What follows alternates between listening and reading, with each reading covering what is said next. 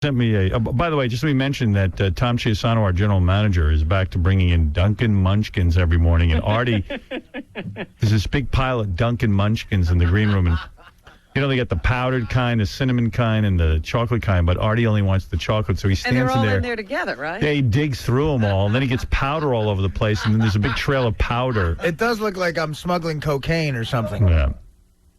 I don't know if you're supposed to handle all the Munchkins. No. Know what I started doing out of consideration? I just eat the powdered ones to get to the chocolate ones. I'm eating both now. Cynthia Nixon, who is the woman from Sex and the City who was recently reported to be a lesbo, they finally have a picture in the Daily News of her girlfriend. And the girlfriend, I thought it would be like another sort of like a lipstick lesbian. Like a hot chick. But it's like one of those hardcore dykey-looking chicks who almost, like, you're not sure if it's a guy or a girl. Right. So I'm definitely saying she's the girl in the relationship. Yeah, I guess so. That's crazy. I can't wait to see this other broad. Oh, she's in the paper. Yeah, it's not hot, trust me. Where, like page 6 or something? Or? No. It's in Russian Malloy. Oh, Russian Malloy. Daily News. Check it out. Yeah, it's kind of, you can see she's a hardcore lesbian. She's not like someone who's dabbling. Yeah. She's with like a guy, a chick who looks like a guy but has a vagina. Yeah, this is not like Jillian and Jenna getting together. What do you think of these two girls getting together, Mr. Simmons? Not talking, huh? Sausage. I know, they're going to need sausage. You're so profound. What a one-track I will take a chubby pickle. No. So that's pretty good. I like that. Somebody sent me a picture of Jenny McCarthy's sister, who I guess is in Playboy. Oh, yeah? Her name is, I don't know when she... A younger sister? Yeah. She's way hot. Hey, now.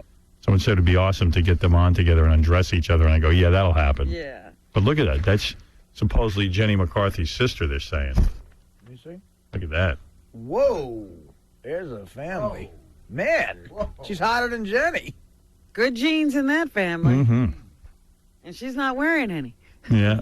And I got to tell you, not to go back, but I just saw Cynthia Nixon's chick. Yeah. Oh, my God.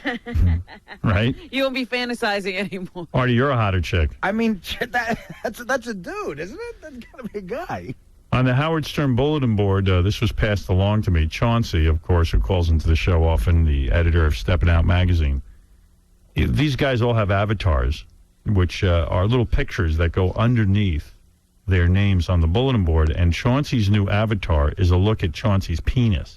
I remember when Chauncey's penis was broken? Right. So here is Chauncey's broken penis, and it's on the Howard Stern bulletin board. Oh, man. Look at that. Can we go back to Jenny McCarthy's sister?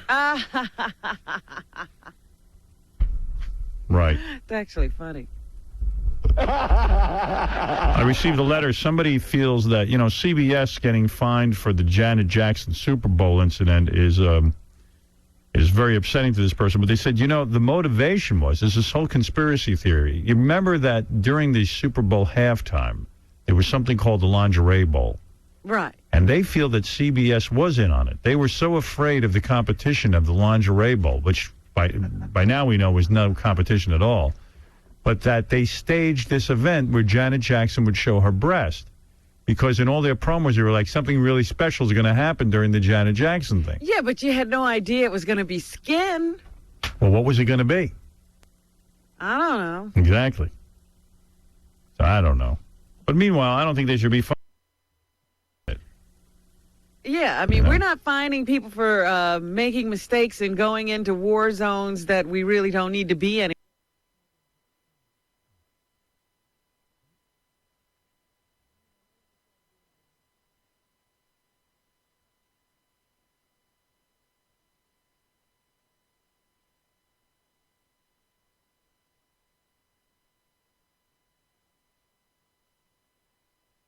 They were afraid of it.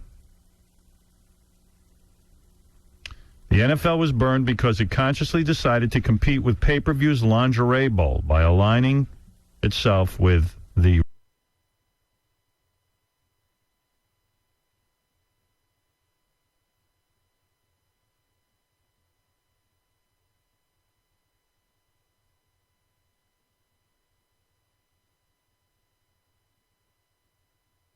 so roguish. So, there it is. Now, I don't know if the lingerie bowl is trying to get that out there, but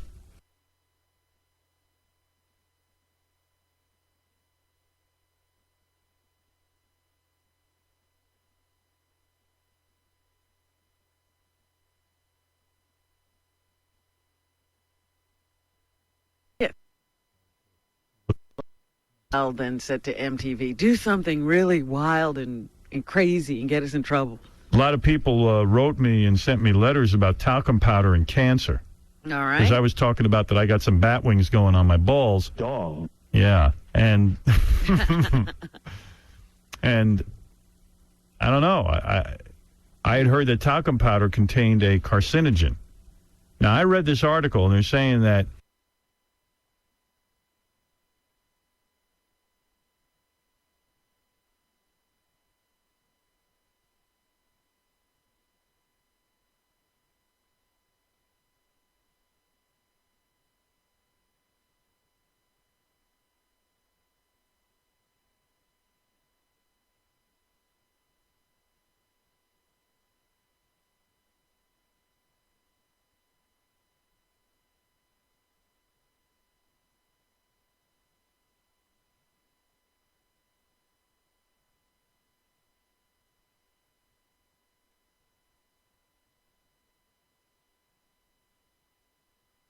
chicks have to be careful if they're with a guy who uses a lot of talc, or they put talc on their hey nanu nanu, that you can get ovarian cancer, but they're not sure exactly.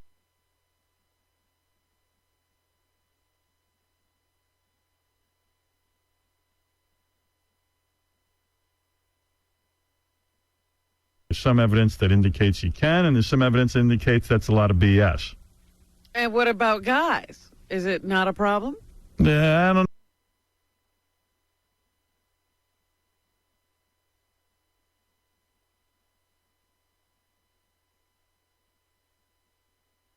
But they say if you breathe in the talc, it's not good. You could risk lung cancer, but I don't know. And then someone said don't use cornstarch because cornstarch has acid in it and it burns your thighs. Oh, my. So I don't know what to do. I'm just going to sit with my wings. And not For wear the time being. Yeah, now wear tight pants. I think that's the answer. I'm worried about this because I powder my entire body. But Artie, you don't expect to live long. Well, I'm saying if the powder's the thing that kills me, that's going to be disappointing. That's not going to be rocking.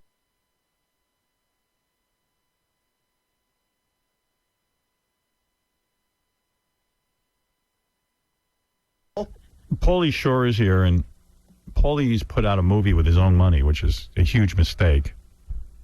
He put up all his own money. He's that desperate to be in movies? Yeah. And now he's going to film himself. It's a low-budget film for $1 million, but $1 million, that's a lot of money. Money he needs. You're damn right. I would just sit there.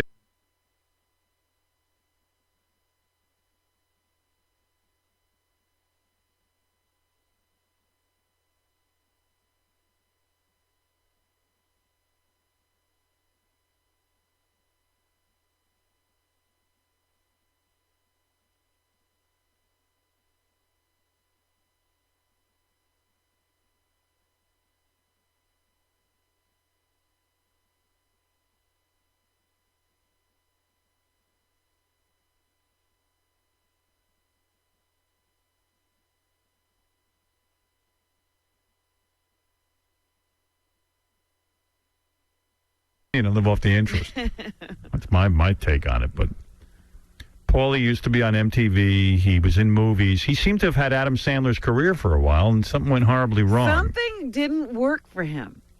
Because now Adam Sandler's getting movies that other people are writing. Yeah, Adam Sandler's getting all of Pauly Shore's work. There's Pauly. Hey, Pauly. Oh, is this just a guy here to watch the show? No. Hey, Pauly. I like Pauly. Pauly's a good guy. Pauly's a good guy. He's just trying to make a living. He is? Yeah. Does he really need to, though? Pauly, how'd you get your hair back? Is that a wig or is that... Every time I come up here, I always talk about my hair. You got it back. It's genius. You got yours. We all got ours. No, seriously, is that a tooth? You want to feel it? Oh, is it real? Yeah, it's real. Oh, wow, good for you. I Thank thought you were losing your hair for a I while. know. I don't know what happened. I was going to say, when did he lose his hair? You look good. Thank you. How you doing? No, Pauly had long hair for a while, and then your hair... Well, Did you get hair plugs? No. You did? No, I didn't. No, you were going No, bald. actually, you know what? I look at this whole analogy of hair. Two of my brothers are bald. Yeah. Okay, my brother Scott lives in San Diego. He's very bald. My brother Peter, he moved to Chicago. He's pretty bald. But then you look at the Millers. Dennis Miller. Yeah. He's got a full head of hair. Jimmy transplant. Miller. Hair transplant. Oh, he does? Yeah. Really? Oh, yeah. Well, I got my friend Dean. My friend Dean, I grew up with. Both his brothers, full head of hair. Dean, bald. Didn't you think you were going bald? Because you used to have a great long curly hair. Yeah. And then I cut it short. If you cut, for some reason, if you cut your hair really short, it's actually really good for your hair. Is it? It keeps it pretty healthy. Yeah.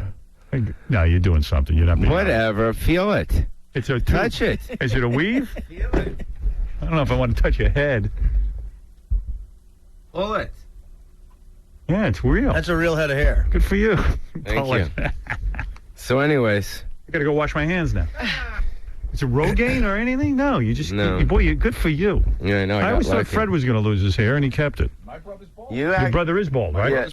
Yeah, it's interesting. My So one sister's brother bald. gets My all the sister's hair. bald too. Yeah. My One- dogs, they have hair, so it kind One of person gets all the hair. it just kind of mixes it up. Yeah, you never know. Paulie, you career-wise, you've written a movie. Now, first of all, you put up your own money, $1 million. That's a big mistake. You know that. Okay. Have you seen any return on this Well, investment? Not yet. It's actually probably the stupidest thing that I've ever done as far as with my money. Right. But, in actuality, Artie knows. When you do stand-up on the road, you make a lot of money. Right. So I can make, I could play the Midwest. I could play these places, make $30,000 in a weekend. Wow. You know what I mean? That's good money. Yeah, it's good money. And so you can make this back, I regardless. can make this money back, and I have a deal with Fox. Right. To do what? The DVD's coming out in January. Of the movie? Yeah, I sold okay. it. It's not like I didn't sell it. Oh, you did? So you and I have get this company called Crush Entertainment who's doing the Paris Hilton movie. Did you get the $1 million back yet? From the Fox deal? Yeah. Not yet. It's about half of it. So and then I have a back-end deal, and then these guys from Crush Entertainment, who's a new company, they giving me some money for the theatrical release. Okay. So All right. so I'm lucky, but I also you're gonna lose money on this. But what is the purpose of the movie? The purpose is to jumpstart your movie career again? The purpose is when you're in the entertainment business, and things don't go well for a while, people immediately think something bad happened to you. Well, a chick could always do Playboy, but you've got to do a movie. I've done Playboy too, though. Yeah, but here's the thing: you had Adam Sandler's career. There's no question in my mind. You had movies which I thought were enjoyable. I'm talking about the one where you're on the farm with the chick. Right. Son-in-law. Son-in-law in the army now. Yeah. In the army. I like that. I was talking to my assistant. I don't know what happened. I'll tell you what, you can't tell. I think when I did Jury Duty in Biodome, Right. I think that's when it, and I think I that don't was think, it. And then now Steven's into Jesus and everything screwed up. What happened there? I don't know. I don't think Jury Duty was bad. I mean, it was like an Adam Sandler kind of movie. Biodome was bad. Biodome was the one. Biodome did you in, but usually Biodome. But I don't know. Look, if you can still say the The sentence. only person who You know what? survived Biodome was Brendan Fraser. Yeah, He wasn't even in that movie, There but he you still go. survived it because he watched it, I think. You're thinking of Encino Man, Rob. Oh, there you go. Yeah, he survived it all right. So, but the main reason why I did this movie, it's called Pauly Shore is Dead. The main reason why I did this movie was because, like I was saying before, when you're in this business and people don't see you for a while, they immediately think something bad happened. All right, let's talk about your career. MTV. Okay. You were on MTV. Then we'll come to the movie. Okay. MTV was a great thing for you. Yeah. Your mom owns a club, and you grew up around comedians. We know that. Your mom is the famous Mitzi Shore. Mm-hmm. And Mitzi and your dad at one point owned the Comedy Store, is it? Mm-hmm. Okay. And you grew up around all these comedians. Right. And that was not easy for you because... Here goes my therapy session. No. So, But yeah, Join the club. Did you? Yeah, I'm gonna lean back on this one. And Here I'm we asking go. you a question. I don't even know this. I had heard that like your mom had made love to a lot of the comedians. Is that true? Well, I think they probably used her to get on stage, more or less. But as far is as it making love, I don't. I know don't if even it want to was- make there was you maybe uncomfortable. maybe one or two. Did your mom make love to Sam Kinison? No, I don't think so. See, I think she did. I think. No, I'm being serious. I don't mean to even Well, say who this. did she sleep with? You're implying she slept with a lot of comedians. I heard a lot of the Yes. comedians, if they wanted to get on stage, how to be with your mom, but you know, it's still that way. is it really that Yeah, way? but you don't have to sleep with her. You just got to take care of her. But seriously, She's an older Jewish lady now. But you're saying no, that was not Well, the case. it's the old story in the entertainment business. I mean, for men, it was the same thing. A producer of a movie, you know, you want to get in a movie, you have to sleep with the producer. Right. I mean, it's normal, and she was kind of, you know, throwing that hand in a way. But I mean, So it's what like, comedians did she sleep with? I mean, that had to traumatize you if that is the case. Rip Taylor. Really? Yeah, Rip Taylor with that. Confetti! And the seltzer bottle. No. No, she didn't. And are you denying it, or are you? No, I'm just kidding. She was with Steve Landsberg for a while Oh, was from she? Barney Miller. Yeah, All right. that was pretty cool. Right. He was a nice guy. I treated you I like a miss son. Steve. I remember stealing raisin bread from the cabinet one afternoon, and Steve yelled at me, says, "Where's my goddamn raisin bread, you son of a bitch?" Oh, they lived together, huh? Yeah, he stayed at the house. Wow. And my mom thinks that actually, because I'm taller than my brothers, and my mom thinks that actually Steve was my real dad. Yeah. Because Steve's tall. He's like 6'1" or something. So your mom wasn't loose. I don't know. I wasn't there. I mean, people said she was with Richard Pryor too. Really? Yeah. Yeah, boy, what an honor. But to it was be a his son. it was a wild time, man, growing up at that house. You know, going downstairs and to a smoke-filled room, there'd be like Did you ever say to your lines mom? of coke and. Did you ever say to your mom, "Did you bang Richard Pryor"? No, I never said that straight. But we can call her if you want. She's listening right now. Yeah, Really? let's call her. Yeah. I want to know if your mom had sex with, Bob Newhart. I don't know. No. We're gonna ask her the. It Sophie started Choice off with my question. dad, Sammy Shore. Right. You know, and She loved comics. Yeah, she loves comedians, and she thinks that there should be a comedy channel and more comedy in the There is a world. comedy channel. There is it, but they don't. Yeah, but it's do a lot called of stand-up. it's called what? Was it Comedy called Central. Yeah, she wants to start her own channel. Comedy Mitchie channel. Yeah. All right. The Comedy Channel. All right. And So- or you can host it. You could be on it too. over there. Thanks, man. With All the right, so donuts you and then everything. and then you got your big break. Okay, I don't know. I don't really know your mom, but I know that many comedians love her. Yeah, she has done a lot for comedians. She's always treated the comedy show like an artist colony as opposed to a business. Okay. And she's always given and given and given to the comedians. So you wanted to be a comedian, and you get your shot, real big shot, on MTV. right. And MTV, I remember watching MTV with you on it, and then all of a sudden, you were in the movies. Everything looked wow. perfect. Unbelievable, just like that. And even after the movie career went horribly wrong, and I'm not sure why. I mean, I don't know why Adam Sandler goes right and you go wrong. You know what? Well, let me ask one thing. I don't know either. I Right. You can't used figure it to out. do a thing with the Here, way here. you talked. The weasel. Hey, you should do that. The weasel. Go back to that. That's what I'm Right. thinking. I could borrow your hair, put it on. But why did you drop talking like that? Yeah. Maybe that was It was kind of who I was at that time. right. You're not You know, that guy I just anymore? don't. I'm just. You know what I mean? I'm just not that. It's kind of who I was. I mean, I used to dress like that. I used to act like that. I used to have a purple Jeep. Was it an act or was that who you were? That was kind of who I was. Right. Okay. You know what I mean? So do you think that's the guy they liked in the movies and they don't like this guy, or what? Well, you know what? I mean, I think it would be pretty pathetic if I showed up looking how I used to look.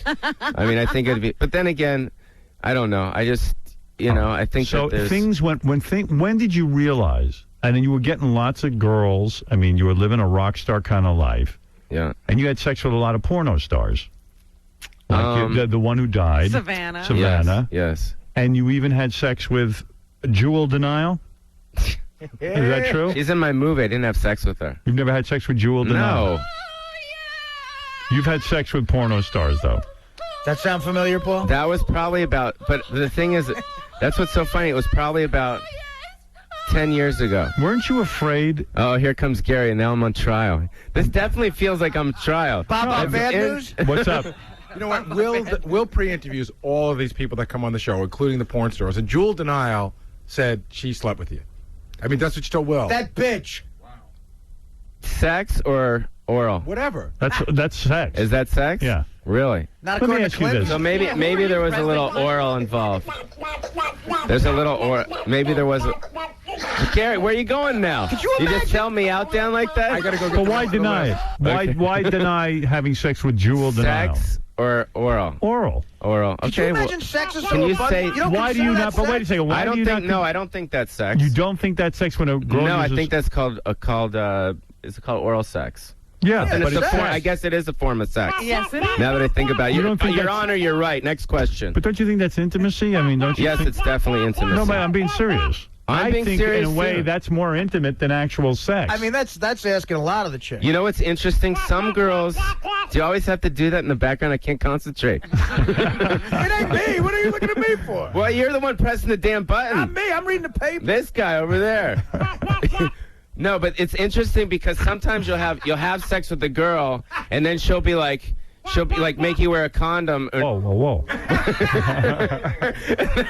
and that's Well, like my okay. question. I know That's it's my different. question. Some girls are different like that. That's my question. Oh no! Here Even though comes we the got ambulance sound effect. Here's my question. For oral sex, you don't wear a condom. Aren't you nervous when you're with a porno star that, you can get diseases that way, Of too? course. Right? Yeah, I'm nervous sitting on your couch. You've had many porno stars. But I'm on saying when you decide to get oral from a porno star here. Right. and you don't wear a condom, aren't you nervous you're going to get an STD? I'm asking Have guy you to ever guy. had one? What first question. Fred, hit the button. Yes, I am nervous. Right. And have I ever had one? No. Oh, okay. Okay. How did you avoid it? Of course, you're going to call now. Oh, we just got off the phone with your doctor, and he's got the pamphlet here. Here comes Gary. Jewel Denial says you have AIDS. No, but seriously, isn't it like I would be? I'm a nervous wreck about stuff like that. Right. Do I worry too much? Yeah, I mean, well, I would be like, hey. Well, I don't know. You ever talk to Ron Jeremy? Sure. Yeah, and he seems to be okay. I mean, Yeah, he seems. I to mean, be. not that you want to compare your sexual, Right. Your, But I'm your, saying when you get oral, right. you don't wear a rubber, so you can get something. I guess you can. Sure. Yeah. Now, So I do guess you- all guys are going to start wearing condoms when they have sex. I mean, when they have oral sex. Yeah, I mean, After this show, that's probably what they'll be doing. So But do you still date porn stars? No, Robin. obviously Why he not? does. He just made a Because- movie with Jewel Denial, Got oral. and he got oral. Right, but what? Why are you saying you don't? And why are you Because I lying? don't. But you just got oral from Jewel Denial. That's that not was dating. that was a long time ago. No, it wasn't. It was just during the filming of your movie. The filming took 4 years. Oh, it did. Yes. All right. So 4 years ago, you were having sex with porn stars. God. Here Why we is go. that a bad thing? I mean, I don't understand. He liked it at one time. What I happened? know it's good. It was Yes, a fun Gary. time. I got more names of people who just say that Pauly hit on them. All right. Mary Carey, porn star Mary Carey. Really? And the girl that's coming in tomorrow, Jessie Jane. Did you hit on Jessie Jane? We're gonna hear about it You know tomorrow. what? You know what? They're all friends of mine. They're all girls that I'll meet and be nice to. So I mean, hitting on. What does hitting on mean? Getting like oral. say, hey, do you want to? Yeah. Could you take care of this thing in my pants? Would be hitting on him. Okay. asking if they've seen Biodome would be hitting them. Right. Just talking to them is hitting on them, correct? No, but you received oral from many porn stars. Probably. Yeah. All right. yeah. Well, And there's so nothing wrong why with are that. you swearing off porn stars now? Wink, wink. You're trying to get I don't into know. a I rich- guess I'm lazier now.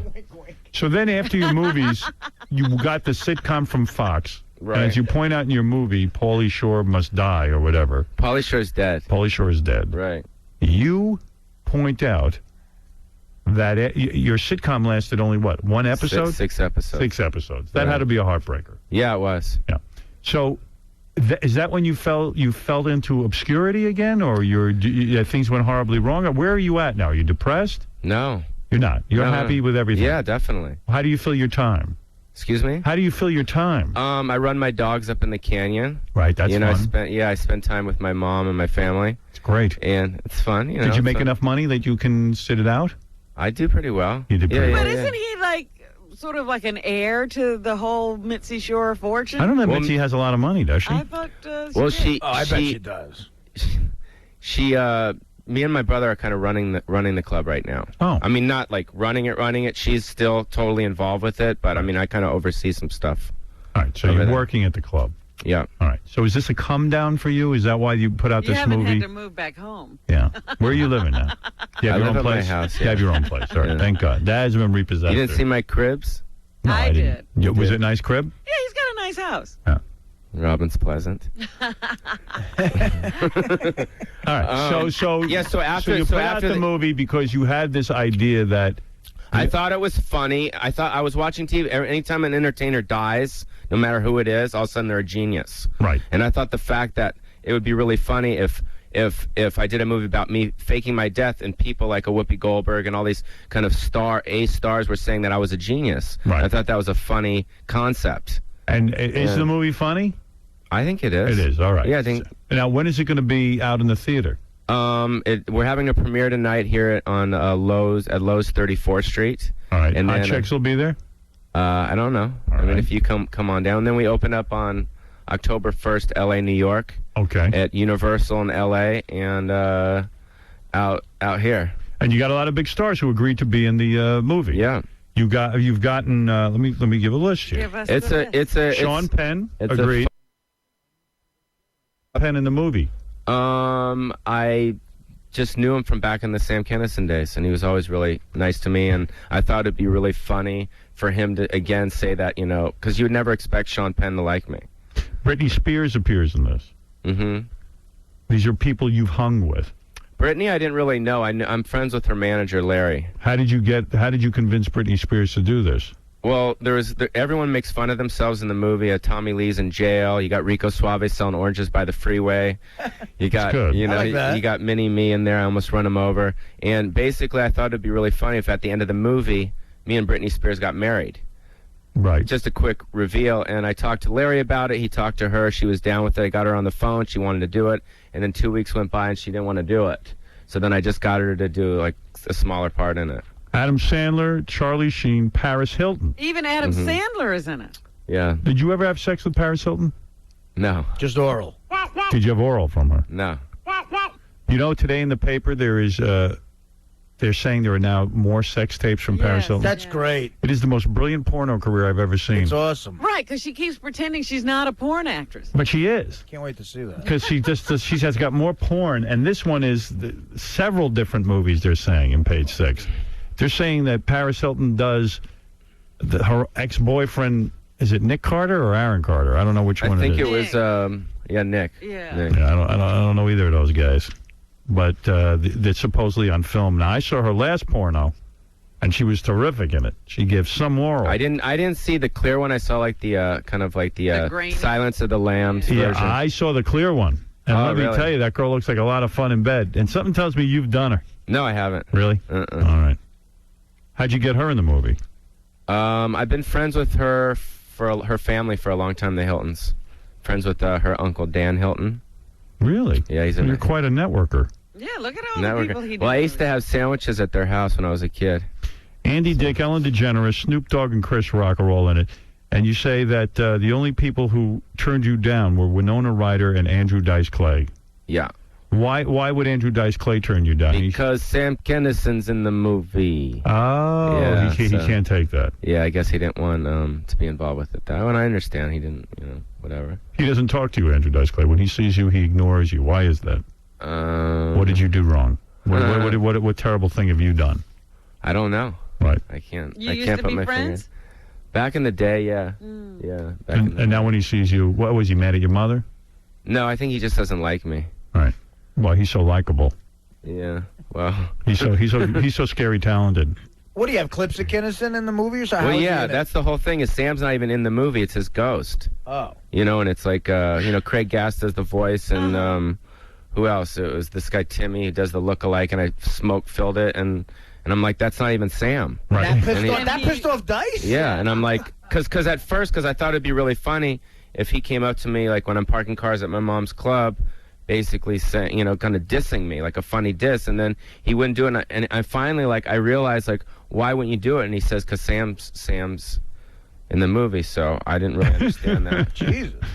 Wow. And then Winona Ryder, I thought it would be good to get her. Shoplifting. Yeah, well, no, at the end of the movie, I leave coming out of jail, and I think it'd be cool if she was coming in. That would be good. And But it she would have wouldn't been do a funny it. moment. Her agent wasn't into that. I didn't think that was very funny.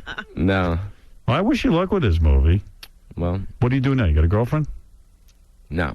No girlfriend. No. Just porn stars. Good for you. Yeah. Yeah. And he I gets don't laid know. a lot, this guy. Oh, yeah. Yeah. He's always got girls. Always got some chicks happening. I'm a nice guy. Yeah. Yeah. He knows how to play it. Have you ever had a girlfriend? I don't think so. No. That's the move. No, I've had a couple girlfriends. Like, how long? How long did they last? My last girlfriend was about 1.5 years. That's not That's so pretty bad. long Yeah, for about you. 1.5 years. Yeah. Yeah. So,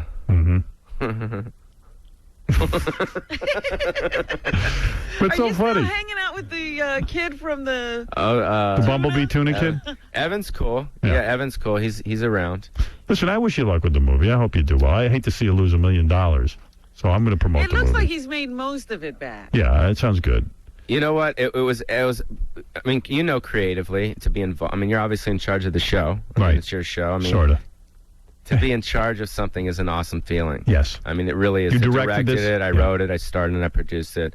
And it was, you know, when I did my MTV show back in the day, I directed all those vignettes and those episodes, the Totally Pauly stuff. I would set up little things. So it was more of that. Right. So this is like going back to that. Yeah, it was very, it felt really good. It didn't feel odd or anything. And it was cool to take my time with something as well. But do you look at Adam Sandler's career and say, he got my career? He's having... I used to, back in the day, a long time ago, like, I don't know, 5 years ago, I used to be a little, like, I would see him like $20 million and all this stuff, and I was kind of pissed off. Yeah. You know what I mean? I was like, you know what, but then, you know what? Adam's a good guy, and, you know, he's somehow pulled it off. Right. You know, whatever it is, and he John, you're on the air. Go ahead. And I wish him well. Howard. What's up? This is John, a.k.a. K.O. Honky from the Bulletin Board. Yes. I had a question for Pauly. Yes, sir. What do you think of the current MTV? Does it give you agita? I think that, you know, like everyone else, MTV basically turned into a network. Yeah. And it's not really a music channel. But I don't know if it's getting ratings and they're making money. That's all that matters. Yeah, I don't watch MTV a lot anymore. But but we're I know- also a lot older than we were 10 or 15 years Yeah, ago. but I used to like all the videos and stuff. They don't do that anymore. Yeah, I wonder why people are making videos anymore. I never see it. Well, MTV2 plays them, but for some reason that doesn't seem important to me. Yeah. So, how bad has things become? Will Letterman have you on, or Leno, or are you? Where are you at now in this career slide? Everything's pretty slide. Well, you're the one who wrote the movie that your career was sliding. Okay. I'm taking you up on that, right? Okay. So, can you get booked? Yes, some places. Yeah, Some I booked places. you. Yeah, you booked me. Yeah, that's all. Yeah, but then Wait, again, you you said have like to- little midgets running around too. Well, I thought That it was nice. Well, because you know, the thing is, Howard's got a huge audience out there, you know, and if he can embrace my movie and help promote it, because we're not buying ads. It's not like we have, you know, to open a movie in L.A., New York costs over $100,000. That's right. And I don't have that. You know what I mean? So You if don't? Howard can, no, and I'm not going to spend that on the, I'm not going to spend that on the promotion. So if I can get Howard behind it to support it and kind of say, hey, So you know, go see Pauly this pokes thing. fun at himself in this movie. Listen, I was on I'm top. going to fake my death. I'm going to fake my death and then see if people feel bad, and then that'll be my big comeback. All right, I wish you luck with this. Sounds like a funny premise. Yeah, I it can is. check it out. Pauly Shore and Pauly Shore is Dead, opening October 1st at Lowe's Cinema, New York and Los Angeles. And for more information, you go to PaulyShoreIsDead.com. And I wish you luck. I do, Thank Pauly. you. And people can also go tonight to the premiere if they want, and they can go on the website and get free tickets. All right, there he is, all Pauly good. Shore. We'll be back right after these words. Here's anchor woman Jessica Savage demonstrating patience and understanding with her television crew. I mean, we go through this. Bill, we go through this every week, and this is the last week I'm going to go through this. I mean, if somebody's assigned on this show as a stage manager, then somebody can be here. Every week is the same story. I don't mind it once or twice, but it's enough. I mean, I got to have a countdown. It's 42 seconds. Can I have a rehearsal? I don't know what else to do here. I mean, I'll rehearse, and can somebody tell me how close it came to 42 seconds? If it's in the ballpark? 3, 2, 1. Good evening. The UN Security Council is meeting tonight on the Iranian situation, a session boycotted by Iran. No resolution is expected tonight. The council will meet again tomorrow. I'm Jessica Savage in New York. More news later on this NBC station. What? That's not acceptable. I'm not going to take it. I'm going to be looking over here. No, I'm not. What am I going to do? It's going to tell me when I notice something else comes up, I'll notice I'm off the air, whether I finished or not. I'm sorry. Let's get a stage manager in here. I don't care where you find one. Get one out of another studio. I'm not going to wait until this is prime time television here, folks. Charlie Murphy's here. He's Eddie Murphy's brother. He's on the Dave Chappelle show. He's going to come in, talk to us in just a minute. Rachel Perry from VH1, who's a hot chick. We like to get hot chicks in here so we can show them on E, get high ratings. That's hot. And Lindsay Lohan's dad is on the phone. That's hot. Oh, my goodness, we're backing up. Michael Lohan, who I'm always interested in because I always read he's in so much trouble. Well, you know what? Usually it's the child star that's getting into trouble and the parent bailing them out. It seems to be reversed here. Hi, Michael. Oh, wait a second. I'm not doing this right. Hey, Michael. Yes. How you doing? Good. How are you? All right, man. So, anyway, good to talk to you.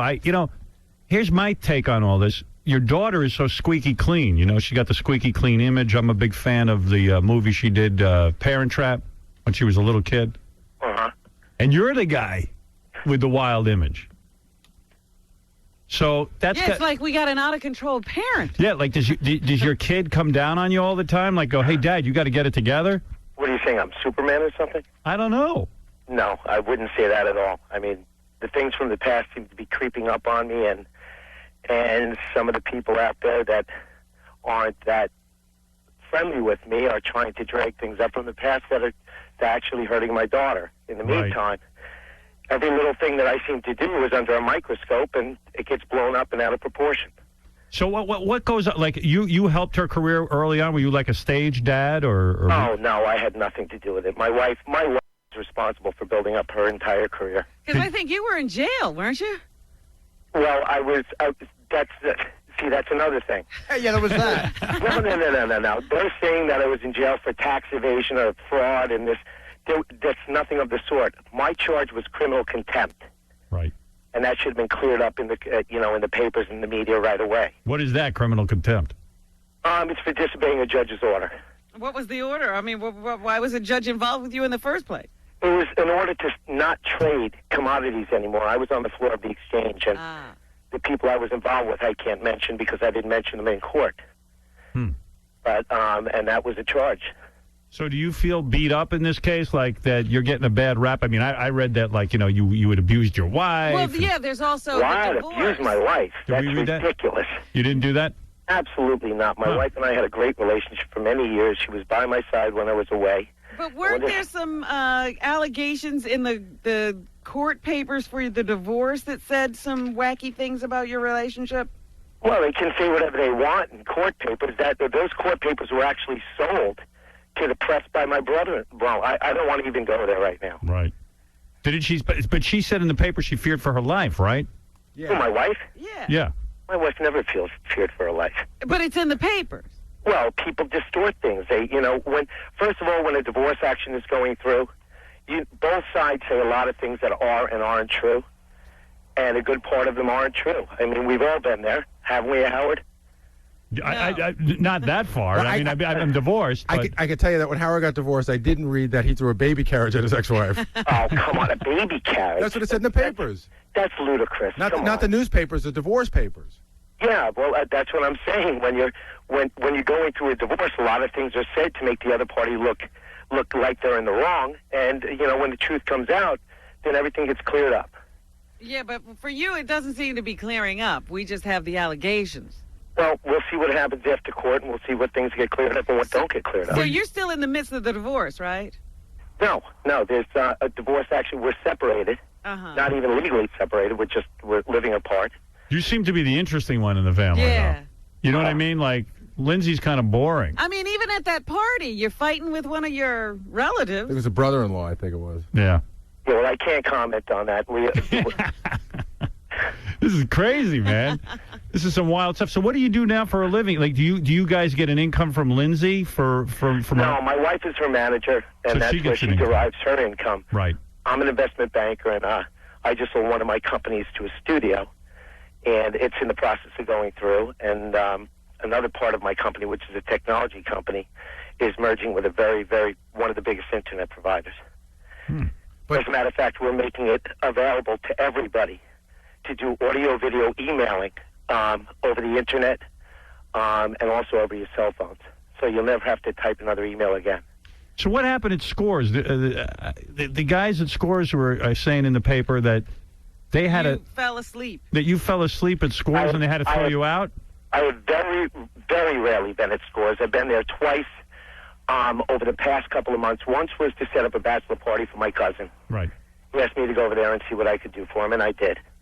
And the other time was when I stopped in recently to meet somebody, and he didn't show up. So I sat at the bar. I didn't get any lap dances or anything. Right. The guys there will tell you that. And I sat there, and I guess I had 1 or 2 drinks. And I'm on medication right now. Right. And I guess the medication didn't work that well.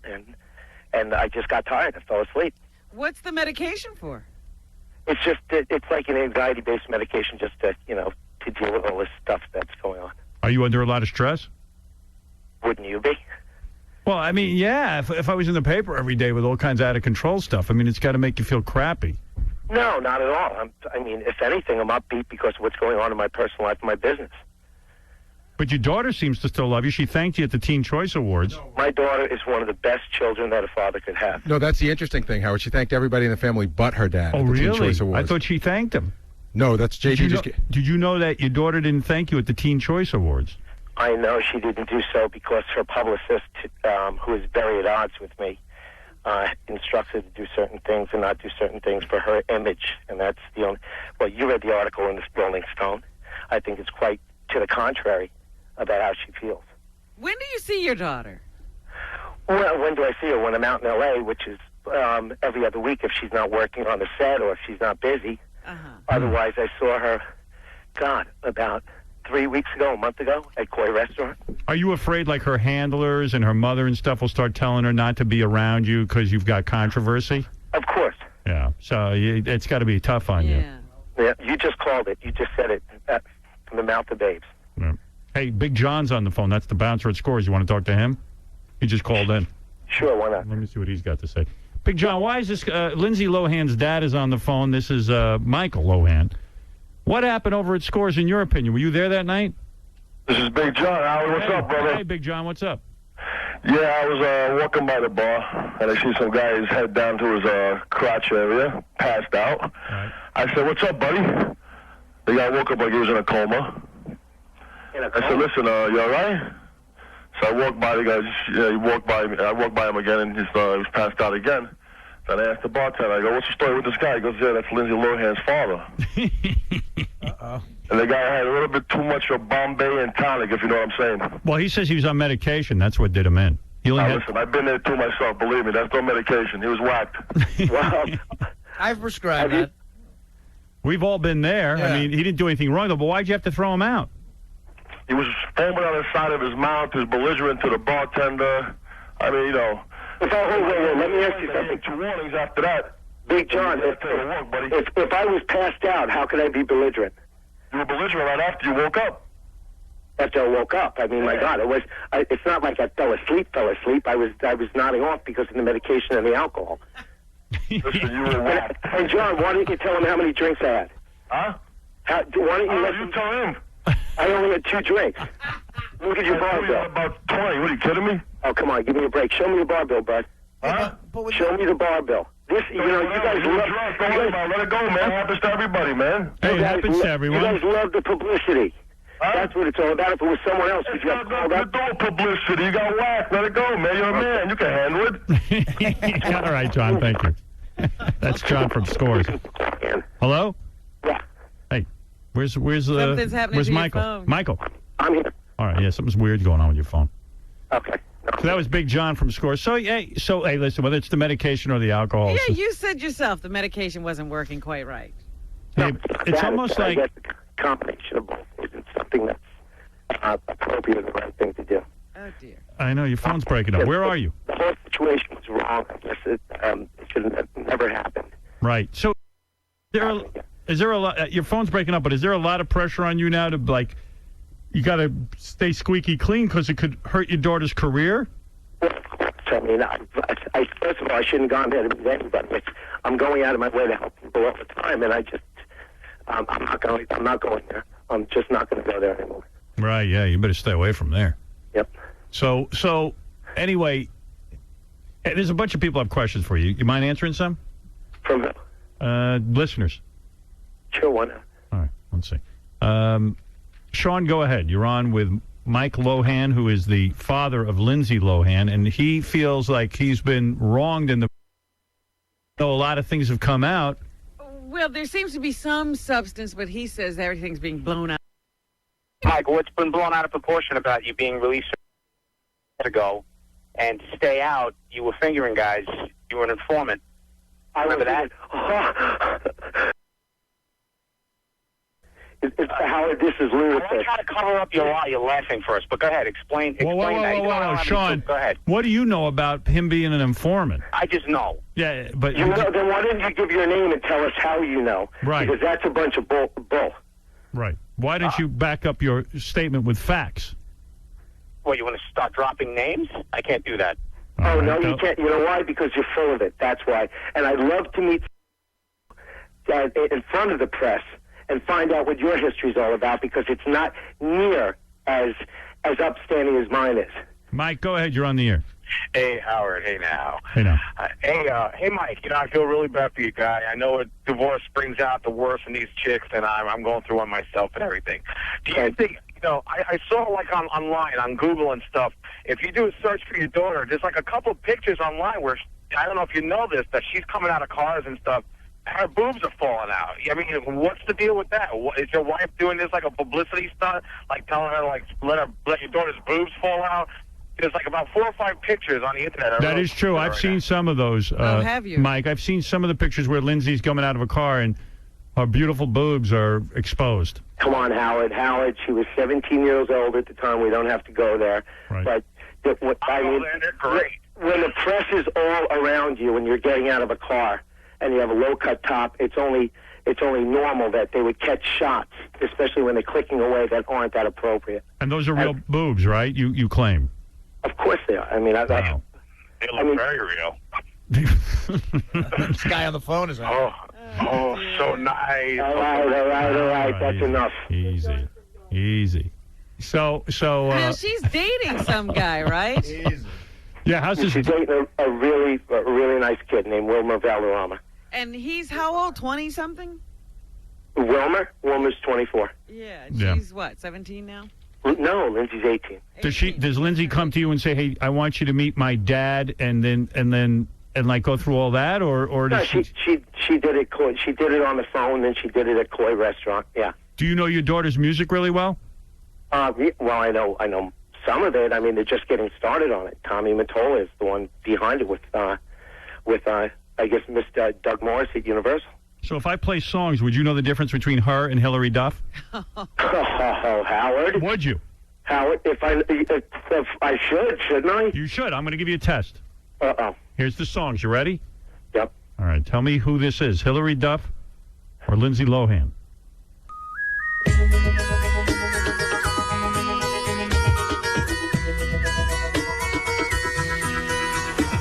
Let's go back. You know who that is?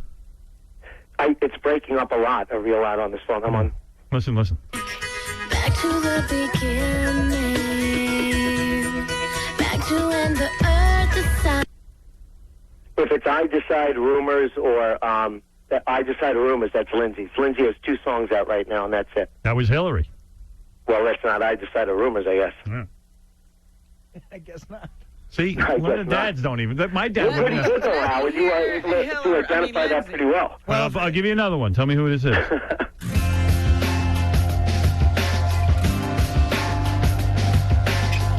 That's Lindsay Lohan. Right. That's I Decide.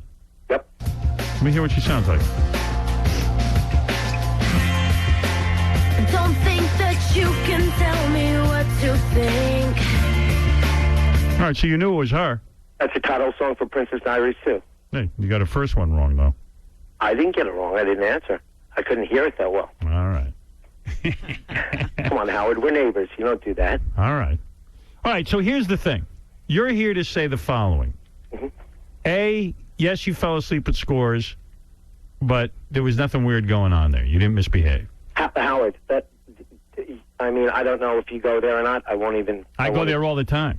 Okay. I love then it. You should know that there's a bar area when you come in, and then there's a dancing area. Right. I sat at the bar area. I didn't go by the dancing area. I sat there to wait for someone. They had already come, and they had left, I guess. And I sat there, and I had 2 drinks, and I guess from the medication I had, I guess it affected me, and I started to fall asleep. All right. So, okay, so that's that rumor. The idea that you and your wife have a bitter divorce, are you allowed to see your wife at all, or you have a restraining order? No, there's no restraining orders. There's no nothing. Right, and you didn't throw a baby carriage at her? Never in a million years. And you... You were in prison, but it was for contempt. It was criminal contempt. It was not tax fraud. It wasn't anything of the sort. I mean, the court papers, it's public information. You can see that yourself. All right. And what else were the other I accusations? don't know what would you have been naming names about anyway? This guy has done this once before. I guess he sold the story to Star magazine. Right. The guy wouldn't even give his name, his last name, and wouldn't name any other names. So, or corroborate what he was saying. He's full of crap. I was in a couple of different prisons, and all I did was work and keep to myself. I never had a problem, not once. All right, so let's just deny or say these are true. In August 2004, Michael had a tearful reunion with Lindsay Lohan after a 2-month estrangement. Yes. All right. The Koi restaurant. What were you? This just happened then. It had to be weird. That had to be weird, though. Why were you estranged from your young daughter? Because all this was going on in court. I wasn't out in L.A. She was shooting her movie. I finally got out there, and when I had seen her, that's when we got together. It's like you got to kiss everyone's ass just to see your kid. Yeah. No, it's not. It's not like that at all. Lindsay has her, she has her own mind, but at the same time, she has to, at this point in time when these things are going on in the court and the press, she's just got to watch herself. I mean, she worked very hard. Right. So in order to keep her image, she has to stay away from you. She has to stay away from you. I wouldn't say stay away. I mean, we talk on the phone all the time. That's got to hurt. It does. It does. Yeah. Really, it's bothersome. I understand. But she's a good kid, and she knows, when this is over, everything will clear up. Is it better to be the willful child or the problem parent? I would think the willful child. Okay. Why didn't you answer that one? Yeah, you're like you got a whole reputation going, man. Well, you know what? It is what it is. I can't help it. I mean, things happen. Now, and what about this deal one? with them. July 2004, Michael was arrested for failing to pay a $3,800 bill for several suites at Long Island's Oheka Castle Hotel. Well, that'll be out in the press very shortly. What happened was I didn't even stay there. I guaranteed the rooms with my credit card for Maverick Entertainment, Madonna's company. All right. Mark Morgan, and who's the president, and a couple of his other people stayed there. My card was on the room. I had gone to California at that time. I was gone for about 3 weeks. The bills were sent to my house at 1729 Old Mill Road in Merrick, and no one even told me that they were sent there. Evidently, someone had called up and made a complaint to somebody. I don't know to who, but it's all been settled. All right. Why was your credit card used? Because I know the owner, Gary Melius. I mean, he's a great guy. Yeah, but use Madonna's. Use Madonna's credit card. What's that? Use Madonna's credit card. Why? Yeah, that's my question. Why didn't they take care of the bill? In August 2004, Michael was accused of trying to kick in the door of his estranged wife's home. Yeah. Kicking the door. That's a joke. I had a visit. That was a Monday. The day before I was with my wife and kids. We went fishing. I had gone to the house the next day. I had brought lunch over the house. There was no one at the front door. I rang the doorbell. I had a handful of food and other things that the kids had left on the boat. And I was at the door, and I knocked on the door with my foot because my hands were full. And I guess that's where they got it from. The police responded. There was no problem. Nothing happened at all. Right. And then finally, after you were accused of assaulting your brother-in-law, Lindsay hired 24-hour security to protect her from you? No, that was for the press. That was for the media. That had nothing to do with me. All right. Well, you're clearing it up, I guess. Well, if people, that's what I'm saying, Howard. If people knew the truth and it wasn't distorted. But your brother-in-law is saying you're a dangerous person and a menace to society. I'm dangerous. I won't even comment. I won't even. All I say is look at the pictures and just look at the pictures. Do you want to get back with your wife? Do I want to get back? I want to be friends and take it from there. That's it. All right. I just want to let her have her life. I'll have mine, and I don't want any more of this garbage going on. Our kids are mutual. They're our kids, and I want things to just be calm and settled. All right. Man, you sound stressed out. Yeah. Look, I'm not going to ask the medication. Don't even tell me. No, it's a mild medication. What is it? Tripinol. I got to get that. That's good stuff. It's good with rum. I need to. Yeah, it. I might take it at scores. There you go. And then you pass out and get belligerent. And then girls could take advantage of me, and I'll get belligerent. I think they do take advantage of anyway, don't they, Howard? All right, so you're very proud of your daughter, and you're going to try to behave and not get in any more trouble so her career doesn't get affected. There won't be any more trouble. I guarantee you that. All right. There you go. All right. Well, all right. Listen, Michael, good luck. And Dominic now is your lawyer.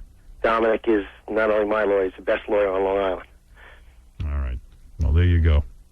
He's not only a lawyer, but you know him. He's a friend to anyone that hires him. And those prices, he better be my friend. Yeah, you're paying for friendship services. Yeah. Hey, some guy on the phone says he dated your daughter for a month. Well, let's see if he's for real. You tell me. You would know. Hey, Pat, did your daughter ever date? Now. You didn't date his daughter for a month. Sure I did. Why didn't I? Howard. Where did you date her? In New York, Howard. And then I just got back from L.A. I met her in New York. And, Mike, you owe me $3,000 because I paid for your daughter's implants, buddy. Oh, you see, I knew There it. we go. Hey, he's a sick guy. Joke. A sicko. He's a sicko. Hey, your daughter's hot, man. She looks way older than 18. Well, Howard, when you grow up in that industry and you work as hard as she did on as many movies as she did, you know, you have a tendency to mature a lot quicker than other people. Yeah, you got to keep an eye on her so she doesn't, like, turn into one of these Paris Hilton type chicks who, like, starts banging every guy. Porno videos. I don't think Paris is like that. Paris has turned her life completely Oh, around. dude, they just found more porno videos of her. Oh, come on. When was that from? Recently. Says here on page 6. 12 hours. 12 hours of tapes. That's absolutely ludicrous. Goddamn box set. I guess desperate people do desperate things. This guy must have been a real moron to have brought it out to the public, huh? What's your story? You getting laid? You got to be. Oh, Howard, that's inappropriate. You've got to be getting laid being Lindsay Lohan's dad. There's got to be some way to work that. Howard, I don't think I had a problem with that when I wasn't just Lindsay Lohan's dad. Well, yeah, but you had a wife then. Yeah, I'd be like, hey, baby, let's make a baby together. We'll make another Lindsay Lohan. Your wife must have been hot because she looked like Lindsay. She is an attractive. Her ex-wife hot? She's very attractive, yes. She seeing anyone? I have no idea. And don't worry, I won't have sex with her. Howard, that's all up to you, bud. You don't even care. At this point, I don't think I really care too much about what's going on in her life until it all straightens out. Really? Were you faithful to her? Yeah, I was completely faithful while I was married. Wow. Now you got to be getting some. You got to be, right? I mean, once you get free. How many years were you married? 19. Yeah, I know where that's November at. 2nd will be 19 years. So there you go. Well, how long did it take you to get laid before, once you got separated?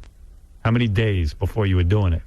Howard, if it's hours or days, that really doesn't matter, does it? Hours? Howard, I'm joking. Dude, the first hour I was separated, I had 2 chicks. You kidding? I'm a man. Put it past you, bud. 19 years. Yeah, it's a long time. But you know what? 4 kids came out of it and it was well worth it. Got any more Lindsay Lohans at home? And my daughter Allie is Actress? just as talented as Lindsay. She's Really? 10 years old. Wow. She hot too? 10? Oh, we don't know if she's hot. Is she hot? No, Is she a was hot 10. 10-year-old? Is she a hot 10-year-old? At her age, you'd consider her adorable. Adorable. She's adorable. Yeah. Yeah, I hear you. How do you discover these kids are so talented? It's really, I mean, it's not me. Well, you can tell by their personality, but at the same time, I mean, my wife is the one who handled their careers. And That's she's the one obnoxious, who though, gets right? them out there. Did that Excuse piss me? you off? Excuse me? Did that piss you off? No, why? Well, I mean, like, what does she got to make the kids stars for? Why can't they just be kids? No, she doesn't make them so. She left it up to them to decide what they wanted to do. Come on, you know what I'm talking about. Some kids love that. I mean, it can be detrimental or not. If a kid goes in time after time for auditions and they don't work, that's detrimental. Was your wife a wannabe actress? Excuse me? Was your wife a wannabe actress? My wife... Frustrated actress, right? No, she tried to work on Broadway and Exactly. she whatever. So she so couldn't what get did she it? do? Start with the lessons right away, and then when the kids actually... Never were a able lesson. Not one of our children ever took a lesson. I mean, after Lindsay started singing, yes, then she Did your wife singing lessons. Did your wife used to go, listen, honey, it's all up to you. This is not important to us, but if you want to go audition for a movie, I'm going to take you. And don't worry. And then, wasn't your wife a Rockette or something? She auditioned for the Rockettes. Yeah, and didn't get it, right? I don't know. I wasn't a part of her life at that point. Well, wait a second. You're married to her 19 years. You would know.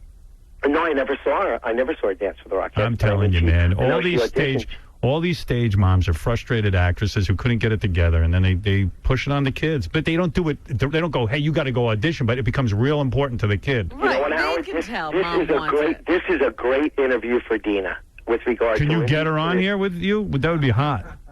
You You want to Lindsay. try to get on? Get on. I got an ABC special I got a commitment to. You, Dina, the brother-in-law, and Lindsay. What a special. I'll be like Dr. Phil. What part of acting don't you understand, Mother? What don't you get about dancing? What don't you know about my big head? Are you allowed to call Dina, or do I have to call her? No, you can call her. I don't have three-way calling on this. Yeah, I call got to her. check her out. See if she must be hot if she was like a wannabe The rockette. pictures I've seen, she looks very pretty. How old is she? Dina's very attractive. How old is she at this point? Dina is 42. Oh, that's too old for me. Well, you can't date her, but I she's can't still date her. very attractive. Yeah. You getting some young stuff, or what are you doing? I'm not doing anything right now, Howard. No girls. No girls. Don't you think show business ruined your marriage? Do I think it ruined my marriage? Yeah. I do. That's a tough one. I think she became married to Lindsay, the wife. What do you think of that? That's my theory. How do the other kids? I guess you do become attached at the hip to some extent, don't exactly. Yeah, how do the other kids deal when Mom is like so into the life of one? you? Well, honestly, she's not. When it comes to sports, she's always taking Allie to soccer. I was always taking my son Dakota or Michael to lacrosse or football or basketball. Dakota? Dakota's my little 8-year-old son. Son? Dakota? Yeah. Is he talented? Well, it's a state. You could call a boy or a Exactly. girl after a state. Did Dina ignore you once Lindsay's career started really to take off? Like she became more about Lindsay's career than you? I wouldn't say she ignored me, but she concentrated a lot more on Lindsay's career. Right. Did you say, hey, listen, honey, we're in a marriage. You gotta give me some time? Don't you think that happens in most situations like this? Yeah, I don't know. I think I think the most important part of a marriage is the husband and wife, and then everything else flows from there. You got a point there, my friend. Yeah, and one thing you can't do is be married to your family. You have to, your extended family. Right. Tell you me about concentrate on your marriage. Are you trying to send us a little message there? I think I'm reading some hidden signals. Could be that other people try to get into your daughter's life when she gets big and move the father out of the way. Exactly. We're picking up what you're laying down. Hey, you want to know something? I don't disagree with you, man. If it's all about the kid, to the point where the kid's even the breadwinner, forget about it. It changes the Howard, let's look at it this way. My brother is an investment banker for a major bank, for CIBC. Go ahead. My sister is a computer programmer for ADP Systems. Go ahead. My other sister was a financial analyst for Mr. Dolan at Cablevision. Okay. And I'm an investment banker. Right. Now take a look at what the other people do on the other side of the coin. Uh-oh. Interesting. Unemployed, another guy working out of a basement, another guy is a maintenance man in Section 8 housing. What's your point? We get it. You can conclude whatever you want to out of that. So is that why you had to smack the guy around? He's basically saying Howard, she married I up. didn't smack anyone around. Someone came at me, and I just. I'm empathetic that there's two For sides. God's sake, it was my son's holy first communion. There's no reason for anyone, number one, to get out of hand at a party, or secondly, for my wife to leave a party to drive her brother home. By the way, I'm looking at. Not bad at all. Yeah? She's nice looking? Yeah, take a look. Let me check this out. Don't bogart that Lohan picture. Not bad for 42. What a mismatch, me and her, huh? No. I don't know what he looooks like. So you're saying she married up? Who, me? Yeah, because you got the job and the whole thing. Oh, wow. She's nice, man. She's got to be... She's over 40 in this picture. She looks stunning. Yeah, shit. I mean, that's all right. How long before the Dakota Lohan album comes out? Dakota wants nothing to do with acting. Right. My son Michael doesn't either. Hey, listen, I wish you luck. I mean, I hope everything works out with your family. I see what's happening here. I mean, your wife and Lindsay are a little too close, too much of the showbiz mom thing. I'm drawing certain conclusions here. I mean, I don't know We're completely. only hearing one side of the story. Yeah, and I would like Dina to call in next. And then I would like to get you two kids on together. Well, if it's appropriate, and if you want to call me after this interview or whatever, then I'll provide you with the numbers, and we'll try to do it. All right. I appreciate you coming on the show. I really, truly do. Well, I thank you very much, and thanks for being a gentleman. I think really that's a balls move. Thank you. Thank you. Bye-bye. Bye-bye, Robin. There you heard it first. Michael Lohan. He stood up to all the questioning. Something our president won't do. Yeah. He's a pretty misunderstood guy, it sounds. Well, showbiz sounds to me like it ruined his life. Yeah. If you want my guess. That'll do it. All right. Well, hey, Charlie Murphy's here, and then Rachel Perry. We'll see if showbiz ruined Charlie Murphy's life.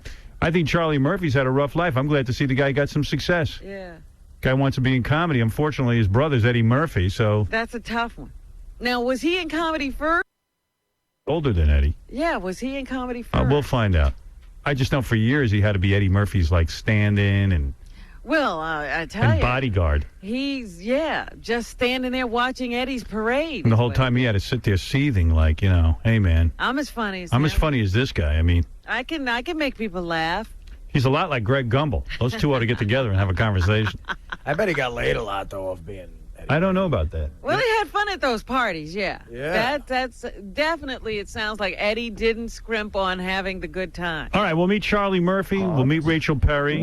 Yes. Bitches. All right, we'll be back right after these words. Here's Captain Jennings pranking TV's Donahue. Tommy from Pennsylvania. Hi. Good evening. I'm a major stockholder in Merrill Lynch, and my question is, how am I to know if I'm affected by Howard Stern's balls? Oh, that's funny. Soon, from director Richard Christie, a new horror film with a creature so terrifying that you will have no choice but to vomit upon the sight of it. Introducing Leatherface, starring Don Imus as Leatherface. I spoke with Joel Hollander yesterday, who is the head of his seat. I can't clear my throat. Gasp in terror as Leatherface lures innocent children to work for free and wear big dumb cowboy hats like his at his ranch of horror. This summer they'll hit our 500th kid, and we take them 10 at a time. So they get cowboy hats, they get jeans, they get boots. Listen to eyewitness accounts of contact with Leatherface.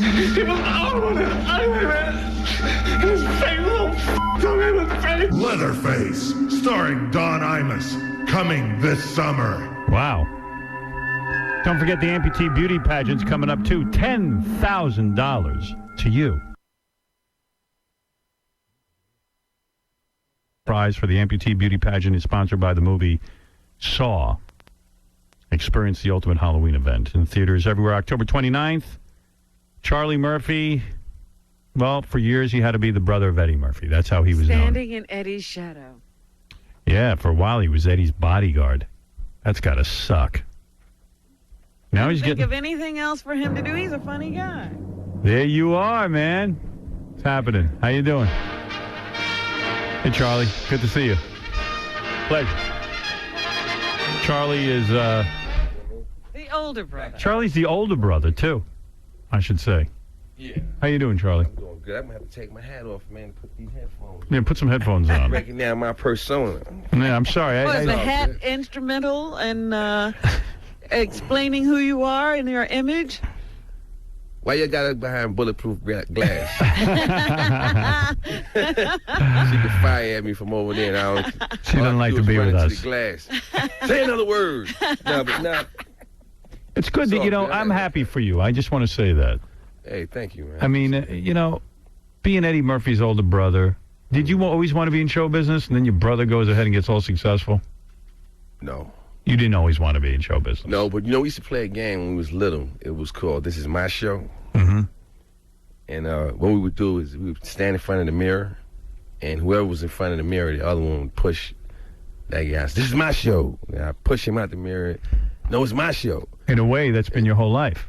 I mean, he got all the attention as he became a superstar. Yeah, what were you doing? No, when we were playing that game, I was just playing the game. I wasn't even thinking about... He was for real. He was for real. Oh, he's always been for real, 100%. So what were you doing when he was, this 17-year-old kid going to the comedy clubs and... Getting arrested, I was different. Were you? Really? Were you in trouble with the law? Quite a bit, yes. You were the bad brother. Yes. No, you can't, you can't say that. See, now people out there in America think you murdered somebody because they didn't hear No. I never murdered anybody. Like, what did you do that was I bad? just hung out with the bad kids, man. In Roosevelt? Yeah, we took things from people. You grabbed old ladies' purses? Nah, I never did anything to any old lady. It's a lot of young guys. Did you actually mug some people when you were younger? Put it like this. Go ahead. Because I never did anything to anybody that was helpless. All right. Okay, I that's understand number that. So you would never pick on me. I hung out with... So use the S word. No S word. Oh, I'm sorry. Radio. That's right, the dump button. That's right. Right. All right, wait a second. No more. You're saying, okay, you never took advantage of anybody who was helpless. But if you could walk and talk and do all that, you were fair game. That's right. Yeah, that's nice, though. So were you in a gang? Yeah. You were? Yeah. What gang were you in? The Pythons. They came after you left. Yeah, thank God I got out. In fact, you look familiar. I think you beat me up a few times. Nah, I'm a little younger than you, Howard. Yeah, you are. Yeah, they had the Young Destroyers, the Black Ice, And the Pythons. Yeah, we had a couple of... Yeah, when I was there, it was the 5%ers. 5%ers. I was a 5%er too, man. Were you really? How do you get out? Eddie Murphy's your brother. Yeah, I guess Eddie Murphy paid them off or something. I was in B'nai B'rith, actually. That was my gang. They were a tough gang. An AZA. So you had in the beginning. In the beginning, I was, I had a whole different. So what kind of stretches would you do? Would you be like away for a while? No, I was never away for a while. No. Were you ever in prison though? Never went to college? I was in Nassau County Jail. Was as far as it went for me. Right. And I got my life together after that. Right. Did your brother help you with that? Like he made you a bodyguard? Not at all. What happened was this. When I was I think what I really think affected me the most was, when I was 10 years old, my father was murdered. Right. Okay. And I didn't realize it, but I guess it had an effect on me, and I became, angry or whatever. Yeah, then we moved to a new town. Where'd you move to? Roosevelt. Oh, I lived that's in Brooklyn before that. Oh, I didn't know that. We moved to Roosevelt, and then, I was an outcast in Roosevelt because I was from Brooklyn. Right. So then, I banded together because that year, for some reason, there was a lot of people, like a mass migration of people from the city moving out to the island. Right. So we all became a crew. Right. All the new guys from Brooklyn. All the Brooklyn. new guys became a crew because it was like, oh, yeah, you want to jump me because I'm from Brooklyn? Well, here's my boy from the Bronx, my other boy from Harlem. Right. Now jump us. It's a very tough neighborhood. Having grown up there, right. I certainly couldn't join any gang, but I would have in a minute had I been able to because I would have received some protection. I know what you mean. I was a guy who was needed friends, an outcast. I mean, and I was white to boot, and also a dickhead. So it was very difficult. There were no other dickheads to band together with? I band together with two other dickheads, and we'd get beaten in unison. Did they ever catch your dad's killers? The woman that killed my father. Oh, it was a woman? Yeah. Wow. That's why I said, why y'all got her behind the bulletproof glass? So she didn't kill us. You're afraid of women. Why did a woman kill your father? Lovers quarrel. Lovers quarrel. Oh, so your parents weren't together? Stories, no, they weren't together. Oh, okay. And it's one of the oldest stories in the books. I tell my kids, man, hey, man, if the girl is mad, don't close your eyes. So watching Eddie's success had to be bittersweet for a guy like you because it you're the. Was not bittersweet. It was. I can't tell you how proud I am about my brother. There's nothing bitter about it. Be honest for a minute. I'm being totally honest. Look at me in the eye. I would have take your shades off. If I had a younger brother, who was superstar successful, right, and I was in trouble with the law and not sort of finding my way, it would be very hard for me to deal with. The old green envy would come right out of me. You can't tell me you weren't envious. There must have been times. I'm explaining to you why I wasn't. All right. I know my family's history. Go ahead. From the boat when they first brought us over here. Right. So to see someone rise above that, because before my generation or whatever, I can't look back and go, yeah, my uncle went to Harvard and he was this. Right. No, we was, regular American black people, struggling to get ahead. And then one of us broke through. But didn't you feel? That's the way I looked at it. But didn't you feel your mother was proudest of Eddie, and Eddie's the star of the family? My mother has never made me feel that way. Never. And Eddie didn't have any problem with you either. He wasn't afraid to be around you with your. Eddie wanted me around because he knew that if I was there, he was straight. Right. But Eddie made you his bodyguard in a way. Well, when I came out the Navy, that's all I was actually qualified to do. I was when I was in the Navy, I worked in the boiler room. Right. So you got out, and Eddie gave you didn't a have a job. boiler room where he needed Now look, employees. So talk to me man to man I'm about talking this. to you man to man. Wait a second. You get out of the Army. The Navy, yeah. The Navy. Your brother's a superstar. Superstar. He's I don't know if at that point he's married, but he got a piece of ass wife. Like, I mean, I never Or seen he's him. just got some. He's just breaking off pieces of ass as they come along. Right. He's doing pieces Yes, of ass a lot as of he that. goes along. That's number one. You know, that's a big myth because my brother was very picky with women. Yes. So the one who was really doing all of that, what you talking about, that was me. That was you. Good for you. But all right. That was me. So here's your I brother's got life. more than him.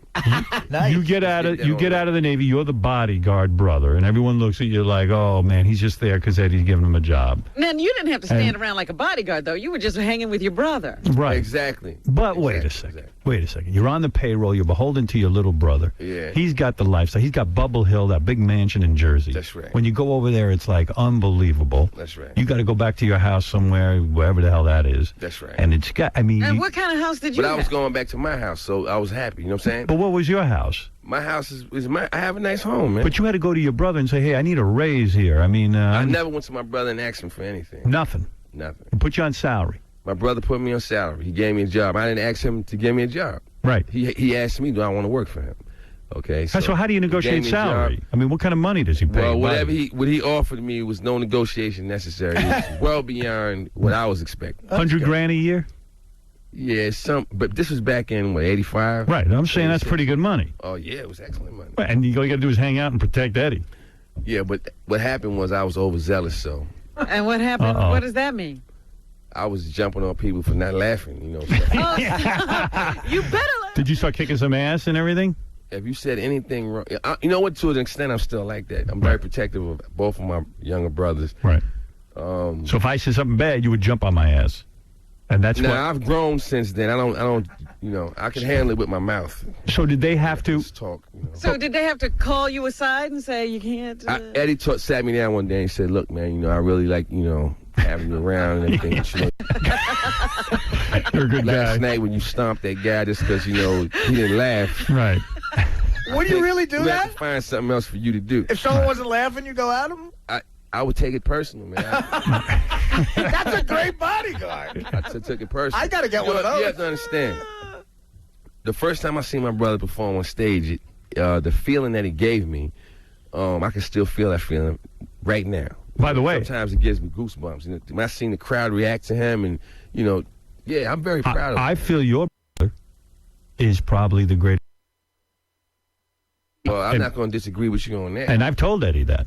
It's I in mean, your book, right? You put It in is. your book. I truly was blown out by his stand-up comedy, and I was actually kind of shocked that he didn't continue with it. He kind of just. I know he did that couple of years, and then he went into the movies. And Well, you now know, he's not. it's a hard job, man. It is a hard It's job. a hard job. It's a nighttime job. It's a hard job, and you know, and when you have alternatives like he had, like I can do stand-up, or I can go do a movie and work for 60 days or whatever, right, and make a ton of dough. A ton of dough. But let me ask you something now, because Eddie he even talks different.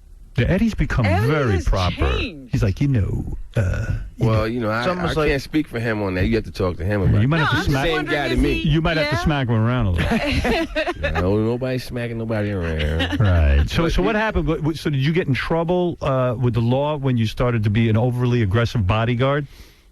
Yeah, man, there was some stuff that went down where I had to leave L.A. for a while. Really? Really? Yeah. What was that about? What happened there? Charlie, you are a mess. Just use the one word. It had something to do with beatings. Wow. Charlie, you got to leave on the next flight. Jeez. You gotta go back to Roosevelt. Yeah. That's what was wrong with me, man. They had that Roosevelt thing. Right. Yeah, yeah. It's still going down, L.A. And needs packed a little little. too hard. L.A. needs a little It of took a while that. to shake that. Right, yeah. You know what? My favorite thing was the on the Chappelle Show, listening to your stories with you and Rick James. Oh, I appreciate that. Those Yeah. stories were, that's why I'm sitting here today, as a matter of fact. Well, now you're getting some real fame. Oh, yeah. And some people real, are recognizing. some real. People are recognizing that you're funny. So how did you make that move? How did you hook up with Chappelle, and how did you start being known as a funny guy in your own right? The way I hooked up with Chappelle had nothing to do with being funny. It was from the movies I had done. And the movies that I had done, I had been in comedies, but they always would hire me to be the mean guy. Right. So What movies had you done? Players Club, Harlem Nights, Mo Better Blues, Jungle Fever. Right. The Pompadour of Love with John Cryer. Right. I can go on for a long time, but I don't want to sound like I'm bragging. Right, I just right. did a lot of movies. Okay? Right, right. And people seen the movies and they would appreciate the work that I did in it, but it wasn't. Wasn't paying the bills. It was paying the bills, but I'm talking about as far as I Bringing think what we you did on out. the Chappelle show, I call it we shook the ground, like we really made an impact. Yes. And I'm getting all kinds of people across the board coming up to me, recognizing me, and showing me their appreciation for the show. Whereas before that, from my movies, black people, my people was giving me love, which was enough for me. Right. Yeah. But now everybody's giving me love. You know, one of the things that Rick James used to call Charlie darkness. Yeah.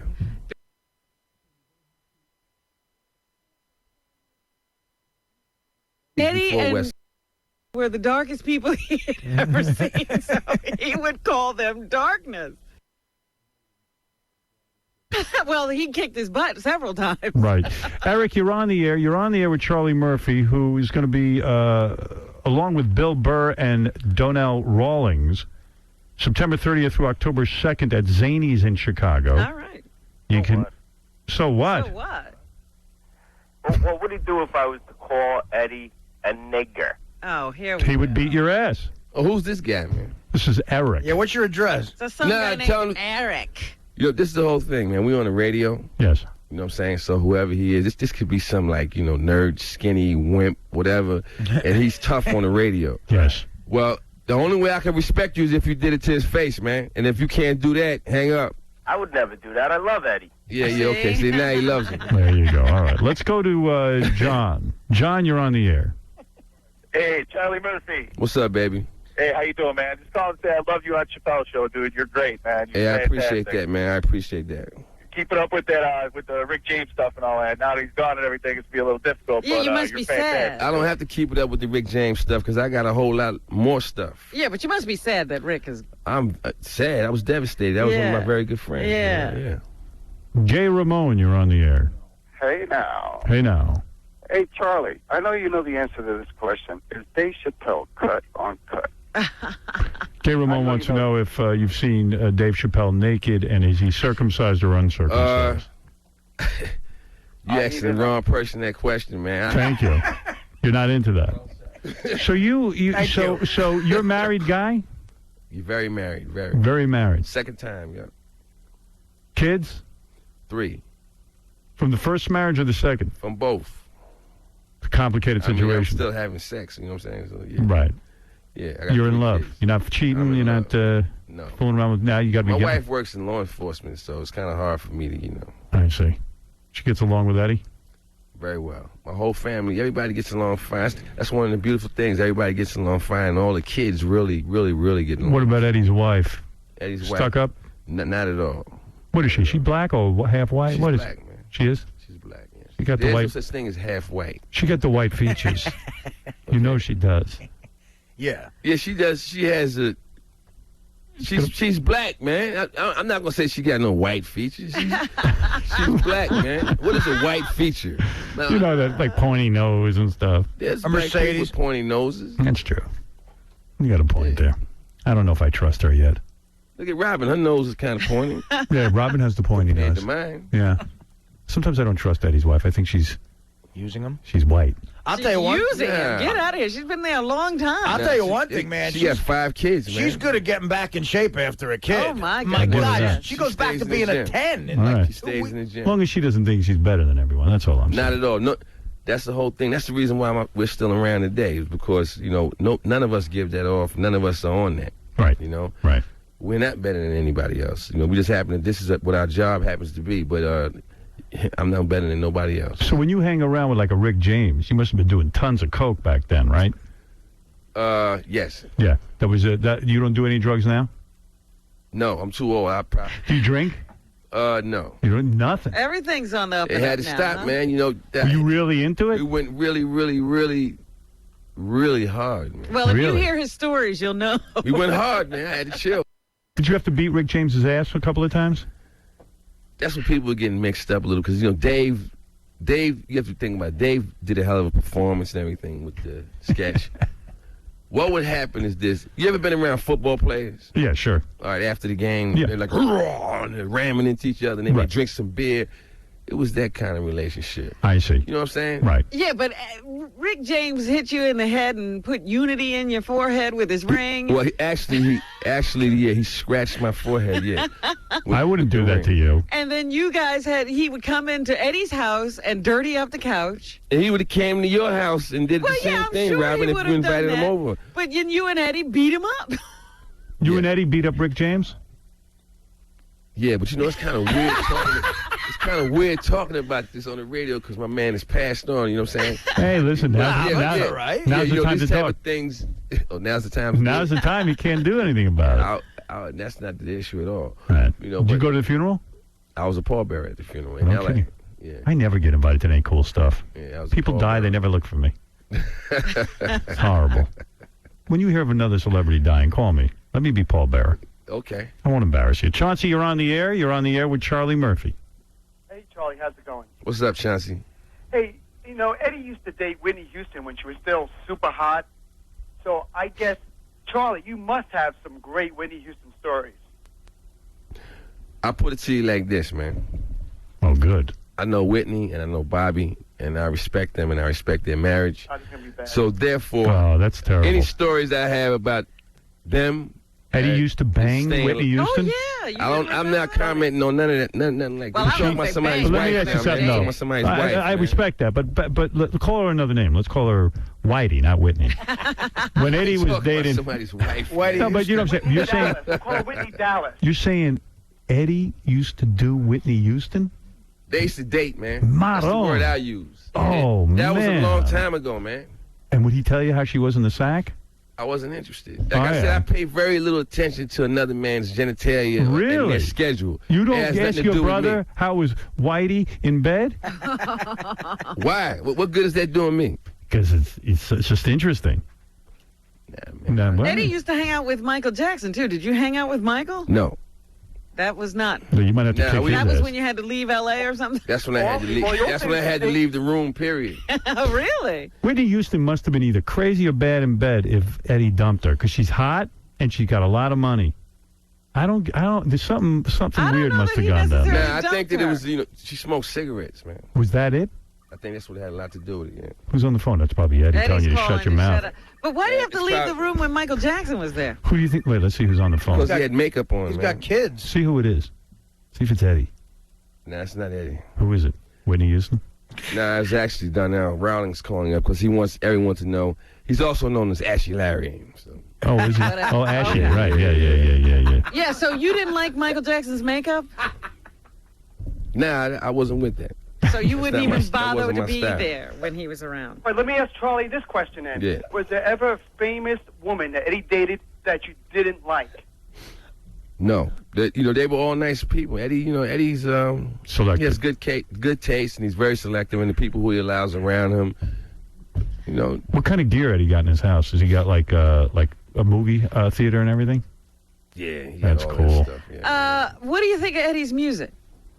I love Eddie's music, and I'm gonna tell you something. Well, you're a good brother. That's nice. I'm gonna tell you something. We were talking about this just the other day. How unfair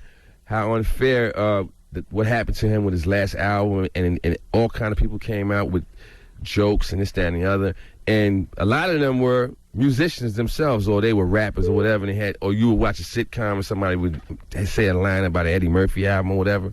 But the reality is this: Eddie Murphy has 2 platinum albums, and Eddie Murphy is a comedian who has 2 platinum albums for singing. So if you're a singer who never even had a gold album, and you get to go on the Joe Blow show and you make an Eddie Murphy joke, I'm sitting there going, this guy really don't know what he's talking about. Man. His 3rd album, the one that created the whole firestorm of Eddie Murphy can't sing or whatever, I look at it, and I'll say it on the radio, I look at it as kind of a conspiracy within the industry. Jealousy?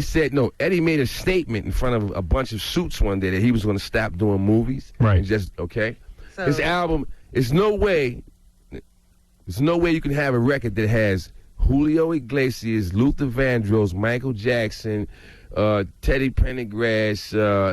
You name the who's who of the game. Right. Pavarotti. It's a record that he did that he had all of them on, and the record is called Yeah.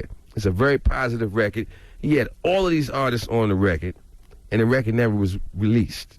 You know what I'm saying? Right. So that's telling me that there was some powers behind the screen that was like, we don't want this guy to start doing something else where we can't get paid. You know what I'm saying? Mm-hmm.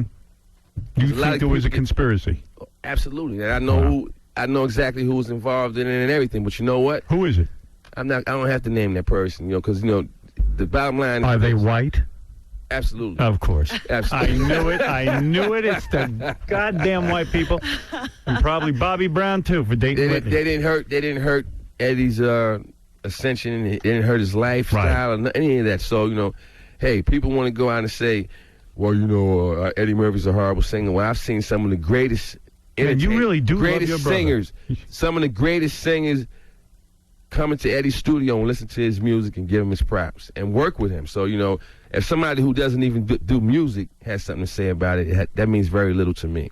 Baba Booey, go ahead. You know what? The guys in the office are asking this question. We're looking on a monitor, and Charlie, you do look so much like your brother. Yeah. And sometimes it's almost like he's sitting in here, and we were wondering if, not recently, but back in the day when Eddie first got famous, did you ever go into a bar where, like, you could walk into a bar, people would think Eddie Murphy's in the bar. Did you ever go into a bar and, like, pick up chicks or get laid just because people thought you were Eddie? Never. Never. But there was another guy named T.K. Kirkland. He used to do that. He might still be doing that, you know what I'm saying? Wow. He used to do that. I have a question for Charlie. One last question. When Eddie got busted for being with the transvestite, did he totally freak out? Did his family freak out and think, there goes our gravy train? He was never. No. First of all, the family never looked at him as a gravy train, and second of all, we totally understood how that happened, because I've been with Eddie on several evenings when he's giving people money and giving them lifts and all that. Basically, was an overzealous good Samaritan, and that backfired on him. He's too generous, you're saying? Oh, he's far too generous, man. Far too generous. We went to that restaurant with Asia, yes, which is not too far from here, and we had a great dinner, and we come back out, and there's some people there wanting autographs, and he gave out about $10,000 in cash, man, to homeless people, man. Really? Yeah. His wife was heated, man. Of course. I mean, she was like, hey, I think, if you'd have gave him $5 each, that'd have been plenty. 10 G's. He gave out like 10 G's. I'm going to start dressing up like the homeless when he comes to town. You got to be in the right place at the right time. That's what I'm going to do. I'm going to Cuba to Asia. Really? Asia to Cuba, I think it is. Whatever. I'm going there. Same crap. The food is very good. Yeah. I ended up in Cuba. Well, Charlie, you're a fascinating guy. I'm pleased for you. I'm happy for you because now you're coming into your own. You're no longer the brother of. You're no longer the bodyguard. It's now the year of Charlie Murphy. Charlie Murphy. Yeah. And people love you from this Chappelle show. Yeah, they love me, man. And that's what allowed us to be able to go on this tour we're on right now. The I'm a Rich Bitch tour, right? Which is me, myself. No, it's me. It's hard for you to do stand-up. I mean, they got to compare you to your brother. No, that's the reason why I never was able to do stand-up up until now, because it was like, okay, I'll come out to service. My brother's already known for stand-up. Yes. He's already known for being funny. So when I went, instead, I'm going to get into show business, I told my agent, I said, don't send me in for anything funny. I want you to send me in for all of the mean roles. And that's what I went after. I said, I want to be the best bad guy. Right. In the game. Right. And I kept going after that, but they was always casting me in comedy, so how bad could you really be looked at if it's a comedy? But I kept doing it, and it ended up with me eventually going to Chappelle. That's great. That's a good move, yeah. See Charlie Murphy with Bill Burr and Donnell Rawlings. Right. We're going to be in Chicago. Zanies, September Zanies. 30th through October 2nd. Good That's club. right. Good clubs. All right, I wish you luck. All right. Say hi to your brother. I will definitely do that, man. We are all alumni of Roosevelt. That's right. We're family. And no one comes out of there normal. That's right. I'm convinced of that. That whole town is 1 square mile. Everybody's whacked. And it's crazy. It's worse than ever now, man. Oh, my God. It's so You don't bad. want to go back. You don't go back, do you? I don't get out the car. Yeah, really? I once made a mistake of almost going back, but I was but people say, let me see where you grew up, and I take them to different houses in white neighborhoods. Right, he got so shaky he couldn't go. I get too shaky. Roosevelt's off the hook. Yeah, I had too many bad experiences there. But what the hell? I go back, but one time I went back, but I was in a tank. All right, we'll be back right after these words. Charlie Murphy, everyone, and when we come back, VH1's Rachel Perry. We have the news to get to. There's a lot to get to. It's a very exciting show. All right, we'll be back right after these words. The attack continues. Some trouble this morning for shock jock Howard Stern. And we're still fighting. Clear Channel, the nation's largest radio chain, is tuning into the national debate. All right. Thank you, Richard Simmons.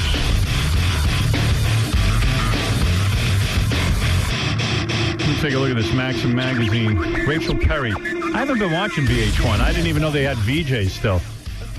But Rachel Perry's in Maxim's Real Swimsuit. Let's see. Rachel Perry in Maxim's Real Swimsuit DVD. There she is. Whoa, very cute. Hey now. What's happening, baby? Hey now. I didn't even know there were VJs. I don't know when they have VJs on. Are you a VJ? Yeah, you're right. I don't know if they call them that. How's my hair? Is Your it hair all right? looks good. How's mine? It looks great. Thank you. Mine's a little flat today because I didn't wash it last night and I lost all my curl. Oh, dear. Yeah, and I should have. I knew Hot Chick was coming in. I should have. Yeah, you would have been on that. I should have been on that. I That's spaced okay. out. Yeah, you're way I don't cute. mind. And no fake boobs. I like it. Really? Yeah, I'm not a big. Thank you. I'm not a big fake boob guy. You're not? I don't need that. The girls are going too big anyway. Yeah. I like my boobs. I like when a girl looks good. takes Looks right. like when a girl takes off her shirt, and like even if they're little boobs but they're nicely shaped. I totally dig that. If I were you, I'd go triple M. Oh. Triple M? Triple M. Well, you don't care about big fake boobs, do you? No, I'm kidding around. Who cares about boobs? I like having little boobs. I'm proud of my boobs. And you're skinny too. I love that. I don't like fat chicks or even. Jesus. Oh, there's Robin. Hello. How are you? I don't know. It's not my thing. It's not. I like skinny VJs. Right. Yeah, I don't. You want your VJs thin. Yeah, we needed a hot chick for the show today because the hot chicks get the highest ratings, regardless of who they are, what they are, anything. Hot chicks get ratings. With all due respect to Charlie Murphy and Pauly Shore, we needed a hot Yeah, chick. I'm just wondering who is watching that show.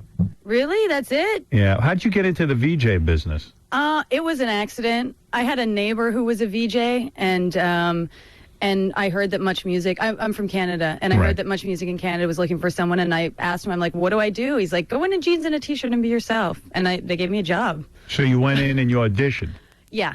And you stand there and you go, hey, I'm a VJ. Yeah, I was like, hi, I'm Rachel. I ran over to like some piano and I played a piano and then I like ran around. I don't know. I didn't know what to do. I was like, It seems in those interviews, if you run around and just act frantic, they hire you. Yeah. Right. And you got to be cute, obviously. Did you wear like a little mini skirt to the audition? No, jeans and a white T-shirt. Yeah, you're not a skirt kind of chick, huh? You don't wear little mini skirts? No, I definitely wear mini skirts, but not. I don't know. I like jeans. I guess I prefer jeans, but in the summer when it's hot. You know. What's this thing you promote? A DVD? The Maxim Real Swimsuit issue DVD. And you're in a swimsuit in that? Yes. And do you get paid for that? Yes. Oh, I thought Maxim you do it for free for the publicity. Well, no. To host the DVD, I got Oh, you're paid to do hosting that. it, and you Yes. host it in a bikini. Sometimes I am in a bikini. A thong? No. Why no thong? I don't know. I don't think I'd be comfortable in a thong. And it says here in the notes, and please tell me this is true. You have a crush on me? Yeah. Really? When did that develop? Sweet. I don't know. Nice. I mean, I think a long time ago, before I was more comfortable with myself, I thought I was like, Howard Stern. Ugh, like gross. Right. But not her. No. Oh, God. He got hit with a yarmulke. Right. I mean, I don't mean personally. I just mean like your humor. I was just like, ew. But now I think it's quite genius. Really? Yeah. What changed? Well, I think just becoming more comfortable with who I am and just go. I mean, I look at it as you're completely free. Yes. You are 100% comfortable with who you are. Oh, yes. And it's that freedom. You know me. You knew. You get it right. Well, you're a pretty wild chick. You take pictures of your duty and send it to friends? Yeah. My kind of gal. With now, wait a minute. In the toilet, I hope. No, on the floor. You can't, you know what? The toilet has a bad reflection. So really, you'll go to the bathroom and take it with your cell phone or something? Yeah, I do. I mean, what are those cell phone cameras good for anyway, right? I mean, seriously, what do you do with that? That's how I met my girlfriend. You took a picture of your poo? On my poo, and I showed it to her, and she loved it. Really? No.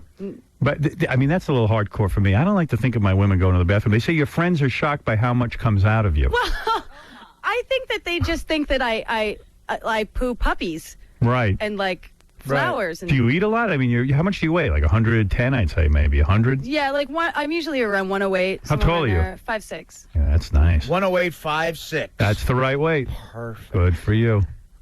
Perfect. Good for you. That's the right weight, Robin. I hear you, Howard.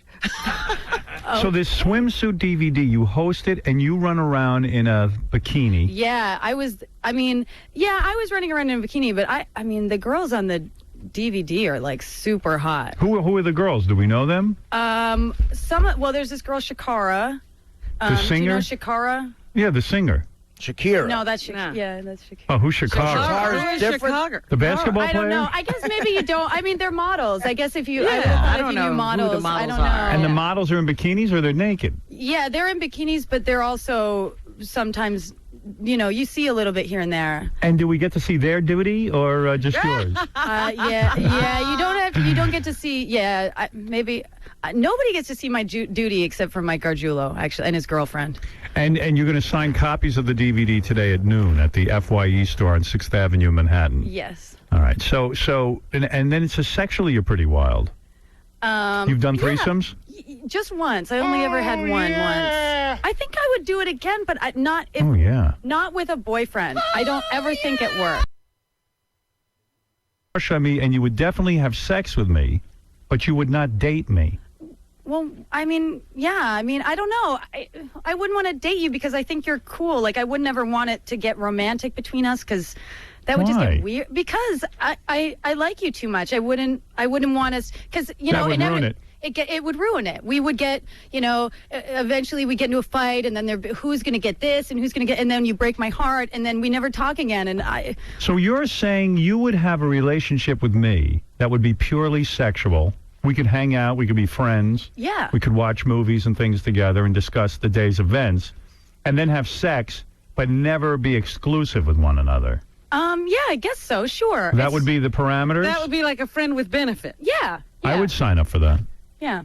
I would sign up for that. I just think you're too much man for one woman to hang on to.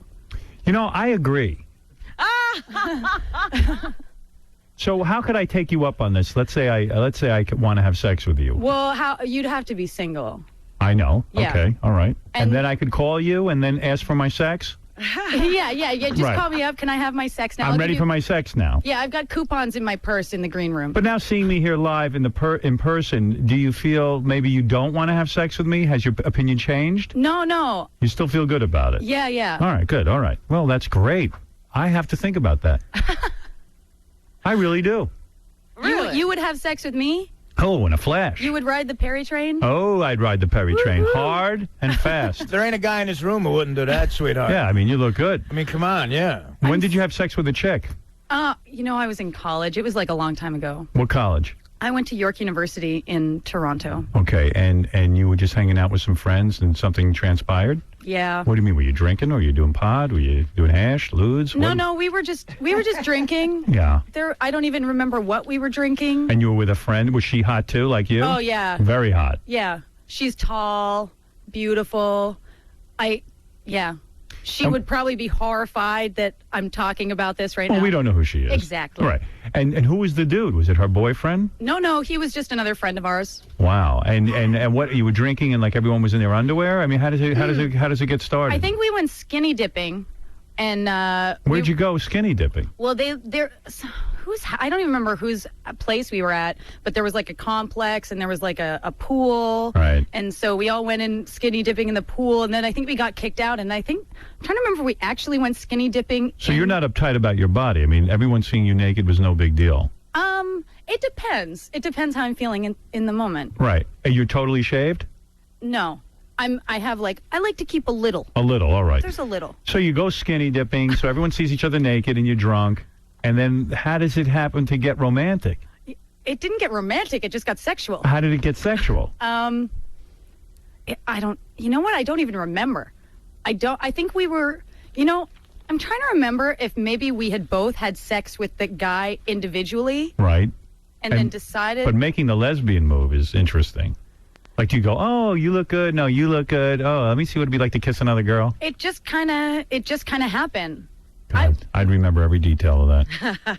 Yeah, I mean, I think I blocked it out because I wasn't as good at it as I wanted to be. Right. I totally thought I was going to be decent. I'm like, You mean giving a woman oral, you thought you'd be good at it because you're a woman, you should know what another woman wants. Yeah. And you were bad at it. And I think I was bad at it. Because she stopped you and said it's not that great. She didn't stop me. I was just like, you weren't getting the reaction you wanted, or what? It was weird. I don't know. I'll teach you how to do it. Yeah, I might need to learn. yeah. I could take a course on that. I don't know what I would do with it because I'm not actually gay. I wish I was gay. Oh, you're gay. You have gay tendencies. Well, I think everybody does, though. No, you would because you have them. Oh, Artie, let me practice. Who's high pitch? That would be hot. Would you do that? What, on Artie? Absolutely. Do it. We've done it, and we admit we're gay.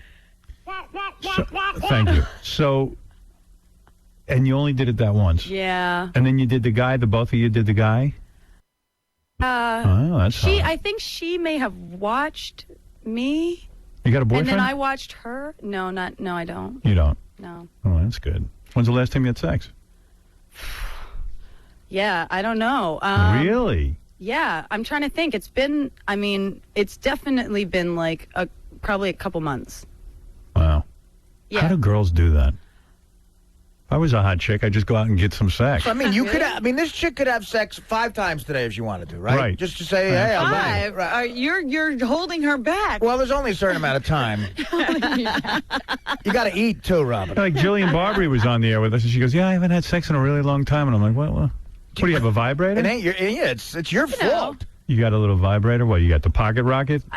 It sounds just like that. Yeah. Yes, it does. You like that? Yeah, I'm not a big vibrator person. I'm a small vibrator person. The pocket rocket. I'm I've tried them all. I've tried the things with the remote controls and whatever. Has a guy ever used them on you? Robin's reading the news. Robin, I'm listening. I can do both. she gets embarrassed. What am I embarrassed She's a prude. about? She doesn't get the whole hot chick thing. It's just what funny. are you talking about? You don't like when I talk to hot but I chicks. have to prepare the news. Oh, please. That news every minute. Let's get in here and tell her about your vibrator. Here's the news. Rachel Perry uses a vibrator. Headline. I've chimed in. I know exactly what you just said. Who doesn't use a vibrator, though, really? Me. I use it. I use it sometimes, but even when I have it, sometimes I prefer just to... And what about your rear end? Is there any fun going on back there? Yeah. How about that? Balloon knot. The Yes. fun zone. Do you ever have any fun back there? I have been known to experiment in Really? the rectal regions. Really? Yeah. Wow. Me too. You know. Have you ever been on an anal cruise? Frankly, isn't it? I mean, doesn't everybody do that now? Like, isn't Robin does. Oh, here we go. You love it. She gets so hot she didn't know what happened. She likes it. You don't? No, she does. She's a player. What don't you like about anal? I don't understand. I know guys who are married to women who won't let them go there. I don't understand, like, how, I mean, if you want, I don't understand why they wouldn't. Yeah, women demand it. I know a lot of broads who don't let you do that. sausage. All right, I heard you have to actually get going, but where are you off to that you're in such a rush? I don't know. I don't know. I got to. What's on your schedule today? I got to go to this in-store signing thing. Yeah, but not till noon. She's got a photo shoot in the bathroom later. I don't know. They've set up this whole thing for me, Maxim. They have me doing publicity for this. Take a few phone calls first. Oh, okay. Steve, you're on the air. Hello, Howard. Yes, Steve. Oh, hi, Howard. I just want to say I'm actually a subscriber to Playboy, and she totally blows away every other girl in the issue this past month. I'm not a big fan of seeing, as we all know, Playboy sometimes a little bit too soft anyway, but just the sexiness of her picture, I think, blows away any girl I've seen in Playboy in the 3 years I've been a subscriber. Wow. Thank you. No, it doesn't go that far already, but... I could have sex today. Chauncey, you're on the air. Hey, Howard, you know, I've been to a lot of parties in the city, seen a lot of models. I've never seen a woman so sexual and just has that sexual energy like Rachel. It's unbelievable. What do you mean? What is she doing? I was at that Maxim magazine party a couple of weeks ago. Oh, no. The one where I flashed Avril Lavigne's guitar players. What do you mean? You showed your boobs? No, down there. What do you mean? You showed your boobs? No, I'm not going to show you my boobs. Get in the tickle Take off chair. your shirt, get in the tickle chair, and get in a bikini. Come on there, Perry. Howard, you have any Jägermeister? We just met. You What? didn't know those guys at all. I didn't realize you were a player. Actually, I did. I do know. No, I do know them. I know them. We were going to ask if you would get in a bikini because a lot of women that come in here do get in a bikini. And Julia Roberts did. Why are you laughing? Don't Sharon Stone. Stop it. Don't laugh. Really? Yeah. Two biggest stars that ever did in here were Sharon Stone and Julia Roberts got into a bikini. Thank you. No way. Yep. Your ratings, Howard, let me say this to her. If you get into a bikini, 8 million people will watch your show every Sunday on VH1. That is true. Julia Roberts did it to promote Erin Brockovich. Yeah. And Get in a she wound bikini. up with an Academy Award. Thank you. Here. Come on, Rachel, put in a That's bikini. right. You're my girlfriend. No, I told you we're not. Oh, that's I right. won't date I'm you. having sex with you. Let me see what I'm getting. Yeah, like I'll have sex. Put on oh, that. yeah, because I wear that every day. But you're in a bikini on this DVD you're selling, right? Yeah, but not a thong. It's not a It's thong. not a thong. That is. That is not a thong. Not where we come from. That's called wide back. Would you wear it? I would. You would I wear would. it. Yes, you would. Bridget Nielsen wore that. Come on. Bridget Nielsen fell Those in. are clean bikinis, too. Flavor Flav, put it on. You have an entire Inventory. There's an entire. Did you guys know there's an entire closet the blue of one. bikinis, and they're labeled small, medium, large. Hurry up extra and get in large. one, quickly. We don't I'm like not using the using a large. Gary. But it'll translate so well. Our fans will love you after this, and it'll be on. People will see you and see how beautiful you are. I mean, listen, you're hot. It's not like you Nikki don't belong in a Ziering bikini. did this, and her film opened up number 21 at the box office. Lindsay Lohan did it 3 weeks ago on the show. But you want to get in the tickle chair. You can only get in the tickle chair in a bikini. Wait, Right, no. thanks, That, Robin. you know what? That's not true because there is pictures in the green room of somebody in the tickle chair That not in a was bikini. old. That's old school. Oh, those are the old rules. That was Haley Joel Osment. That was Charlie Murphy. What are those 2 tattoos you have on your hips? Let me see they're- those. You want to see them? Yeah, let me I'll show see you. that. I'll show you my tattoos. Okay. That's a Howard, start. grab my package, by the way. You're gonna grab your package right now while I'm showing the tattoos. Wait, let me stand up. Take that long schmanta off. Let me see your tattoos. Oh, nice spot. Fire from below. Boy, that's major. Oh, she's got something on her back, too. What do you got on your back? Whoa. Oh, you're a hardcore player. Oh. Those are huge tattoos. Wow. Sexy, Howard, though. it's wild, I'm telling you. Would Rachel put on this outfit, Howard? Put on a schoolgirl outfit. Put on the schoolgirl That's outfit. perfect. That's perfect for you. Oh, come All on. right, put on a schoolgirl outfit. Do me a favor. You know what? That actually, you know what? I actually cute. wouldn't be averse to putting on a You schoolgirl. wouldn't? Yeah, but what time is it? I think I have to You- go. No. They just said you got 2 minutes. They said you 2 could minutes. They said you could stay till 10 of. They did. Really? Yeah. Yeah. And you're wasting time. What Put that on. am I gonna put? What am I getting out of putting on a schoolgirl outfit? I'll give you. nothing. $500 I'll give you to your favorite charity. Get in the bathroom and put that on quick. Don't be embarrassed. Go No, ahead. no, Yes. no, Put on your schoolgirl no, outfit now. come on, no. If you I'm put not that on, putting if on you the put schoolgirl. that on, It's I'll make out with you. It's just fun. Really? Yeah. Well, you were in Dirty Work, so You like dirty work? I have the DVD. Oh, she's the one. I owe you $20. Yep. Yeah, Joe, you're on the Yep. air. Thank you. Yes, Joe. Hello? Hey, Hey. hey, Hey. hey, come on. I just wanted to know, first of all, I thought Rachel was married. And second of all, I used to love her cute little crooked nose, and it really looks straight in Playboy. I just wondered if she got it done. No, I didn't. You didn't get a nose? My nose, is it? Look Yeah, at it's crooked I here. look different from each side. No, you got, got like- it fixed a little bit, didn't No, you? I didn't. Not a. Why would I No. do that? I love my nose. You look. I don't know. I really paid attention Are you before, married? and I really saw you in Playboy, and it looked fixed. It You were in really looked Playboy? straight. Yeah, I also looked like She's not way naked. skinnier, and there was no lines under my eyes. Howard, she's not naked in Playboy. The way she was showing you the tattoos, that's what's in Playboy. Yeah. You ticklish? I don't know. I don't remember. Get in your schoolgirl outfit. I'll tickle you. You could tickle me, but not in my schoolgirl Yeah, and for the outfit. last caller, she's got Arturo Gotti's nose. It's still crooked. Look at that thing. What Yeah. happened? Did your nose get broken or something? I don't know. I That's got. cute. How are you going to criticize her I'm nose? saying it's cute. I'm not saying it's not cute. I'm just saying that something. Oh. Yes, Vinny, you're on the air. Go ahead. Howard, did you tell her about all the web traffic that's going on right now? Could you tell her? Okay, you're not going to believe this, Rachel. There's about 1 million people on the bulletin board that are saying if you get in a bikini, they will buy your DVD if Howard links from his website. So we could link it right to Amazon. Wow. But if they buy the DVD, then they'll get to see me in a bikini anyway. But they like it better here. Plus, we'll be telling them what they're going to see is amazing. Howard will drive them straight to the link to buy the DVD. They'll click on your picture, and I'll take them to the DVD. Wow. Wow. No, that's good. I don't know. That's 1 million DVDs sold. Howard, your tech guy just called. He said the computers are fritzing out. You got to do this because there's so many people up there right now. You get They're not money getting for... off. You get back-end money in a DVD there, Perry? No, man, I wish. See, if I did. Hey, Maxim, you going to give me some back-end money on that That's DVD? what I I'll think's put gonna on a happen. bikini. Show You some gotta- back-end. You got to get someone from Maxim to call in here. No, listen. And You'll say- get it on the next DVD. I'll get it on the next DVD. Yeah, way You'll worse. get it You on never the... get it on the first. It's like Friends. Listen. That's true. It's like Friends. Oops, the bus must have gone under a bridge. All right, thank you, Vinny. All right, I can see you're not a player. I can see you don't want to get in a bikini. I think the schoolgirl outfit would have been the right move. See, But maybe next time. Maybe next time. I heard she's a player. I think you know what you need to make her a player? Alcohol. I heard when she goes out and parties, it's a whole different. yeah, Rachel. next time you're coming in and drinking.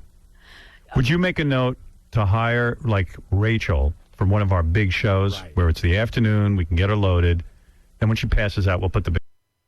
She'll wake up and she won't know how we got those pictures. Yeah, you know how we could see her naked? We'll bring her to Vegas next year. Right. No, seriously, you ply me with enough liquor, I probably, Well, according to what you say here, if I get single, I'm going to be seeing you naked. Yeah. We'll be I mean, seeing it's each not- other naked. Yeah, but it's not going to be, yeah. Yeah. I mean, unless we're keeping our clothes on when we do it. I don't know. That could be interesting, too. Yeah, but you wanna I have will sex call through the you. hole in the sheet? I will call you the second, if it ever happens that I get single. She's top of the list. She just vaulted to the You very vaulted first to the name. top of the list. Am I really? I'm number one now? Number one. You come on over. You moved right above Hillary Duff. Yes. Really? Hello, Rachel? Guess what? I'm single. Come on over for your sex. You're ready for your sex. All right. It's a delight meeting you. You're very beautiful. Thank you. Rachel Perry and Maxim's Real Swimsuit DVD available in stores today. Rachel will be signing copies of the DVD today at noon at the FYE store on 6th Avenue in Manhattan. Check out Rachel at perrytrain.com. And thank you for coming in. We'll be back with the news right after these words. During the commercial, she told me. So all I got to do is call. I got some say. There you go. You got a friend with benefits. Booty call. Yeah. Sounds good to me. Hot, wet, bitches. There's a lot of email here, but I think we've run out of time. I want to make sure we get to our news, but yeah, all right. I'll skip the mail. We'll do it tomorrow. There's always new mail. Fred goes through all the mail. It's really interesting. Some nice things about Artie's show in Tempe. Oh, nice. Some people warning me not to use cornstarch on my balls. It's very abrasive and can take your skin right off. I didn't realize cornstarch could be so dangerous. It's full of salt and will burn any abrased area. Is there a word, abrased? Yeah. Abrasion. Well, and if it was a braided, I guess a braided area. It's not a braised. It's a braided. This guy says never put Jillian Barbary on again. She's a total bitch whore. Don't put her on in the air again. I'm a man who simply can't stand listening to her. She is a stupid talkative, can't say anything humorous, and is a total idiot. Her gravel voice is irritating. She is super fat now and ugly. Get rid of her. Playboy sales will decline any month she is in it. Shut her up. Get her off the air. Some guy's really angry. I don't know. I always find I her... think that's, the girls, they can't see. It's an angry, ugly guy. I like her. She's much easier to take when you're looking at her. Yeah. And she's interesting. At least she tells you stuff like make it happen. Howard, don't be negative about John Kerry's chances. Look at it in a positive way. You were on the air. It looks like Bush is going to win unless there's a miracle. Don't say that. Stay positive.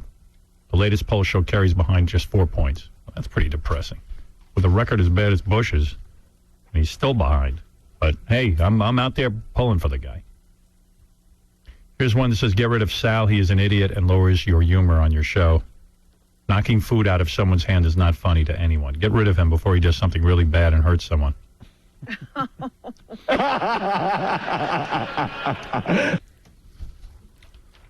And how has Sal been today? Nothing bad to report?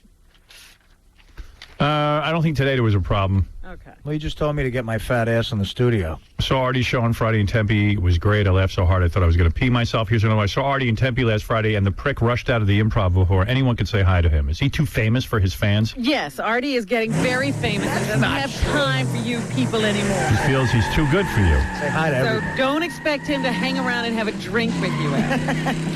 At the end of yesterday's show, I played perfect. I have to say, I loved the Imagine remake. Here's another one that you played. How did you get this? Just as an FYI, Tool didn't change their name, but Maynard, the lead singer from Tool, joined with others. Perfect Circle is releasing an anti-war, anti-Bush album in October. And then 50% of the mail was like, get that crap off the radio. It's the worst song ever. You should be ashamed of yourself for playing that crap. Howard, I can't believe you play anything by Perfect Circle. They are the lead singer and drummer from Tool. Wasn't Tool the band that promised you a 7-minute song for the soundtrack of your movie and pulled it out at the last minute? Wow. Yes. Get out of here. I can't believe you played that whole song and liked Perfect Circle's cover of Imagine. It's a total misinterpretation. Go back and listen to the Lennon original. They totally got the song wrong. The music they use is just crappy new metal. Lennon's lyrics are beautiful. It's an ode to peace. And they took that beautiful song and turned it into crap. To peace. What happened to your good taste? Yeah, I decided after thinking long and hard about it, I didn't like it at all. You didn't like it? I No. liked it. Here's a guy who was really vocal. If I ever see them, I'll punch them in the face. There's a peace lover. There it is. All right, just some of the email. I can't read it all right now. We have to get to news. Let's get to news right now. Fred? Robin's Hooters, Robin's Hooters.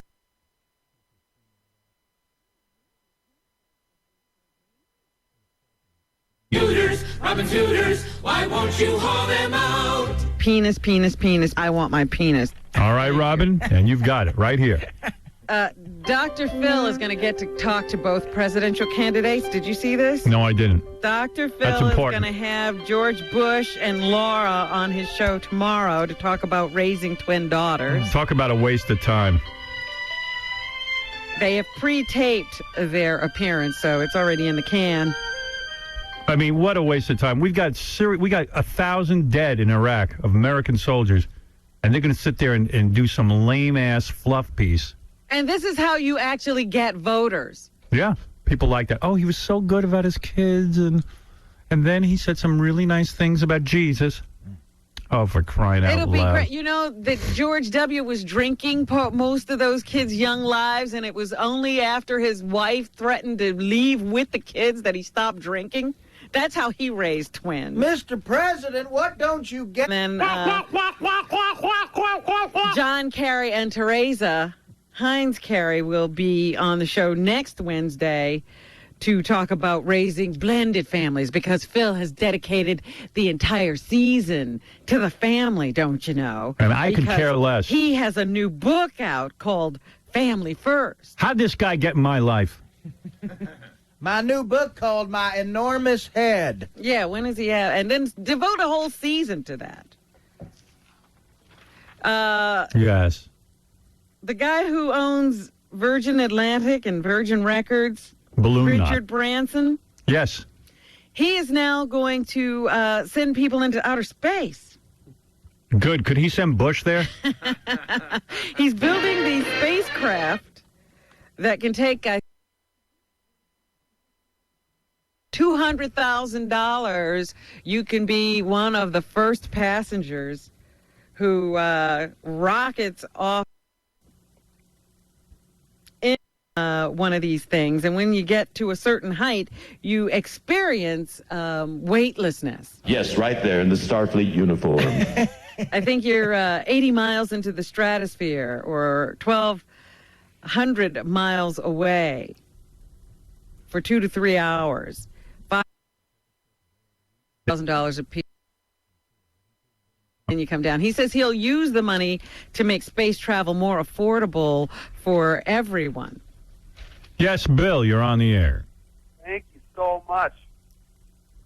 I think that I can outdo any Bong person at all anywhere.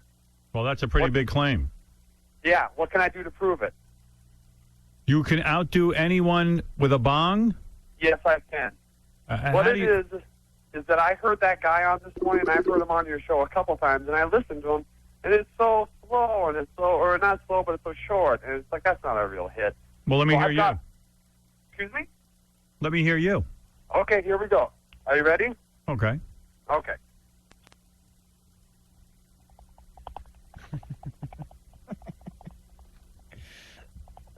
I don't hear anything.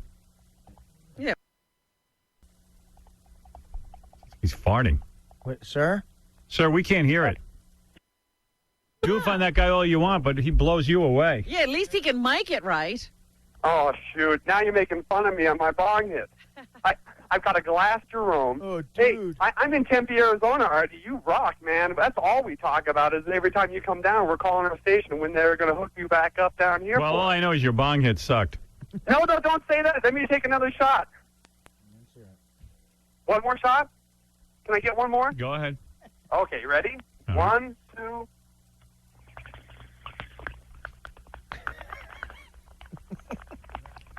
Brain cells dying as we're listening. Can you hear that? I don't feel you outdid the guy. Yeah, his bong is better or something. Yeah. Practice and call back. Well, I got a team of people that I... Get out of here. Get out of here. Don't Get make outta those here. claims that you have the best bong hit and then do wimp bad. out. Don't you claim your bong hit is good. That was the worst bong hit I ever heard. I've done bong hits. We've heard bong hits, and that was not one. Yoko Ono has pleaded... An annoying personality? To what? No, Oh. stop it. well, We're talking about the that's parole true, though. hearing for Mark David Chapman. This is the one time we can get behind Yoko. She's pleading with state officials to keep him behind bars, the assassin of John Lennon. Ono says that the release of Mark David Chapman would bring back the nightmare, the chaos, and the confusion once again.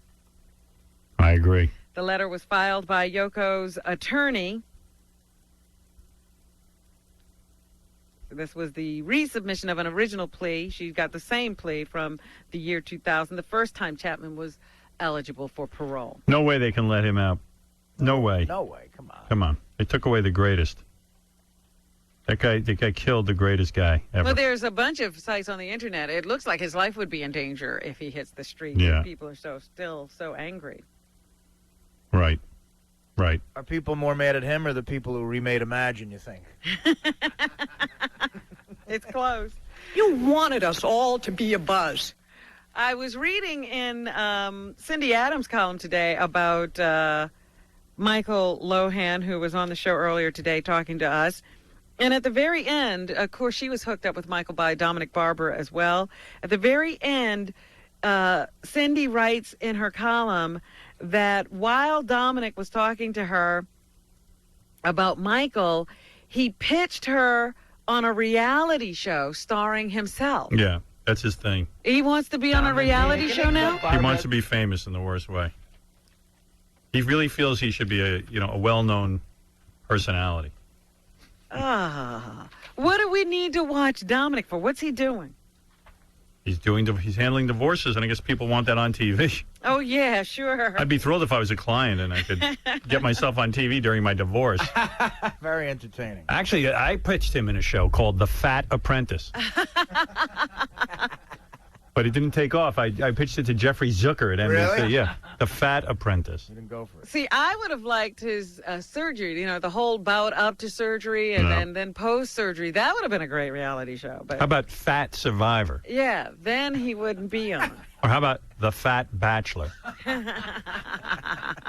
The benefatter. Everything fat. Here are your two fat bachelors. You have to choose one, ladies. You know what? That should be the next Bachelor. Get some big fat guy. Fat bachelor. A terrible thing happened at the New Time Warner Center yesterday. A distraught artist climbed up into Really the Big Brother? rafters and then jumped. So that he landed, right in the middle of, the shopping concourse and Terrible. everything, killing himself. I mean, imagine he landed on someone. Terrible. But, I mean, just what a horror to have to go through that. But he did. They say that the guy had some problems. His family believes that he believed that God lived in the sun and talked to him and probably just heard a voice saying, come home. Fred believes that. Hello. And so, his psychosis just kicked in at that moment, and he jumped up into the rafters and then went splat. I've heard Fred mouth those same statements. Is that right? God is in the sun. Yes. It's time for me to come home. Absolutely. And I'm still trying to understand this whole Jamie Foxx story that's in the paper today. Jamie Foxx, the actor who's in Collateral with Tom Cruise that's in theaters right now, they say there were some pictures stolen from his Vegas home. Apparently, this guy was working at Jamie Foxx's house. And Jamie, I guess, was throwing away some stuff, put them in a box. And the guy took the box home, and he went through them, and there were naked pictures of Jamie Foxx. Doing what? With himself. At first I thought, oh, my goodness, what are we going to find out? But it's just him pleasuring himself.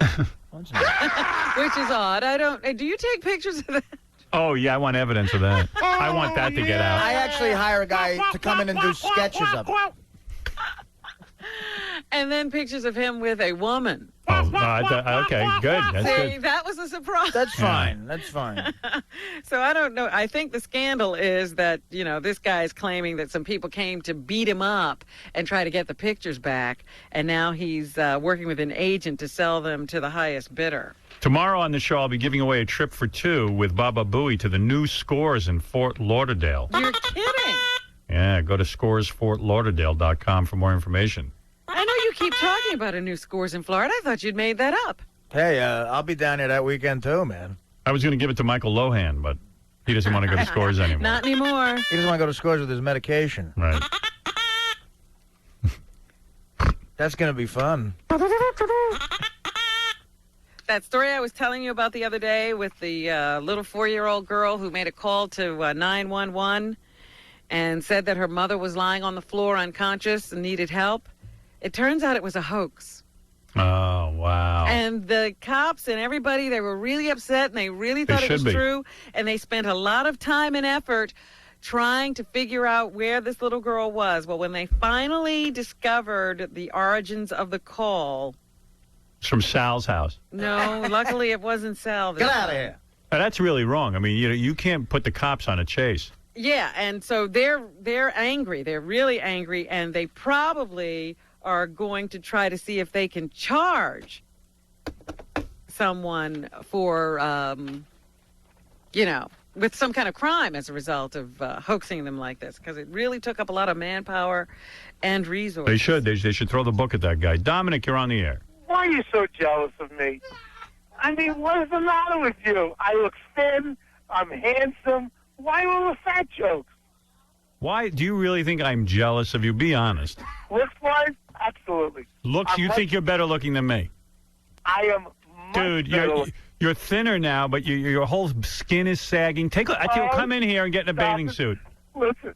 Come in here and get in a bathing suit. I'll stand next to you in a bathing suit. You know what? I hate coffee, and I just spilled it on my Bentley. Get out of here. Damn it. Listen, not only, and I didn't try to peddle a reality show. I wanted to do like a Judge Judy show. That was my plan. I mean, you're desperate. You're busy calling Cindy Adams and trying to get her to mention. Cindy Adams called me about the Lohan, nothing about me, and that's not true. I met with 20th Century Television about a judge show, not a reality show. You're not a judge. But half of them aren't judges. But aren't you tired of the fat jokes now that you've seen me? I mean, I kind of still feel you look kind of fat. Robin? What do you weigh? 221 this morning. How tall are you? I'm 6 foot tall. No, you're not. 5'11". All right. You're not even. You're about 5'5". And I'll tell you what. 5'5". I'm 5'11" and a half. Actually, He's so not, right, Fred? Absolutely. I've stood next to him. He's wider than he is taller. And that's with the stomach stapler. Yeah, 5'8". We're not talking width. Oh, look who's talking. I'm sitting in you, Artie. No, you're not. Get in here, brother. We'll have a thin off. What have you done with all your excess skin? It's just naturally for working out. It's going away. Although I might do a tummy tuck. However, it's not fair for you not to say I'm good looking and I don't look deflated. You know how handsome I am. All right, thank you for the call. You're very handsome. Why are you Bubba. All right. Why are you jealous? I'm so jealous. Why? What are you doing? Barbara. I'm so not jealous. What would you be jealous of? I don't know. He's a weird guy sometimes, Dominic. Well, I guess that goes on in his mind. He's a good lawyer, but he's weird sometimes with me. He wants to think that I'm jealous.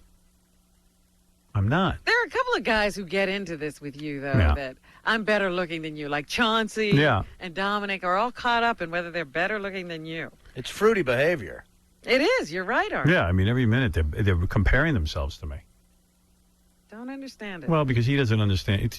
He's one of those guys that looks at me and just doesn't understand why I'm famous and he's not. There's certain guys that give me You that see look. that in him? Yeah, I see everything in everyone. Well, I'm just saying, you see that particular thing in him. Yes, I do. I didn't know that. I think I do. I don't know what I see when I look at him. I don't know that I actually see that. I was going to say, that's a surprise to me. There's some new campaign ads coming from the candidates' campaigns. Here's part of the Bush ad. This one portrays Mr. Kerry as being indecisive. D1. The winning of the war was brilliant. It's the wrong war in the wrong place at the wrong time. I have always said we may yet even find weapons of mass destruction. I actually did vote for the $87 billion before I voted against it. And Kerry's explained every one of those things to my satisfaction. Let me tell you, those don't make me nervous at all because I went through the same thing. I believed the president and supported the war. Right. Then I found out what was really going on, and I stopped supporting the war. Yeah, I have no problem with this, with his listing of the events, but I don't know. It's ridiculous. My question is, why does a guy who has already had 4 years in office only campaign by trying to make you think less of the guy who's running against him instead of how much he's done for you in 4 years? Yeah. George Bush lynched a black janitor in Georgia. George Bush tied a black man to the back of his car and dragged him. Electronic gizmos from terrorists communicating with each other. Yes. However, it's become such a backlog. Let me BlackBerry you. It's become such a backlog at the FBI that they probably wouldn't find information on the next terrorist attack until after the attack has happened. Might want to hire more FBI agents and have less guys in Iraq. Yeah, and stay off the ranch a little while. Neil Livingston is the CEO of Global Options, a security management company, and he sees one key problem in the reviewing of all of this al-Qaeda communication. C1. That's really a bad report. There is still essentially a bias within the government against bringing in Arab Americans right now, or Arabs who were born in foreign countries and now live in the United States to help in this war. Yeah, we don't have anybody to decipher what we're hearing. George Bush doesn't want us to decipher what we're hearing. George Bush doesn't want to hire more translators for the FBI. George Bush is leaving us vulnerable. But we can find any disc jockey that utters the F word in a second. There's a man listening to us right now recording everything we say. Yes. Also, something you may not have known, American families are paying much more for their health care than they did 4 years ago. Ron Pollock is the executive director of Families USA, and he says healthcare costs have risen about 3 times faster than wages. C2. For working families, the premiums rose by approximately 36% over the course of the last 4 years, while earnings rose by only approximately 12%. George Bush doesn't care what that guy just said. While you're paying more, your benefits have dropped. Oil prices are also going up, Howard. The price of a barrel of oil is fast approaching the $50 mark. Peter Butel, an oil analyst, says this is what it'll take to bring oil prices back down. C3. As we go through these high prices, we're seeing exploration and development increasing almost everywhere. So new supplies will start coming online in 2005 at the same time that I expect that they will slow demand pretty much across the globe. George Bush takes photos of his bowel movements and emails them to poor black people. George Bush is a homo. Meanwhile, the economic impact of these rising oil prices will be enormous. C4. For every penny increase in jet fuel, you take $180 million a year away from airlines. For every penny increase in gasoline, you raise the price, you raise the cost to consumers by one. I'm getting a headache from all that. Wow. Well, I'm telling you, the world's in bad shape. It's $50 a barrel now, they said. Yeah. I don't know what that means, though. So Well, it used to be around 30. I would just buy a whole barrel. Right. Right? $50. Why not? Because I pay $20 I pay $50 just to fill up at the pump. Yeah, So what are you going to do with a barrel of oil? I'll just dump it in my car. You can't run your Can't do car that? on crude oil, It's my too bad. dear. Yes, Billy. Hey, Billy, come on, man. Talk up. What's up? What's happening? Nothing. What do you mean, George Bush? George Bush, you blame him for everything. George Bush is a fag. Yeah, Harry's the fag. Bush is a Harry's fag. Any 19-year-old that's been in Vietnam for Bush is year has more experience than Kerry will ever have. George Bush. George Bush. Let me think. I got to think of something. Think. All right, hold on. And that George thing Bush, this morning about some while effing his wife, George Bush pretends she's Will from Will and Grace. How's that? That's lame. Lame. George Bush. Let me tell you something. Your kids live in a city or around the city. You vote for Kerry and all them Democrats that have been letting these George Bush supported the Viet Cong during the Vietnam War. George Bush is in a video with Paris Hilton. Now there's going to be an answer. That would be cool. Wait. I George Bush. love you, but you're out of touch. my George friend. Bush is out of touch.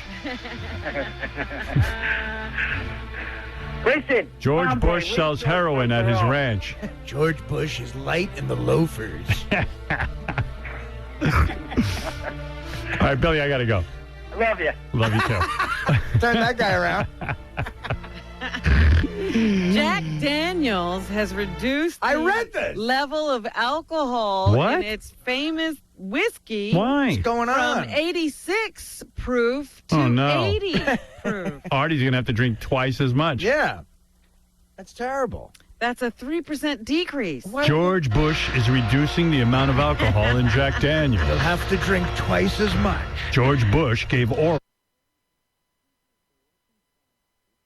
About this, they have started a petition on a website. I know. I saw some guy that had like the Alcoholics Committee. Right, Pissed off. there's a magazine called Modern Drunkard. Right. I subscribe. I just feel this is the further effeminization of our country. Exactly. Thank you. Yeah, we can't even have a good stiff drink in it. Yeah, I mean, my God, why would you reduce the amount of alcohol in Jack Daniels? I Well, mean, it used to be 96 proof or something, Now, that's a drink. and they reduced it to 86, and now they've gone to 80. yeah. Jay Leno announced last night that he will be leaving in 2009. Wow, there was a shocker. The Tonight Show host let his audience in firsthand on the information that he has decided to pass the baton, if you will. C5 Yeah. is... He announced it 5 years in advance. Jay Leno saying he wanted the handoff to be a smooth transition. How desperate is he for ratings? Here's a big announcement. I'm retiring in 5 years. Like, shut up. Yeah, Why don't you Watch say, me now. I won't be here in 5 years. Yeah, wow. Oh, I better keep watching. I don't want to miss a show. Passing the comedy baton. See, when I took the show over, boy, there was a lot of animosity between me and Dave and who's because you sucker punched him, you fag. going to get it. And quite frankly, a lot of what I thought, well, good friendships were permanently damaged. Yeah, oh, you had nothing to do with it. Yeah, it was really messy. Yeah, that Dave couldn't get over me stealing the show. Yeah. Me and my manager, we snuck behind Dave's back and hitting closets and secret meetings and orchestrated things. And I don't want to see anybody ever have to go through that again. No, isn't that sweet? So He doesn't want to be involved in doing anything underhanded anymore. he's stepping down voluntarily. Yeah. I don't want to see anyone go through that anymore. He's the guy who started it. Right. No one had ever gone through it before. All the other transitions were fine. Yeah, till he got involved. Sinead O'Connor, haven't heard that name in a long time. She took out an extraordinary ad in an Irish newspaper this week, pleading for the media to leave her alone. I don't think the media is bothering her. Well, that's how bad Not off years. she is. Now she's claiming that she's having problems and begging people to leave her alone, which she's not being bothered. Who even remembers her? It was printed in the Irish Examiner. O'Connor says she's been the media's whipping post for 20 years and commented, "If ye think I am so ridiculous, why do you give me attention?" Good bro. That was a horrible impression. No worse than some of your accents. No. I'm known for my accents. California Governor Arnold Schwarzenegger is in talks to play a limited role in the next Terminator sequel. There's going to be another one. Yes, now we're going to get too many Terminators. Wow. Governor, and he's going to be in a movie. Yeah, the same guy who directed Terminator 3, Jonathan Masto, will again helm a Terminator movie. I'll be back 900 friggin' times. Right. Yeah, so Arnold's going to have a limited role. How can you have a Terminator movie without the Terminator? Right. Katie Holmes is in this new movie called First Daughter. She used to be on Dawson's Creek. Here she is talking about what it was like working with Michael Keaton, A1. It was so... It was awesome. His flatulence smelled like a rose. Michael Keaton was great. Michael Keaton shaves his bush into the shape of a rocket ship. Wonderful to work with Michael Keaton. I mean, he's a movie star, so...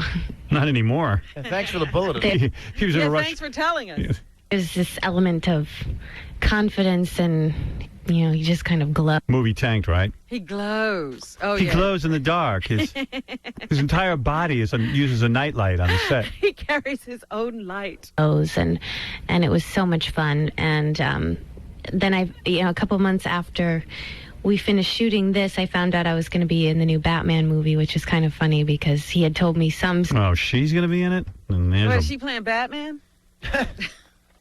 They're ruining Batman again, huh? Yeah, it's not going to be good.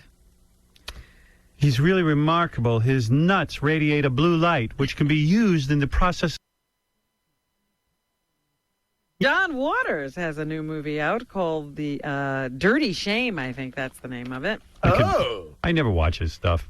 You don't like any of that? You don't get to. into like the Pink Flamingos? I saw thing, Pink Flamingos when I was in high school. I was really high, and watching that chick eat a turd was sort of weird. But, I mean, it's really, I don't get it, man. I got to be honest with you. I don't know what he's up to, that guy. I used to like some of his movies. Really? Like what? I loved Hairspray. Really? I loved, some of that stuff was funny. What was the one he made where the mother was a serial killer or something? Yeah, right. That was good. Forgets the name of that. Serial Mom. Serial Mom. Yeah. Big fan. Here's John on, he's actually thanking Johnny Knoxville for helping him get this movie made. He was the complete reason this film was financed. And Johnny lent himself so well to working... Oh. I will take a chubby pickle. You in the Starfleet He was uniform. the complete reason this film was financed. And Johnny lent himself so well to working with me that it seemed like such an obvious match. I mean, he was the very first person I got signed up for this movie and got the deal. It was I with didn't him know attached. that. You have to attach. Who's The four main characters. I wanted the sausage. But if Johnny had left this movie before it started, the movie would have fallen through.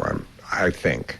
But mercifully, that Really? didn't happen. Johnny stuck up for this movie right from the beginning, even though he was He being fit offered perfectly much in my bigger mouth. movies for a lot more money. Milky sauce. Wow, Johnny's so big he gets movies made. Sausage. That's ridiculous.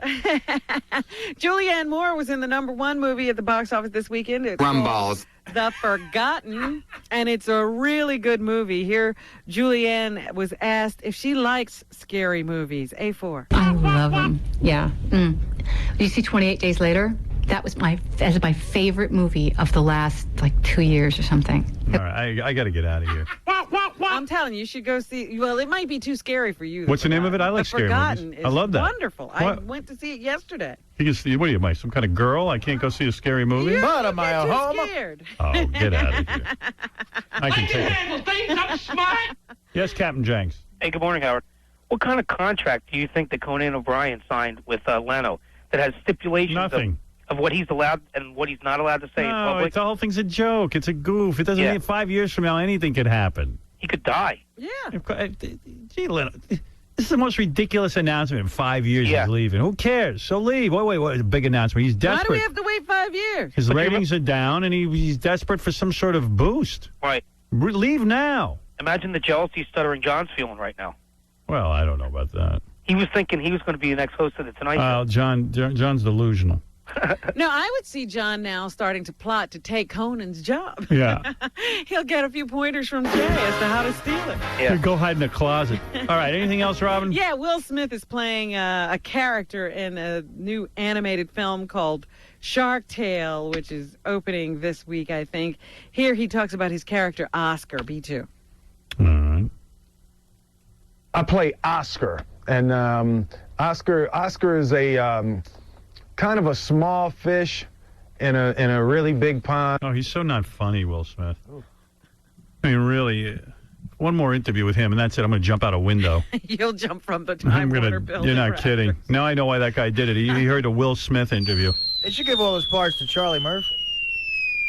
Anybody. Anything else, Robin? Victoria Gotti is here with us. Growing Up Gotti has returned to A&E.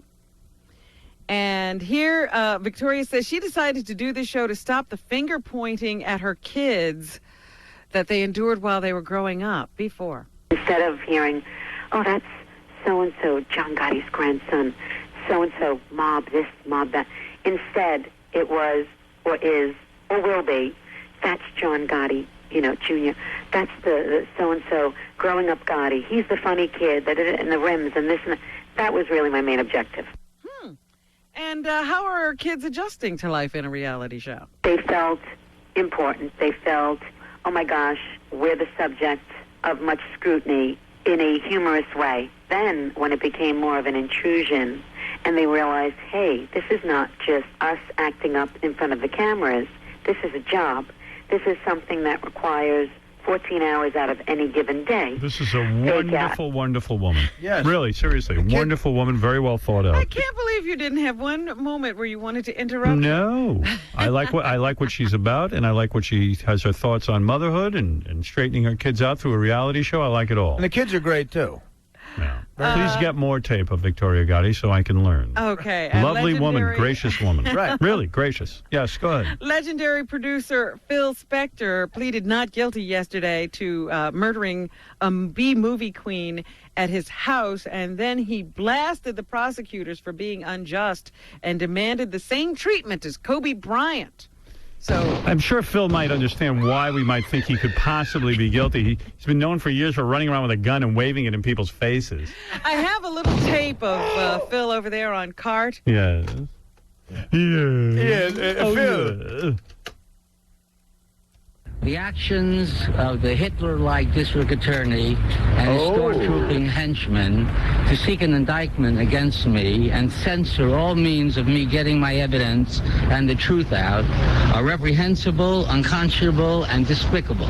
Anyone with a voice that deep must have a big dong.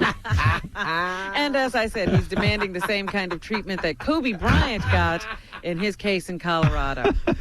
I don't know. Kobe Bryant's preliminary hearing that he had in Colorado was, as you all know, the only way he and his attorneys could get his evidence and the truth out to the public and the media, which eventually proved his innocence and resulted in his freedom. Oh, yeah.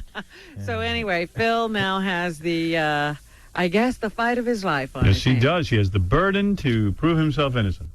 And that's what's happening. Thank you, Robin. And thank you to Rachel Perry. See her in Maxim's Real Swimsuit DVD, available in stores. And she'll be signing copies of the DVD today at noon at the FYE store on 6th Avenue, Manhattan. Check her out at check her out at perrytrain.com. Perrytrain.com. Charlie Murphy, thank you. Go see him at Zany's in Chicago coming up the 30th through the 2nd with Donnell Rawlings and Bill Burr. And Pauly Shore's movie opens up, October 1st, did you say? yes, at Low Cinema, New York and Los Angeles. And there's a premiere tonight. You can get all your info at paulyshoreisdead.com. I got to tell you, the talking here is just, I must tell you my thoughts. I've never seen anything so bizarre as the world's largest hemorrhoid contest. Still got that picture up there. Take it away. Yeah, take it away, guys. Seriously, I don't want to see it anymore. It is. I said it reminds me of the movie Alien, when the alien bursts out of the chest. I said I really had no idea what a hemorrhoid looked like. I've never seen one. I don't even know. Those are the worst ever seen. Yeah, I've never seen, and I want to say, it's a terrible thing in this country that people don't have medical insurance because. These people they got to be throbbing and suffering like unbelievably. They said the one guy was crying. Yeah. He was in so much pain. Oh, my God. And he didn't even win. That is just real. I don't know. I couldn't go on every day living like that. And I live like me. Having the urge to go to the bathroom must be frightening to them. Absolutely. Yeah, absolutely. The most horrifying moment is when you go, I gotta go. Especially if it's in public or something. It's, oh, no, I gotta go. Wow, and I got to tell you, I'm scarred. I had this horrible image in my mind when I saw the first beheading video out of Iraq, and I wouldn't watch this latest one that's going around on the internet. But this thing took the cake. Took the cake. This is and you can imagine if every one of us voted for this guy, Richard, what we saw. Yeah, he was by far the winner in a horrible contest. Yeah, that's a good thing. If there was ever something that happened in your life that was so brutal and you wanted to get out of your memory, like watching your father killed as a kid or something, look at a hemorrhoid. I looked at Artie at one point because I needed to look at some human being. Right. Well, I was just going to walk out and just go to another place. No, you're not going anywhere. You know what I realized? If I could somehow get every hot chick on the planet to look at a hemorrhoid immediately before me, I'd have a shot. I got to tell you, I felt so bad for runners-up Yeah. that I gave them all Steven Singer Jewelers watches out of Philadelphia. Steven Singer Jewelers is a great jewelry place, and they don't rip you off, and they've got beautiful stuff. And if you want to check out some of the stuff, go to stevensingerjewelers.com. You'll see that they're great and longtime friends of the show. So at least we gave them really nice watches, and the winner got $10,000, and he's got to put it toward getting that ass fixed. And, man... Yeah, the others can watch time pass as they ache. Yeah, the others can die a slow death. Right, but they'll know what time it is. A lot of them were thin guys, too. Like, I don't. They looked in good shape, healthy. Yeah, for some reason, I associate it with fat guys. Me too. Artie's face was like, when you're at a restaurant and they give you like Italian ices between courses to cleanse your palate. I had to look at his face to cleanse my palate. I did, because I turned away quick, and when I looked up, you were looking at me. Oh, and Robin's running out of the room. I'm looking at you, and you're looking away from me. Right. And Benji was into it. I noticed you do that, Artie. Like when we were having dinner together, yeah, and we were getting sort of like homo with each other about how much we appreciate each other, right? And then I would look at you, and you would like look away. You can't make eye contact? Yeah. Not homo. It was a nice conversation, but I'm not very, I'm bad with sort of feelings. No, not even feelings, though. You wouldn't even look at me when we were just talking about regular stuff. Really? Yeah. No, I looked at you. You got an issue. Well, I looked at the roast chicken with mashed potatoes. You're like an Afghanistanian woman who, can't look at her man. Yeah. Kept looking at him. He avoids eye contact. Yes, he does. I needed a burqa. Hey, on the phone is our old buddy Doug Stanhope, one of the funny comedians that sits in on our show sometimes. Yeah. Doug just needs a plug. He's got nothing really funny to say, he said. I got nothing. Will made me realize how boring I am. Hey, you have a good story to tell Howard? No, I'm a loser. You got a hemorrhoid, Doug? Why do you give them watches? Now every time someone looks down and says, "Hey, nice watch. Where'd you get that?" They have to tell them. It's because I have a bleeding sea snake hanging out of me. It was a gift. I had no idea I'm a big winner. I had no idea what a hemorrhoid looked like, and I kind Let me tell you, you still don't, because really, those are not typical. When the first guy went, it was kind of weird. It kind of was like, remember Jackie's disgusting belly button? Yeah. Like I went, oh, that's what it kind of looks like, and it's not so bad. And I mean, it's weird, but it's not so bad. Then each guy went after that, and things got more purple and more weird and more tire tube-ish. Yeah, they were the size of fists. I mean, it was amazing. That's foul. I always miss that stuff when I'm in studio. Yeah, I'm on the phone. Yeah, it's bleeding hemorrhoid day. Trust me, you picked the right day not to be here. Yeah, you're better off. You're all scarred. I am going to put this up on howardstern.com, though, after it airs on 8. Oh, you have to. Yeah, that's why I'm saying you got to go to the uncensored part of the website. I know it costs $4.95 or something to see these shows, but it's kind of expensive to stream on the internet. But, hopefully the price is low enough that you go on and see these uncensored shows and see what we see. And if you want something similar to this, you got to see the small penis contest. You'll freak out. But this thing, I got to get on the internet. I got to get it up there. I'm going to put it in 3D glasses. Scratch and sniff. And all these hemorrhoids were bigger than the small penises. Oh, yeah. Yeah. Doug Stan, it's a complete distortion of the human body. I don't know. I'm in Chattanooga, Tennessee. I don't even know if I have internet access down here. Doug Stanhope's new DVD. This is why Doug's calling in. I won't keep on the phone too long, and I was happy to give him the plug. Doug Stanhope's new DVD, Deadbeat Hero, is available in stores now. If you want more information, go to DougStanhope.com. So, would you put out a DVD of your act? Yeah, it's just stand-up. Just the stuff, just the words. Right. And no no violent, distorted body parts. Yeah, but Doug's a funny guy. Yeah, but what's the Deadbeat Hero thing? That was a last-minute title. I was going to call it Doug Stanhope before turning the gun on himself, but they wouldn't. They wouldn't go for that? They said it would keep it out of box stores if it had some suicide theme to it. I wanted to name my book Penis, Howard Stern's Penis, and that was banned. They wouldn't let me put it in bookstores because I wanted the New York Times bestseller list to go Howard Stern's Penis is number one. And that would have been cool. So I made private parts, which is all right. But. Yeah, every book you had to go for a second title. Mein Kampf was the first one. Well, yeah, my first book, Mein Kampf. And then they said, well, a lot of Jewish people read books and a lot of Jewish people own bookstores. And I said, yeah. And they go, they won't let you put the name Mein Kampf. I go, what do you mean, though? I mean, like, it's my story, Mein Kampf. Yeah. They were like, forget it. We know what you mean. I always act all innocent. That's how I get stuff done. I go, what are you talking about? Well, because that title was taken already, would that have been an issue? No. What, Hitler going to sue me? Yeah, Hitler's not suing many people anymore.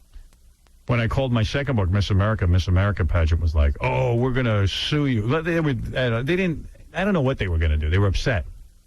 And I went, good, thank God. It's controversy. Right. Who even thought of that? Can he call it Miss America? I don't even know why I called it Miss America. I called it Miss America because my father used to say to me, your dad. I used to be walking down the steps and he'd go, oh, look who's here, Miss America, which, of course, was really great. You weren't dressed as a girl, were you? No. Talk about emasculating me. I mean, never a nice word to say. And then, like, oh, Miss America. Wow, that's a weird thing to say to a boy. Yeah, tell me if about I call my next DVD Private Parts, will you sue me? Like, would I call my son Miss America, even jokingly? I tell you, the whole goddamn experience of growing up was humiliating. Like maybe Captain America, sarcastically. Yeah. Like, hey, Captain America. Yeah, but you know what? Why all the sarcasm? Do I goof on you? And why am I the brunt of your jokes? Why not just call me fag? You had me to goof on me? Look who's here, Miss America. My old man used to call me fag a lot after I struck out or something. Did he? Did no, he he really? Didn't. One time he told me. One time. Another genius. One time I was like 14 years old. I struck out in a baseball game. I went after the game. He was driving me to get like a hot dog or something. He said, "You know, you swung like a real C word." Ooh. No wonder we both exhibit 9 of the 14 traits of a serial killer. I swung like a C word. Tony Danza on his show actually came out. Hey, Doug, I'll let you go. Yeah. All right, Doug. Good luck with the thanks, DVD. man. Thanks for the plug. Later, brother. Bye. Come in and see us live. I like Doug a lot. Yeah. Good guy. Now, you were saying something about Tony Danza? Yeah, he took the same position as us. Against Dr. Phil. Against Dr. Phil. And he got some newspaper play out of it. I came out and We say it, and nobody does anything. nobody cares. It's like the devil just said it. Makes no sense. I thought Dr. Phil should be brought up on charges, I said yesterday, and then I guess Tony Danza had repeated the same sentiment. Well, thank goodness Tony took up the cause. Well, I got home after the feast, and I started, I'm a remote control guy. I got to see what's on. So I hit Dr. Phil's show last night. And I heard about this. It was kind of a strange show, I have to say. First of all, is he really a doctor? I want to see. Yeah. I want to see documentation. I really do. No, he did this thing last night where he had this kid on, and for instance, today there was a big fine for CBS, $500,000 for the Janet Jackson and Justin Timberlake thing. Now, don't get me wrong, that was wrong, but you know. No, it wasn't. Why should CBS have to pay because Nothing was wrong. Janet Jackson decides to whip out her boob? You saw a little skin. Oh, wow. And they weren't in on it. It wasn't some great conspiracy. She decided to do something goofy. And it didn't damage a goddamn soul out there. They saw a breast. Big deal. Look at National Geographic. You'll see lots of brown breasts. And you know, I don't know, that $500,000 fine, people should be rioting in the streets against this government of ours. Creeps. Bush and that whole brown back bunch of freaks. I mean, really, shut the hell up. I mean, how come at a football game or a tennis game you hear a guy yell at F word, they don't sue the network? How come? It's going on all the time. Go on my website. I'll tell you can go complain to the FCC. It's hypocrisy. It's just a bunch of senators and congressmen who want to look like they're doing something. Instead of looking into this Iraq situation, they'd rather look into Janet Jackson's boob. You should throw them all out of there. Whoever's in office, get rid of all the incumbents. That's right. We should just overturn the whole group. We could have a revolution in this country if people would vote. Get rid of Bush. Start with him. And vote out every senator and congressman. That's right. There's some congressional voting going on, too. Change your congressmen and senators. Just for the hell of it. Just because they're all punks. Because all of them voted for this indecency bill. Democrat and Republican. That's right. Vote Bush out just because you can.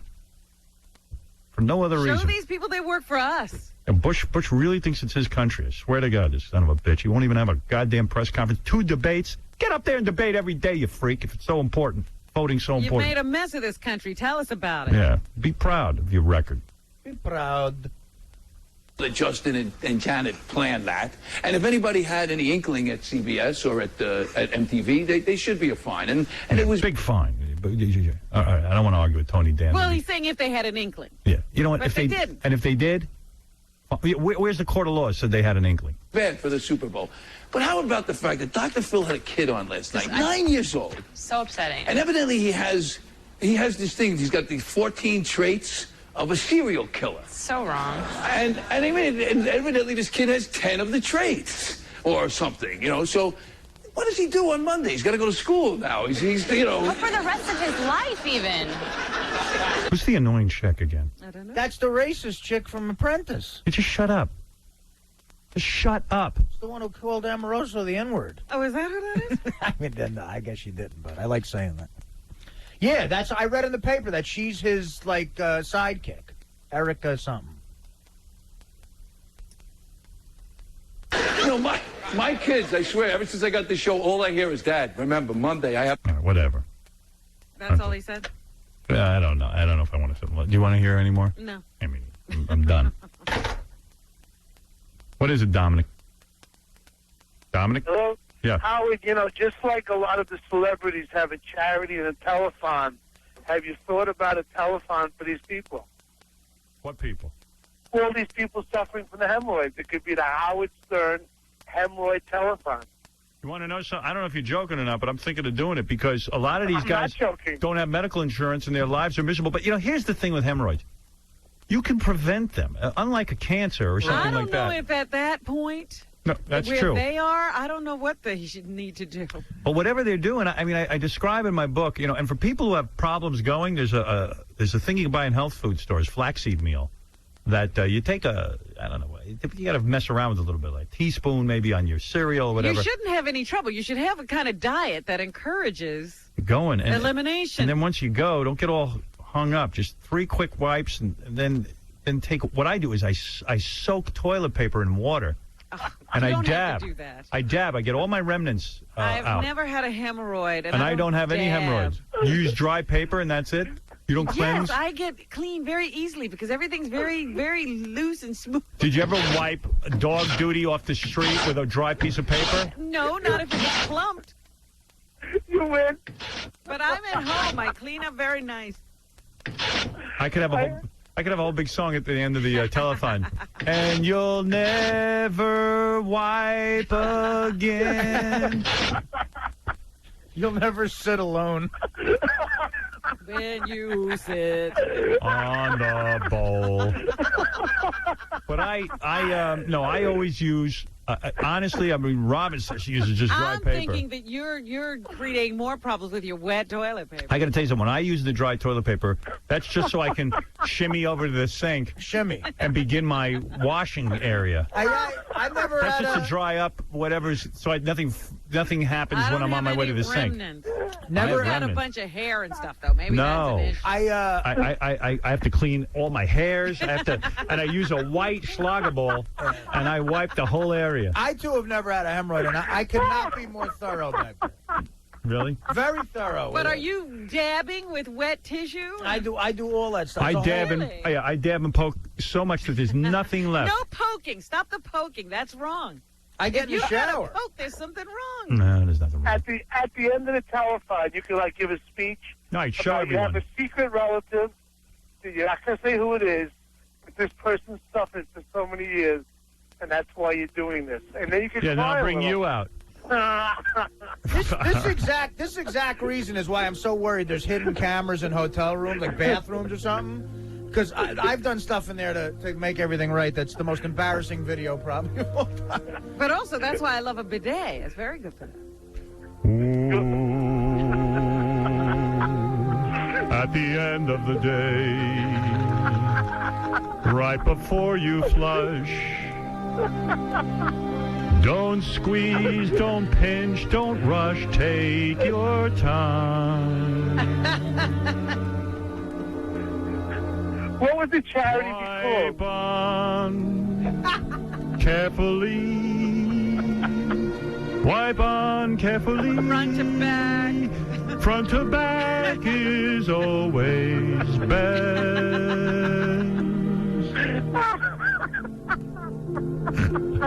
Wax on, wax off. Wipe on, wipe on. Wipe on till you're clean and you'll never push again.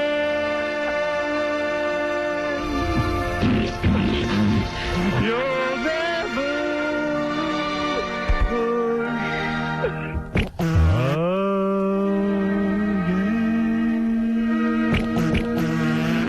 Yeah! I win it. Good night, everybody. God bless America. We've raised $1 billion, sir. Balloon knot.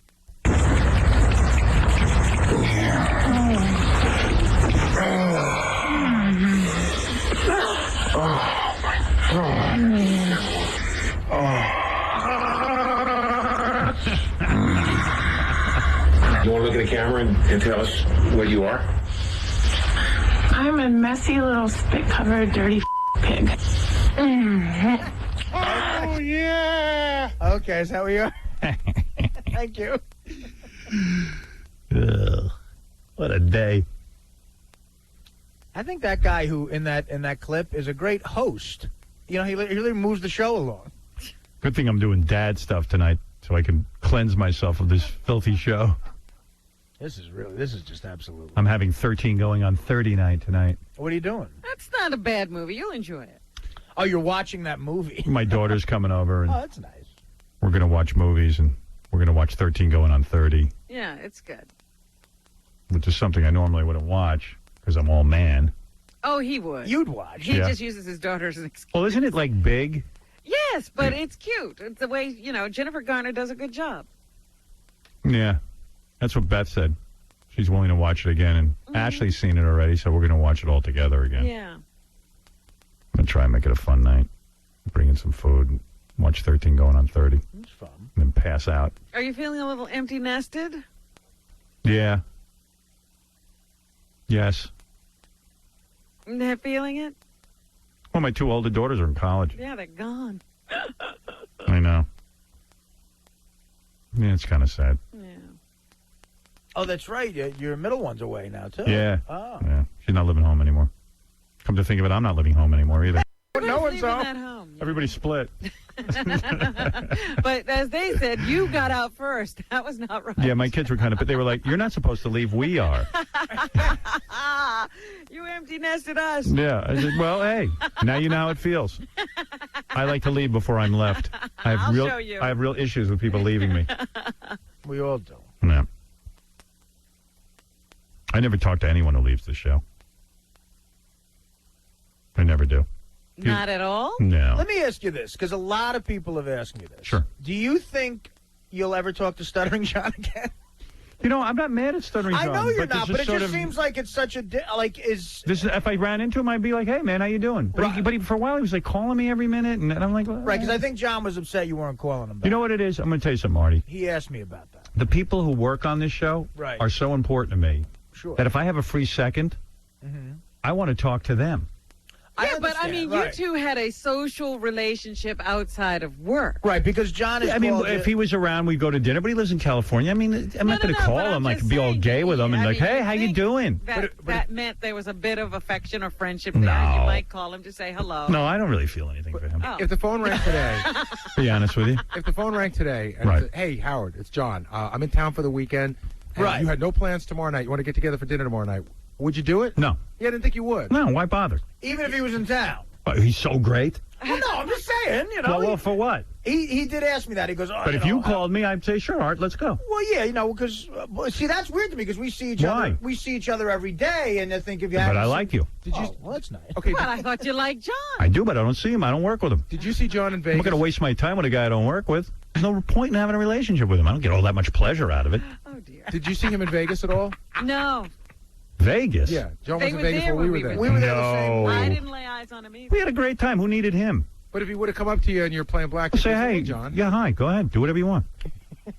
Really? I mean, I'm not mad at the guy. It's just, why would I hang around with him? No, I know you're not It's mad so at much him. fun to be around you. I mean, no, it's not that much fun. Because people. I used to like to sit and we'd talk about the show and various things, but now I don't want to. What am I going to talk to him about? Are you getting together with him? No, but I have my own reasons for that. I would if he hadn't been such a dick when he left. Yeah, I don't even have a problem with that. No, I'm not talking about what happened there. I'm talking about between me and him. Oh, I see. Yeah, there was just a little thing going on. I mean, he's not so great. You know what the problem is? Like, John and I have spoken maybe twice, maybe 2 or 3 times. Yeah. And what happens is, the reason why I don't call him is because, we never had that kind of relationship. But when we talk, it's a very odd discussion because I go, John, how's everything going? Great, everything's great. Like, we don't talk about anything It's anymore. not going to be a real He's not telling me conversation. anything. I'm not telling Right. him Yeah, anything. and the It's thing very is, boring. it's boring. And not only that, I never used to talk to the guy on the phone. Now he's calling me to talk. Like, well, I never talked to you before. Why would I talk to you now? You know, he claims that the whole reason for leaving. He starts sending me clocks. I go, what do I need a clock for? So you can see how long he's been away. Yeah. He actually claims that the reason, or I've heard through the grapevine, that the real thing that sent him over the edge, that made him decide to leave, was he tried to contact you for like 2 weeks. Right. To talk about. But who knows what he wants to talk about? Right. He could have come to you and said, John has something important to talk about with business. But no, he's listen. And that, John wanted to leave. this. We know We've that. been through all He's just saying that he's trying to work himself up It's into a water lather. under the bridge. We know John, and we know how he operates. But you know, it is. There's a way to get to me, believe me. He got to you. He was with you many times. He never brought it up once. He got to you to tell you he wasn't going to be here anymore. Right. Somehow he found me. Please. Don't buy into his crap. I'm just telling you what you know how I am, man. I'm not. If someone needs to talk to me, I talk to him. I'm not sitting in. Yeah. John wanted. I thought John was calling me to get together. I was avoiding that. Who the hell wants to sit there with him? I mean, I avoid that with everyone. When's the last time I saw Fred? I'm still avoiding his calls. But it is weird because I do expect to never. What is that, Fred? I don't even bother calling. I don't want to have you. You could call me. I don't want to have you hurt yourself when you're on your way to be nice. Checking the. What? I ran into Fred in a restaurant the other day. ID and going like, oh, it's him. Who knew? You two could have been out together. Oh, S word. Thank God Fred was almost done with his dinner. So. I don't expect to ever speak to you again when we're through. I don't know why, but I have nothing to talk to you about. No, I really do. I really don't. But it makes me sad. Great. It's sad, but what am I going to talk to you about? I know. Well, listen, we're here. Now you got listen. Well, I'm so great. Do you want to sit and talk to me? What would you talk to me about if you got a hold of me? Do you think 5 years we're off the radio or something? You're going to call me? Hey, what's going on? Well, nothing. But I'm sitting here staring at the wall. You know how we think it's weird that Jason Alexander doesn't talk to any of those guys? Do you think that, say your contract's up and you say, you know what, I'm just done. Look, I'm going to tell you something. I worked on a movie called Private Parts. Mm-hmm. It was the single most rewarding experience of my life. I loved the people on the crew. I loved the craft services guy. My director, Betty Thomas, I'm in love with her. I love her. Mary McCormick, my co-star. Love her. Loved going to the set every day, seeing her, seeing Betty. Ivan Reitman, he great guy. You name it. Lenny Bloom, the writer. Right. We worked together for many months. Dan. Great guy. Dan, great guy. Calls me all the time to get together. Listen. Betty Thomas and I have spoken 2 times since then. She doesn't call me, and I don't call her. I mean, what would we talk about? We don't have any. That was a matter of months. This has been years. Robin, Fred. Then one time, years. Betty Thomas invited me to her house. She was having a spoon-bending party. What? I'm not going to that. What the hell is that? Making a film is like... She hired one of these mental people who bend spoons with their mind. But you know what? Here's the deal. No. What am I? Yeah. I hate to tell you, I'm not going to go look at that. But we're talking about 25 years. Yeah. Robin, Fred, and I have been with you each 20-plus years. Yeah, but you got to understand something. I have and you can ask my psychiatrist. I have a very, detached personality. Excuse. No. Don't give me the excuse that you just don't like us because you have a psychiatrist. No, I like you. Tells you. I like you. No, you would not do. This is not the activity of a person who likes you. Oh, I like you very much. No. Believe me, you wouldn't be here if I didn't like you. Tolerate us. No. You need us or tolerate us or something. No. Yes, that's it. All right, maybe that's a little bit. But the point I was getting to, and I think about this. You don't have to say that, though. Let's be honest here. You're fine. I think about this all the time. Him, I tolerate. I agree. Right. The show ends in a year. Your contract's up. Right. Do you think there'll be any relationships at all between anyone on the show, or do you think everyone will just stop talking to each other? Yes. Not in a bad way. Yes, I do. I think people will stop talking to each other. Oh, stop. Like, Robin, will you stay in touch with me as a friend? Of course. I would like to. I will bet the farm she doesn't. I have a great affection for you. Thank you. And I would always want to know how you are, where you are. How often would you get in touch with him? I'm not saying we're going to talk every day. Right. You're going to see him once a year. In touch. Well, that's more than you're doing. Well, maybe I'll get together. No, I do know. I really do. It's that important. I'll get together with you for I know that I'll probably never hear from you again. And I just don't. I don't think. And believe me, it's not. I just won't think about you. I understand that. Like I won't say to myself, "Oh, Howard hates me." I just know that's your personality. I don't. Right. I don't. We have all resigned ourselves to the fact that we'll never be hearing from you again. Right. I turn off. Whoever's in my range, I see, and that's it. But then there's a weird thing because there are a couple of people that you've worked with over the years that you do sort of want to keep a relationship with. Who's that? Well, even though it's fallen by the wayside, I mean, I thought you stayed in touch with Dan Foreman for a much longer time than... We worked together. But even after that, you'd like to stay in touch with him. I like Dan very much. In fact, Dan is one of my closest friends, and I haven't spoken to him in 10 years. Right. I consider him one of my closest friends. But there's a guy that I think... Why would I talk to him? Oh, yeah. Well, he's working on the news. I'm working here. You might ruin the friendship. Right. Something could go wrong. He might need something. I think it's also funny because you have these... now that you're social again, you throw these parties like the one you had at your apartment and the one you had Valentine's And then Day. you are amazed that these people still show up. And people are amazed. People are like, "Oh my God, I can't believe why did I get invited? I didn't think Howard knew who I was." Because I like them. I have affection for them. But it is. People are startled that you still know them. Sure, I know them. Even if he doesn't know them. I mean, he invited people he didn't know. I did. And they were as much invited as people he does know. That's right. So everybody was equal. A person he saw once to a person he sees every day. There you go. That's great. I think I'm going to have I've developed a lifelong friendship with some of the girls in traffic. I called Artie last night. Right, yeah. No, I mean... About business. Right, and I go, Artie, I got a specific question for you. Answer it. Right. He answered it, and that was it. Goodbye, all right? I said, oh, by the way, you doing all right? Yeah, I'm okay. Yeah, that was real quick. Yeah, I couldn't wait to get off the phone. That's everything. I know. I mean, I have these conversations I gotta make a right with Howard, turn. and I see him struggling to deal with small talk. Oh, I hate it. Before he gets to the business. Just let's get down to business. I don't... So how you doing? I'm like, never mind. Right. Well, at least you know me. Listen, it's not... Do you think it's fun being this nutty? It must be, because you do it. No. And you know what's weird? You know what's awkward It's what about... you do. You know what's No, I awkward? don't like... Not do it. I don't want to bother anyone. You know what's awkward about that is that I sense that about you on the phone, that you want to get off after you tell what I say. Right. So Dana was there, and Howard says, say hi to Dana. So I say, Dana, Howard says hi. Then Dana starts, my love to... I'm like, Dana, this is not a long conversation. Don't even bother. I just want to say, she says hi, and let's get off. Well, first of all, she's yelling from the back of the room, having a conversation with me. Tell her to pick up the phone and let's talk. Like you want that? You'd have been today you'd be, oh my God, Dana picked up the phone. I couldn't get off. Anyway, look, we had fun last night on the phone. We That's all. did. We Yeah, absolutely it was great. did. Well, there's actually been something I've wanted to talk to you about. I just haven't got. I said, well, but why bother? To me? Why bother? To me? Yes. Send the smoke signal. No, I said, why bother? No, I'll just keep my call own me. You know counsel. that. Never No, mind. stop it. Call me up. I would love to hear from you. Why bother? So much fun. First, you got to go through that system of yours.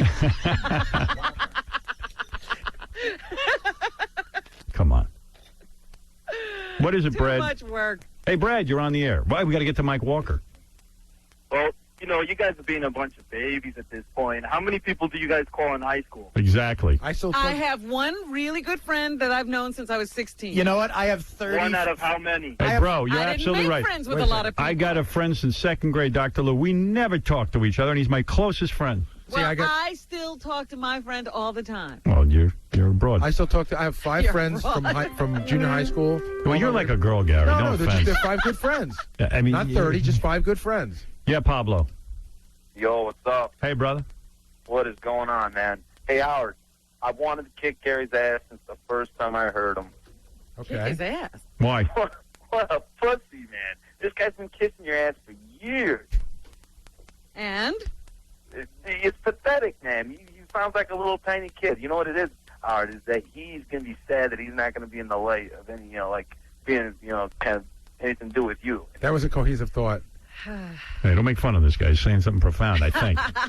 If we could only figure it out. Vinny Favale, who was on David Letterman last night. I saw him in a bit. I hate my voice. Hey, Howard. So Join the club. From last night, ratings. Hello, my I have ratings information from last night. Give me ratings information. Well, by a nearly 2-to-1 margin, if Donald Trump ever says his show is number 1, I don't even think he's number 2 or 3. CSI just wiped out his show completely in every demo. Wait a second. You lied yesterday. He did do well. I did lie yesterday. How did he do? Tell me. Then read me the cold, hard numbers. And is this New York overnights or nationals? These are the overnights. We'll have the nationals. I'll probably have them. These in are about a half hour. overnights. But let me give you the overnights, okay? Hold on. What is an overnight? From how many metered markets? It's about 50% of the country. Go ahead. Okay. So The Apprentice, in the first half hour, hold on. I'm looking at my BlackBerry here. In the first half hour, it did an 11.8 rating, 17 share. Okay? Yes. CSI, 19.9 rating, 29 share. That shows him. I tell you, that All shows right, him. what That's a about monster. 18 It's to like a whatever? movie. Well, yeah, That's what he always screams 18 to about. 49. That's what Donald says he's number 1. There's nothing. He had 18 to 49 viewers. I'm telling you, his show got wiped out. But Vinny, Just give me the 2 numbers again. What was Okay. what's the numbers? Let's do the last half hour, just so that's where they ended up. Okay. Donald Trump, The Apprentice, 12.8 rating, 18 share from 9:30 to 10. Okay. So he's dropping audience or Yes. building? Dropping. CSI, 20.6 rating, 29 share. Wow. But a 12.8 is not a failure of a show. Well, you know what? It is when you're measured against yourself. I mean, last year you wait a doing second. a bigger number, and now Wait a it's not. second. You don't think that that's a hit show, though? The Apprentice This is an absolute hit show. It's a pop culture show. The way the guy talks about it, he makes it sound like it's the only show on television. All right. So you're saying CSI wins in the overnights against And we'll win in the National. Apprentice. Will be the #1 show for the week, and The Apprentice will not be the #1 of anything. It's not even. I don't even think it's the #2 show that night. I think Survivor's number was much higher. How does Survivor do against Joey? Is Joey done? In the overnights, I think they tied. Hold on. So Joey's still doing good then? No, Survivor's doing fantastic. But how is Joey what doing? about Joey? Joey, last night was an 11-9, 19 share. 11-9 rating, 19 share. And Survivor was an 11-8, 18 share. So pretty much a tie. So Joey beat it. We'll win in the Nationals. Joey beat it. So Joey beat it. No, that's the overnight. We'll win So a second ago you told me the overnights are important. No, they're all important. So a 12 is pretty good. At 11, you're crowing about for Survivor. Guys, listen, come on. Right, Survivor had an 11, Apprentice had a 12, and you're saying Apprentice did terribly? I'm saying The Apprentice is not what Donald Trump would have you believe it is. But it's a big hit show. But up I'm until not saying it's not a hit. Donald Trump makes it sound like he's bigger than the freaking Beatles, you know? It's not true. all right. Vinny. And can I just say one more thing? Yeah. Two more things. Vinny is to CBS what Bush is to Iraq. It's like you can never lose. Nothing's ever going wrong. That's right. But all right, I admire your loyalty to the company. I appreciate that. On the hemorrhoid thing, are you going to put the picture on the website today by any chance? Oh, you got it. I can't. Listen. Because I had a suggestion. You're not? Well, what's your suggestion? Well, when eventually you do the picture, you got to bury it under 15 windows, because I still don't know if I want to see it, but you should be able to click I'm going to through. work with Robin Radzinski and see if I can get a copy of it to put up on howardstern.com, the whole show. Right. But he's right. It shouldn't just be sitting on the website. You should have to click through to see Yeah, it. at least 10 windows. There should be a Like, warning sure. like before you see a beheading. Right. Are you really sure? Are you really sure you want to see this? Was it the size of a golf ball? Oh, Bigger. so much bigger. Bigger. You know what it was? Golf Seriously, club. It looked like a pair. If I could say, it looked like a pair of fake wax lips. You ever see fake wax lips? They were about that size. Yeah. Giant size. Like Carrie's lips. Got it. Yeah. Hey, Bigger. By the way, like Vinny's a perfect example of a guy in your life. If you stop working tomorrow, how long do you think it'd stay in touch with Vinny? Because you talk to him a lot. I'd probably stay in touch with Vinny. I would think. I'm honored. I like Vinny. We're good at email buddies. We don't have to talk. Yeah, we talk. Yeah, no, we talk. I got friends, man. Don't make it seem like I'm a jerk. Ross Abelo, you're on the air. No, Hey, he Howard, has how are you? friends. We're just not among them. Right. That's Hey, what we're saying. How you doing? I wanted to point out that I think that you first met Ross Nathan through business, right, from the show at the Coliseum many years ago, and 20-something years ago, you still talk to him. Yeah, but Talk to him all Howard, the time. you didn't become friendly with him till... It's been a recent Till I friendship. was divorced. Yeah. Ross and I are friends. Ross is a genuine friend. I see Ross once a weekend or once every other weekend. Right, but the first contact with him was through work. That's What's true. that got to do with anything? We're not talking about that. No, he was talking, Robin. He was talking about how people that he's worked with, he's lost contact, or Dan Foreman speaks to once every 10 years. My point was just you first met Ross through work, and he talked. I have male friends that I hang around with. Ross Zapin, Richie Notar. They never really worked. They were friends. Ross comes in here and brings Right, people. right. It's not a work thing. Right. Yeah, absolutely. And I have some friends. Oh, I agree. I have people but I don't sit and call Ross. Call him and say, hey, what are we doing tonight? But we used to think we were friends, and now we know. Oh, stop. You're busy. I'm busy. Busy with that Mr. X. Okay. I like Mr. X. I would hang around with him. I see. It's me you don't like. Okay, I like you very much. Now Stop it. I understand. I have genuine affection for you. Mr. X is a fun guy to hang out with. And I should remember that while I'm not hearing from you. Are you kidding? Stop it. Fine, we'll all have a big sleepover tonight. You guys are welcome to the... Here we go. But you guys are all welcome to go to the 13 going on 30 party. But Howard, there is something going on, though. I'm not going to press this too much, but there did seem to be a period of time where you and Robin spoke more often than you do now. Right. I mean, What, 100 years ago? Yes. No, certainly within the last maybe 6 or 7 years ago. No. Yeah, we like each other. You really don't think I don't like you? Spoken to each other in 12 years or something. Really? Oh, stop that. About ridiculous. business we speak, no, but we don't just we've talk. had personal conversations. Stop it. What are you talking about? Because there was a time where I remember Robin, when you were married, Robin would be at the house a lot, just for hanging out. Robin would go over. Yeah, that was many years ago. That's what I'm saying. That all ended all about the same time. Yeah. He had enough. I was uninvited, and I said, okay, I'm not welcome there anymore. I won't go. Whatever. Well, that's true. Why would you want to be there? Believe me. There's nothing going on. I used to enjoy myself. Robin knew about my divorce before anyone else. Well, no, you told Robin about your divorce. That's before right. anyone else. A lot of us thought we knew. In fact, Robin had to tell Allison about the divorce. She was in charge of that. Oh, sure. No, I have genuine affection for everyone on the show. And, matter of fact, if the show ended tomorrow, yes, I would stay in touch with everyone from the show. You're absolutely wrong about me. You're wrong. I'm telling you. You're not accurate. Let's end the show now. You didn't test it. All right, we got to take a break, and we will come back. And Robin, it will be Mike Walker. Yes. And you will get a chance to shine.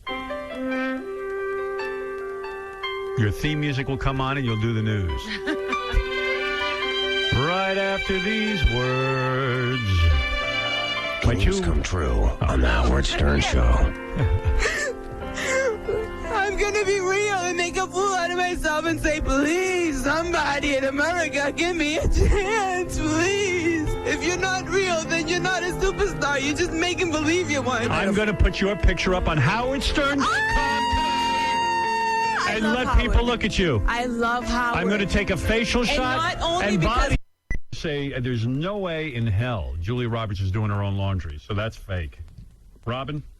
You know what? That is what you would say right off the bat. Come on. And I got to believe that Mike did that just to try to throw you off. Right. So I'm going to say the Paris Hilton story is contrived. Artie? Well, I'm a little disturbed on how naturally it was for Mike to do an impression of an effeminate accused child molester. I've been practicing a long time on him. I agree with that. As soon as I got a job as a longshoreman, I said, yay, I don't have to do my own laundry anymore. I make over 40 G's a year. That's got, what is she, no way she's going to a laundromat. No way. Fred, go ahead. Well, Nave is true. The MJ one is true. It's either Paris or Julia. And by the way, yeah, Julia, I agree, but it can't be one of these things where her cleaning woman's there doing the laundry and she just walked in and right. No, he says she was doing separating it herself colors from white. Unless she's like going for somebody with her. All right, Robin says Paris Hilton. The rest of us say Julia Roberts does not do her own laundry. Which is it, Mike? It is none of the above. Oh. None of the above. Nobody has gotten it. It is Neve Campbell. It's true. She's not too busy to do a movie poster. No. There you go. She's What's she absolutely not. thinking? She's taking her what's she clothes got to off do? be in a movie. She'd be thrilled to be in the Right. movie. What's she doing that she couldn't do her back? All right, Mike, you got us again. Yeah. Yeah, sorry, guys. I thought it was pretty easy this week. Yeah, but Julia, yeah, you would think that would, but that's the fun of the game. Truth is stranger than fiction. That must be the first time she ever did laundry and the last. Yeah, it was a novelty. Mike, for the record, let's hear your Julia Roberts impression. I can't do a Julia Roberts. Hello, Mike. It's Julia. No, Julia's more Texas like that. She talks sort of like that. What's happening? Hey, Hi, could I how give are you you? a I'm lap Julia dance, Roberts. Mike? This Yeah. is Julia Roberts. I'd really like to put my knee in your crotch. Who's high pitch? This is Kelly Clarkson. I always do my laundry. I just want to say Ocean's 11 is a great film. It was great working with Brad Pitt and George Clooney. It's so great to be here. There you go. You got it. All right, thanks, Mike. Thank you. See you next time. All right, Mike, the great Mike Walker. I love Mike. In what way? I mean, yeah, it's just a good journal. Are you going to stay in touch with him? Not You after go to his house and have dinner? Not after the show, Robin. Next week, VH1's Rachel Perry, Terry Hatcher, Charlie Murphy, brother of Eddie Murphy, Jim Belushi. Coming soon, Denise Richards, amputee beauty pageant. Let me mention that. That's the next big one. If you're a hot woman who's also an amputee, and you'd like to enter the world's largest amputee beauty pageant, send in a video of yourself by Monday, October 18th by 5 p.m. Prizes? Come on. What, are you kidding? The amputee beauty pageant is sponsored by the movie Saw. Experience the ultimate Halloween event in theaters everywhere, October 29th. And, Gary, how much is the prize? Who wrote this plug? Whatever. Aren't you supposed to say how much money is in the prize? Yeah, you know what? It was supposed to be on there and it's not. I apologize. I don't know how much the prize is. My producer.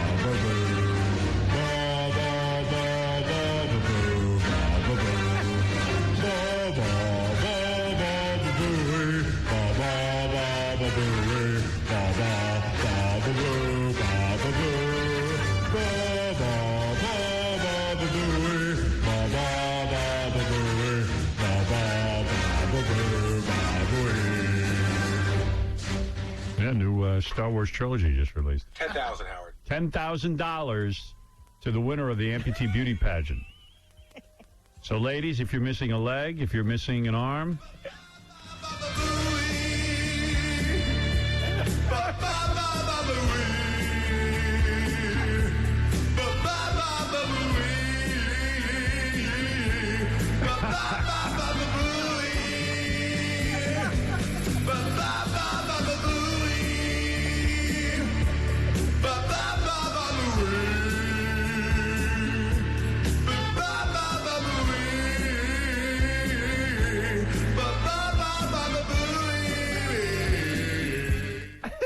great song. That's awesome.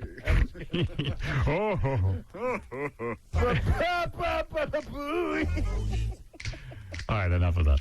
Yes, Chauncey, quickly. No Chauncey? Did he hang up? He insists on calling every day and ruining my show. Come on, Chaunce. All right, thank you. So, you know, I always have to remind myself why I hate Kathy Lee Gifford. You know, she hasn't been on TV for so long that, you You can forget about hating her. Yeah, I started thinking, like, you know what, she wasn't so bad. But then I saw she's now making the rounds of talk shows and Entertainment Tonight and stuff. This is actually the TV show. I don't know. Extra or something? Let's see. Entertainment Tonight. So they're interviewing her because her and her daughter, Cassidy, who, by the way, I can tell is going to grow up to be a piece of ass. Oh, yeah? Yeah. Really? You think so? Unfortunately, I was hoping for a big, ugly kid. He got good genes. Yeah. But the kid's going to be really good looking. Oh, boy. Yeah. Cody looks chubby. Cody looks a little odd, but the girl's going to be good looking.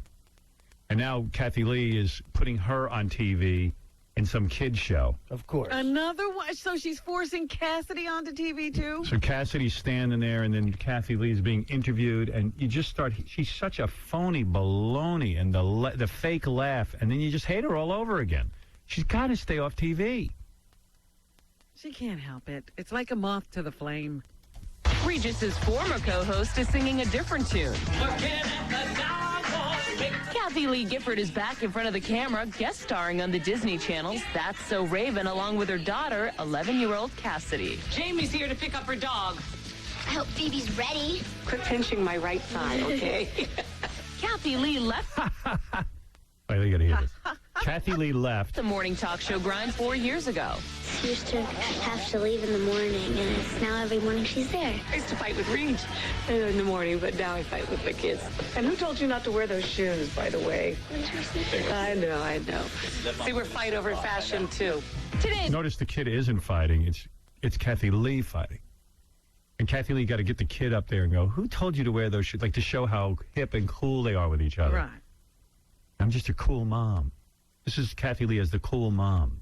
51-year-old's life is all about being a mom. She spends most of her time at her Connecticut home, but does enjoy traveling. Kathy Lee says reality TV producers have courted her. The answer?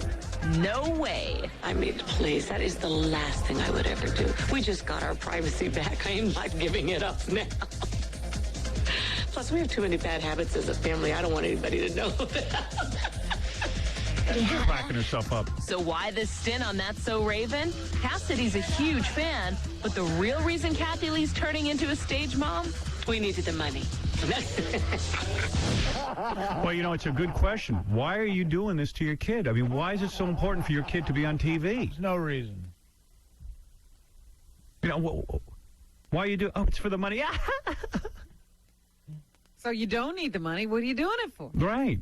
Why are you doing this, you demented woman? She just said we just got our privacy back. Thank God.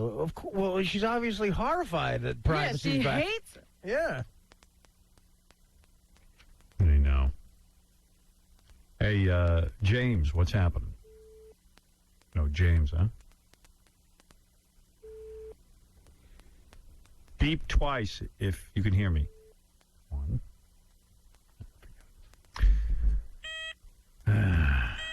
I guess they're not really there. Beep. Hey, Kenny. Hey, Howard, how are you, man? Hey, bro. Hey, finally got some good news for you on the board. It's finally coming together, man. Jessica's been spending a lot of time on there. She's getting the right people. It's been fun the last couple of nights. Yeah, the bulletin board's pretty good. I was on there. I'm going on tonight. I'm going to go in that bar room, that Oh, Cal Monster's Bar. I'm going on Kel Monster's bar. Oh, really? Hey, Artie, they got a new name for you, man. Artie Blank's Cub Scouts. Whoa! It better be Artie loves Cub Scouts. Yeah, you fill in the blank, my buddy. Hey, Howard, another thing, man. I know you're doing it with your daughter tonight, but Munsters Marathon. Wait, what channel? TV Land, I think it starts around 3:30 for 9 Oh, hours. my goodness. Got to be there. Starts this afternoon? Yeah, 9 hours. Oh my God, I gotta watch that with the kid. You better get somebody to tape it for you. Have them forever. Hey, yeah, hey, Laura, if you're listening, can you have one of the boys tape me the Munsters Marathon? I want to. Is it no more? There's only 3 seasons, right? That 13 Munsters? going on 30. It's 2 seasons. It says 64 to 66. No, we'll do 13 going on 30 and then Munsters. Oh, okay. I'll stay up for that. Yeah, of course you will. Hey, listen, man, I've been listening to you for ever and a day. You make every day go great.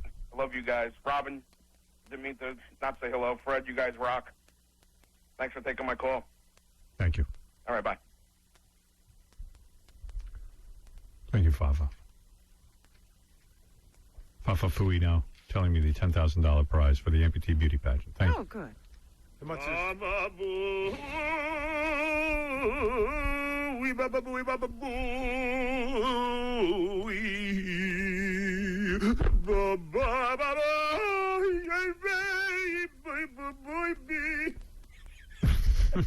Yes. So when did the guy say the marathon was from 3 to 9? 3:30 to. Because the show is 70 episodes, so even if it's 3 to 12, or 9, that would be the best 18 episodes. Yeah, I'm buying the DVD box set anyway. So am I. Yeah. But I've been watching it every night because it's on 8 o'clock. It's amazing. It's an amazing show. I'm going to be there for the marathon.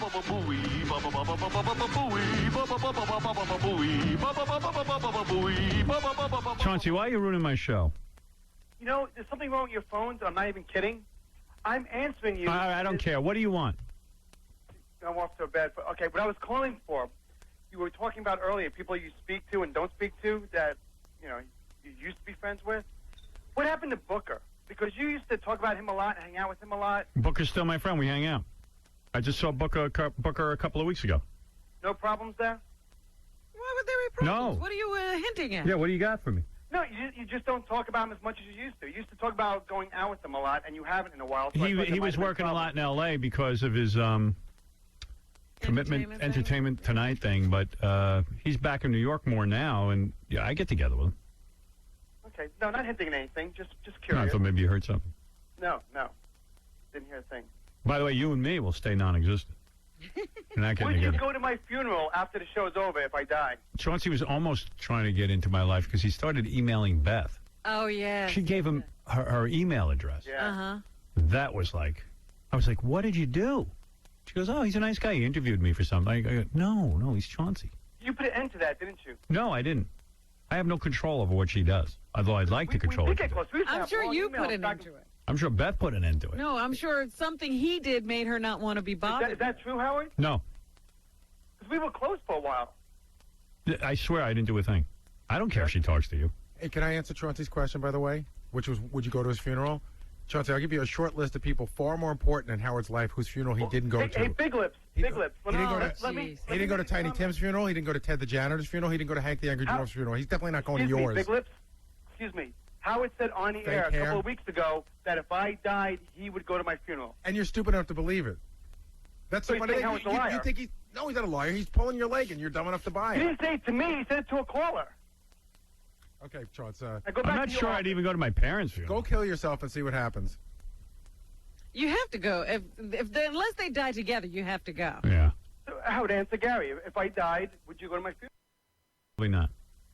So you're backpedaling on that. Yeah. That made me feel good when you said that. It's a shame because that kind of hurts. I like you, though. You're flip-flopping. I might go. You know, like if it was a weekend, if you died on like on a Friday and they buried you on a Sunday, I'd probably go. I mean, I don't know. Depends on who's going to be there. Who's Yeah. coming? Depends on the day that I die. If you were buried at Nobu on a Friday night, he'd be there. Yeah, I don't know that I'd go. No, you know what? I got to be honest. Now I'm thinking it through. I don't think I'd go. Beth would make you go. I think Beth would make you go. No. Did you go to Allison Steele's funeral or somebody was in the city? No. Somebody you really liked? I went to, I'll tell you what I went to. I went to Jerry Nachman's. It wasn't a memorial service. But you know what? Let's be honest. And Chauncey, I'm not putting you down, but Chauncey's not Jerry Nachman. Right. I love Jerry Nachman. Even though we really didn't know each other. We didn't hang out. But you guys always seem to I had a respect for him. Yes. And that memorial service was very moving to you, right? It was. Yeah, it was way moving. I don't know, Howard. I think you would go. I think you're saying it on the air. You wouldn't go? I don't think I would, Chauncey. I'll be honest with you. He wouldn't go. For real, I know he wouldn't. I didn't go to my grandfather's When are funeral. you dying, by the way? Chauncey, I didn't go to my grandfather's funeral, and I loved him more than any person on the planet. You didn't go to your grandfather's I was busy. Because it sounds like Chauncey's putting together the guest list. Hey, what were you busy doing? Seriously, if you don't mind me asking. I was, where the hell was I? Either I was in college, and my mother went, you don't have to go down, and I just went, okay, and then, or I was up at summer camp working in the kitchen. And it was a big mistake. I should have gone. Big mistake. But see, Howard, I think with you, your moods flip so much. You go up and down so much. It just depends when it Right. happens. I mean, it could. I mean, there's an outside chance. Maybe I'd be all upset, but I don't see it. Johnson, I got to be honest with you. I don't see it. You were moved by people. Again, you loved Ted the janitor. Right. And at the end of the day, you know what you said? I'm not going to New Jersey. Right. And Chauncey's where going are to be you buried getting in Jersey. buried? Can you get buried downstairs? You get buried at Nobu on a Friday night. I'll be there. Make it Scores. Scores.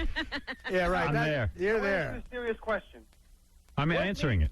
What made you say that day when there was some concern that I might have cancer on my leg, and someone said if Chauncey died, would you go? You were there. I was looking at you. I felt, Chauncey's a nice guy. I really do like you. And I went, I would. I was feeling like, yeah, okay. Yeah, I would go. But now that I'm thinking about it, that's crazy. No way I'd go to You your were feeling funeral. sorry for me at that moment. You don't I feel was. sorry for me now because I'm okay. Right. But Chauncey, you're going to be dead. Why do you even care? You know what? It's a weird thing. It's strange that Chauncey, you want bottom Howard's line, I'm not approval. coming to your funeral. Star I mean, is it going to make your life more worthwhile to know that Howard is going to be at your funeral? You know something? I got to tell you, Robin, it would mean something to me. I don't want to go. Thank you. We got to get to news. Never mind him. I would hope Leah Remini would go since you stayed at her house for weeks in L.A. Oh, here's the lineup on the Munsters Marathon. It starts at 3 o'clock, and then it goes all the way to 11:30 at night. Wow. Let's see. First episode. Herman, Lily, and Grandpa attend a costume party given by the parents of Marilyn's latest boyfriend. Oh. So they think it's a great costume. Oh, I wish I was home tonight just relaxing and watching that. Come on, man. He's got to go to Phoenix. I got to run to a plane in Out of 10 here with that. minutes. Every minute workaholic. I am. I'm got a great work ethic. Sorry. Let's see what else. 3:30. Eddie's robot for the school science fair is sabotaged. Oh, wait. Here, 4 o'clock. Grandpa's mail-order bride is the Black Widow who marries then murders her husband for their money. Oh. Oh, that's going to be so much fun to watch. A magazine chooses the Munsters as the average American family. That's a great one. That's a great one. Yeah. What happens when the photographer shows up? Oh, God, I was just reading about this one the other day. They come in, and for some reason, they don't, they get all flipped out, and then... Of course they don't expect the Munsters. Oh, I couldn't imagine getting a nice Sicilian pizza. Grandpa turns into a bat so Eddie can take him to school for the pet fair, but Eddie trades him in for a squirrel. That's a great one. I remember that one. That's a great one. How about this one? Herman unknowingly takes dancing lessons from a crooked dance school.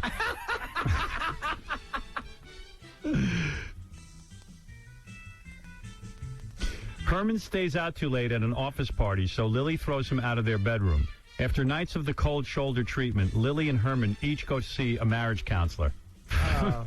There's nothing better than Herman in his pajamas, too. That's so good. You know what's a really good one, Howard? Lily takes a job moonlighting. She's welding. She has a welder's mask. Oh, yeah. And Herman's flirting with her at work, but he doesn't know it's Lily, and she gets mad at him. Right. Lily?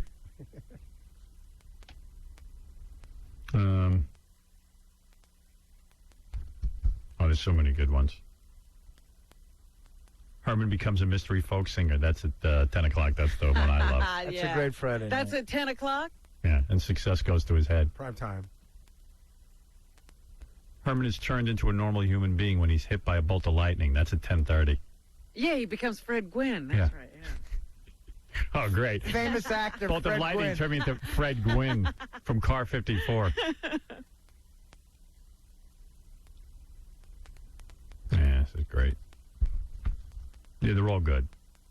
I got to watch. Monsters. What's in the news, Robin?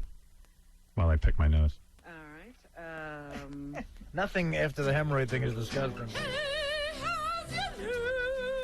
Would you like to sing a tune? Would you like to chase your blues? All right. Star Wars, the box set DVD, has already earned $115 million Isn't that nuts? in worldwide sales. It was just released on Tuesday. Wow. It's so weird, too, because you can see those on TV at any time, but it's like everyone wants to own the box set. And I've seen the Star Wars recently, and it's kind of slow. You can't tell that to the fans, I guess. They are including sales of the video game Star Wars Battlefront in those numbers, but that's still outrageous. $115 million. George Lucas, man, raking it in. I'm telling you. Yeah, that's the man. How long has he been making money off of that franchise? Forever. Yep. Seinfeld has signed up to host the Seinfeld Story, a retrospective featuring interviews with the entire cast, airing on Thanksgiving night, November 25th on NBC. Another guy who seems to know how to milk one thing. Yeah. So you can look for that on NBC on Thanksgiving evening. Good. I'll interrupt dinner with the family for that. Yeah, you better get to the TV set. All right. Now, is Dan Rather, I guess Dan Rather's not going to lose his job, but this flap over that 60 Minutes two-piece is still going on. They say that they're getting bunches of emails sent to local stations saying that Dan Rather should step down. They don't want to see him on TV anymore. Now they've gotten a couple of guys together. They're going to have an internal investigation at CBS to see what went on. I wonder if Dan Rather's going to have to lose his job because of this thing. It wouldn't be a bad idea. The guy's kind of disturbing at this point. I mean, I would love it if they would fire Dan Rather and fire George Bush for lying about Iraq. See, my problem is nobody died as a result of what Dan Rather did, and we already know that George W. Bush didn't serve honorably in the National Guard. And then he lied about weapons of mass destruction. But what Dan Rather did is, we already know what he was talking about. He just produced some documents that it was given to him. He didn't mean to lie to the American people. Somebody slipped him bogus documents, and somebody slipped up at CBS and didn't verify them. Dan Rather's probably guilty of wishing those documents were true and probably not checking them. First of all, Dan Rather doesn't do a goddamn thing. Right. Dan Rather is lucky he can walk from here to the studio. So, I mean, it's his producers and stuff who dig this stuff up, and he goes on and reads it. That's right. So, whoever's probably was real anxious to, get a good scoop, and certainly wouldn't. Dan certainly was happy to go on with the story, I'm sure. So, but he thought he was telling you the truth. Now, when the president told you there were weapons of mass destruction in Iraq, he knew he wasn't telling the truth. Certainly agree with that. Now, who should lose their job? Fred. Okay. Senator John Edwards is campaigning. He had to step in for John Kerry yesterday because Kerry is under the weather, I think. John Edwards says the White House is out of touch with the reality of the situation in Iraq. A4. The truth is Iraq is a mess. And it's a mess because of two men, George Bush and Dick Cheney. Yeah, and you could probably name a few others. Well, but it starts with them. Right. Do you realize that I think $18 billion was appropriated for the rebuilding of Iraq, and they are so incompetent they've only managed to dispense about $1 billion of that money so far, and that absolutely no rebuilding is going on in Iraq right now? Yeah, how can it? So out of control there. Well, that's part of the reason the insurgency is increasing, because people can't get work, people don't have services. It costs $4 billion a month for the war right now.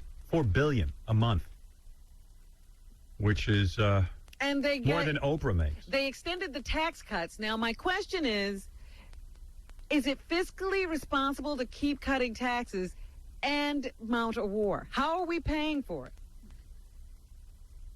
I don't know. Who Who are you, Scott DePace? Okay. Anyway.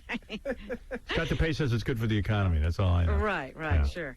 Okay, Captain John Powers was actually in Iraq, and he says he was forced to become immune to the deaths in Iraq. B1. One of my tasks was I was in charge of casualties, so it became for me sort of a battle drill to where you knew somebody got killed. Okay, I need to do this report. I need to make sure this happened, and you couldn't really react to it emotionally. Here he talks about one of his worst days was being involved in a visit to an orphanage. B2. One of my tasks was I was in charge of casualties, so it became for me sort of a battle drill to where That's you the knew same somebody one. got killed. Okay, I need to do this report. I need to make sure this happened. They gave you the same one? They did, Robin. I'm embarrassed to admit that there was a mistake made here, and I think someone ought to own up to it. What he said about the orphanage. You'll never know. You know, it's about time somebody started really talking about what's going on in Iraq on the ground. People really don't know in this Maybe country he that felt it's the a same way nightmare. twice. Maybe, do you ever think of that? He had the same answer for both questions. Like the president? Right. Whatever you ask him, he just does the same thing. Doesn't matter what the question is. What's your name? Yom Kippur is this weekend. One of the holiest of days for the Jewish religion.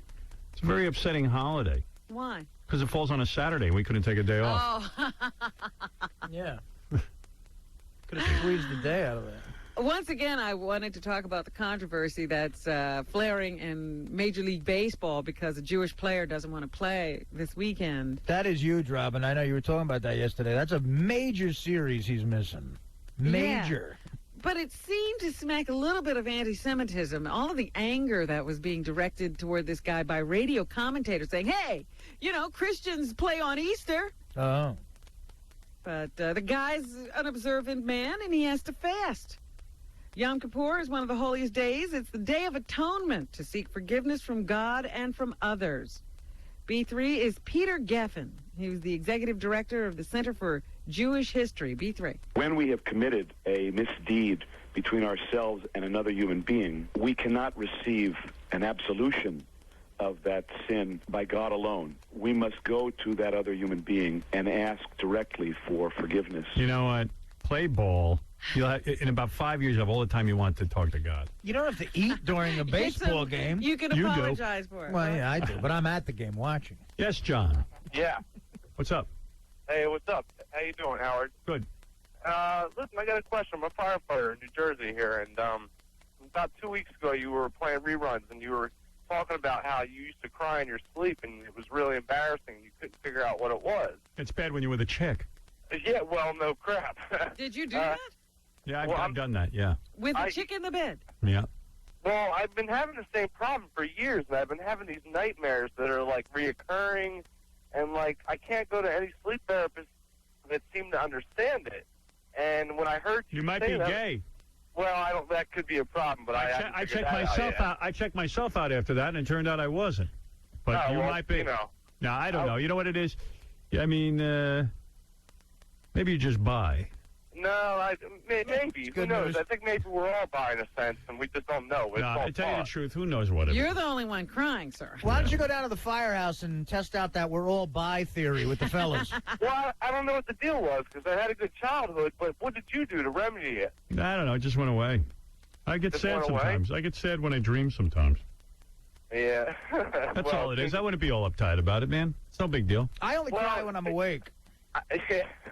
I've been seeing it's weird. I have these nightmares all the All right, time. I heard you, and I told you. I said you. It'll go It's away. okay. So you cry in your sleep. Who cares? Don't worry about it, man. Do you do it at the firehouse? Yes. Yes, I do. My only advice would be not to call a national radio show and admit it. Anything else in the news, Robin? Yes, I told you that the tax cuts have been extended. Here's Representative Charles Rangel of New York who says the fundamental question remains unanswered when it comes to these cuts. A5. One of the most important things that Americans are missing and the majority doesn't care about is who pays for these tax cuts. I don't know. They just keep coming. Who pays for these tax cuts? Meanwhile, down in Florida, I guess a court has ruled that it's okay to remove the feeding tube from that woman who was said to be brain dead. She was in this accident.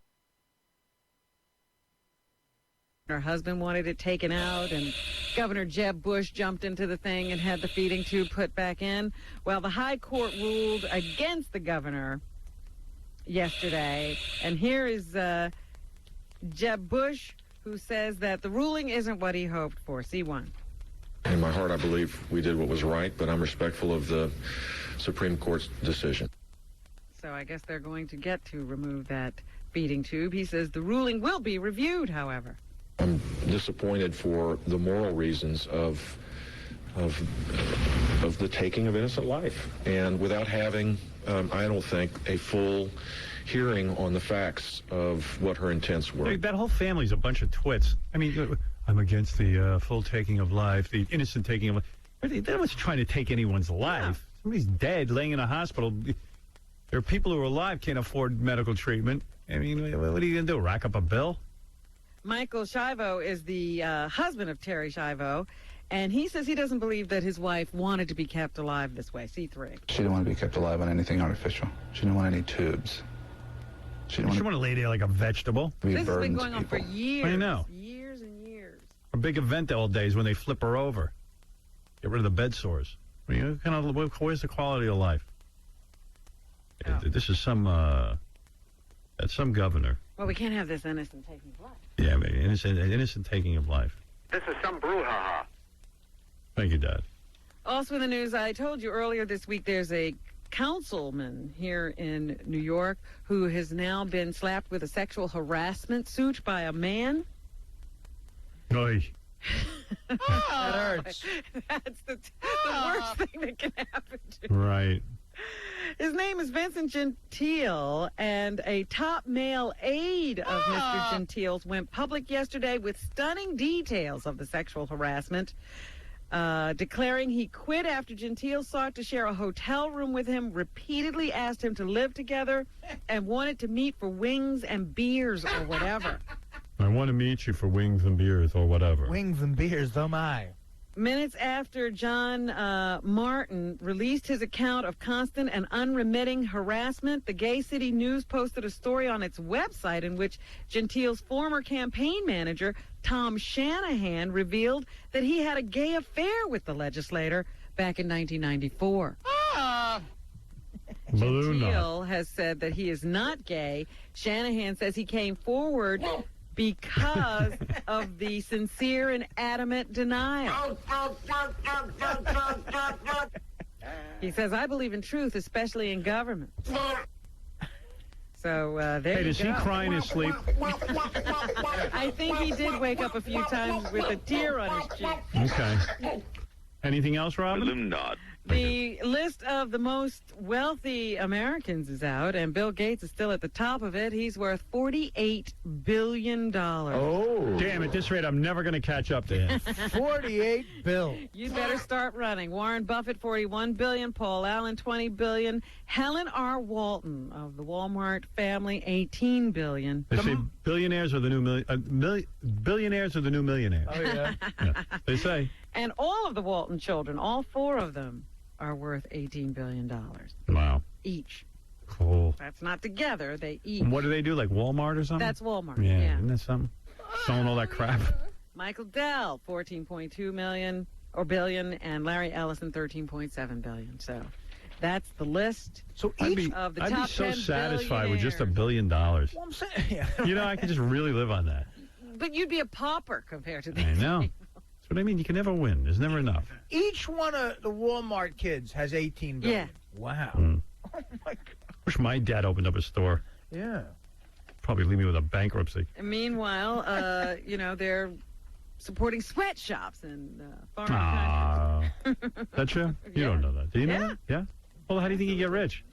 You know we'd do that if we could figure out a way to do it. I mean, if they didn't do that, Robin, they'd only be worth $17 billion each. Don't you remember they were behind the whole Kathy Lee Gifford clothing scandal? Yeah. We should make a Howard Stern T-shirt and let those little Chinese kids make them. Yeah, why not? Amy Fisher's going to be on the Oprah Winfrey Show, according to Cindy Adams. Boy, I'd love to have her here. Well, she's written a book, I think. Oh, come on. I'd love to interview her. So let's see if we can get her. You know, she's out doing publicity. So you shot a woman in the head. What was that like? As everybody knows who woke up and looked at the newspaper cover of the tabloids this morning, Cynthia Nixon, they say, has a gal pal. They say she switched teams after living with a man for a number of years and She used to live with Richard Nixon. giving birth to 2 children. Hello. Where's the kids? In the last 10 months, she's been seeing another woman. We should do paintball with Amy Fisher. Yeah, Cynthia Nixon's the redheaded chick from Sex and the City. we should say. Miranda. Miranda. Yeah.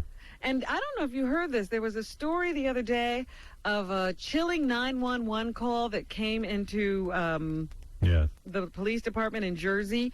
A 4-year-old girl saying that her mother had fallen down in the bathroom after being hit and that she was unconscious and she needed help. But the girl gave a bogus address, and they have not been able to find her, and the 911 people over in Jersey are still perplexed as to what happened, and they do not think it was a hoax. Oh, my God. 4-year-old may be still sitting in a house somewhere with her unconscious, possibly dead mother. They don't know what to do. That's awful. Yeah, because the girl hung up the phone. Drew Barrymore is, I think she made her first film. She shot a documentary on voting, and here's why she did it. A1. I didn't understand why voting was important. I found myself being... What is she, an idiot?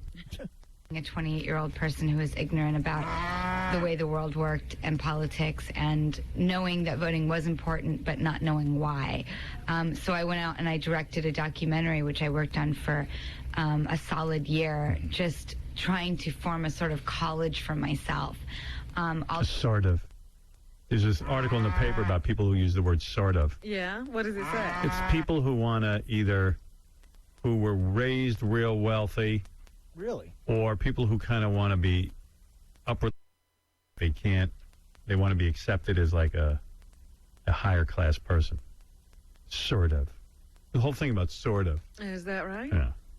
Different spectrums, all different parties, all different types of people educating me. And all of those things combined made me realize in the end what a personal ritual it is.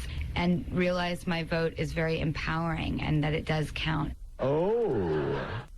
I'm so glad you came to that realization.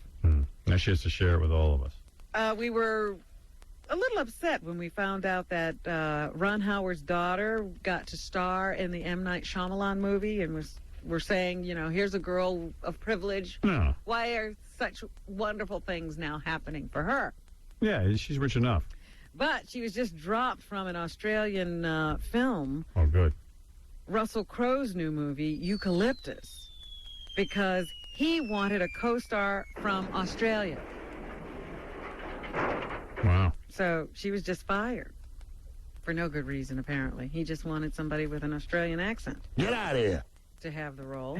Billy Bob Thornton is a dad again. With his girlfriend this time, Connie England. That's good. Gave birth to a baby daughter. How many kids does he have now? I don't really know. I don't know how anybody keeps track of all his fathering. Wow. He already has 2 sons, they say, but I thought there were more than that. That's not a lot for a guy named Billy Bob. Anyway, he's a dad again. And finally this morning they say that dogs may be able to smell your cancer. That's true. It has long been suspected that man's best friend has a special ability to sense when something is wrong with humans. I think I'm smelling Benji's cancer right now. Now the first experiment to verify that scientifically has demonstrated that dogs are able to smell cancer. Yeah, Benji, if cancer smells like ass, you might be in trouble. Experts say it's unlikely that dogs will become practical partners in cancer detection anytime soon. But the results of the study are promising. So there you go. When your dog's taking a whiff, he's probably just checking your health. And that's what's happening. Thank you, Robin. And thank you, Benji. I'm just joking. Yeah, we're all kidding. Smell great. I don't smell. I don't smell. You're lying. Get back. Why would you say that? Benji's thin. He lost some weight. Yeah, sure. You eat enough raspberry jello and turkey, you're bound to lose some weight. I put some mustard on my strawberries. All right, you know, $10,000 prize for amputee beauty pageant sponsored by the movie Saw. And Congratulations to the winner of the biggest hemorrhoid contest today. yeah, his name slips me. Richard. Richard. How could you forget? Yes, his name eludes me.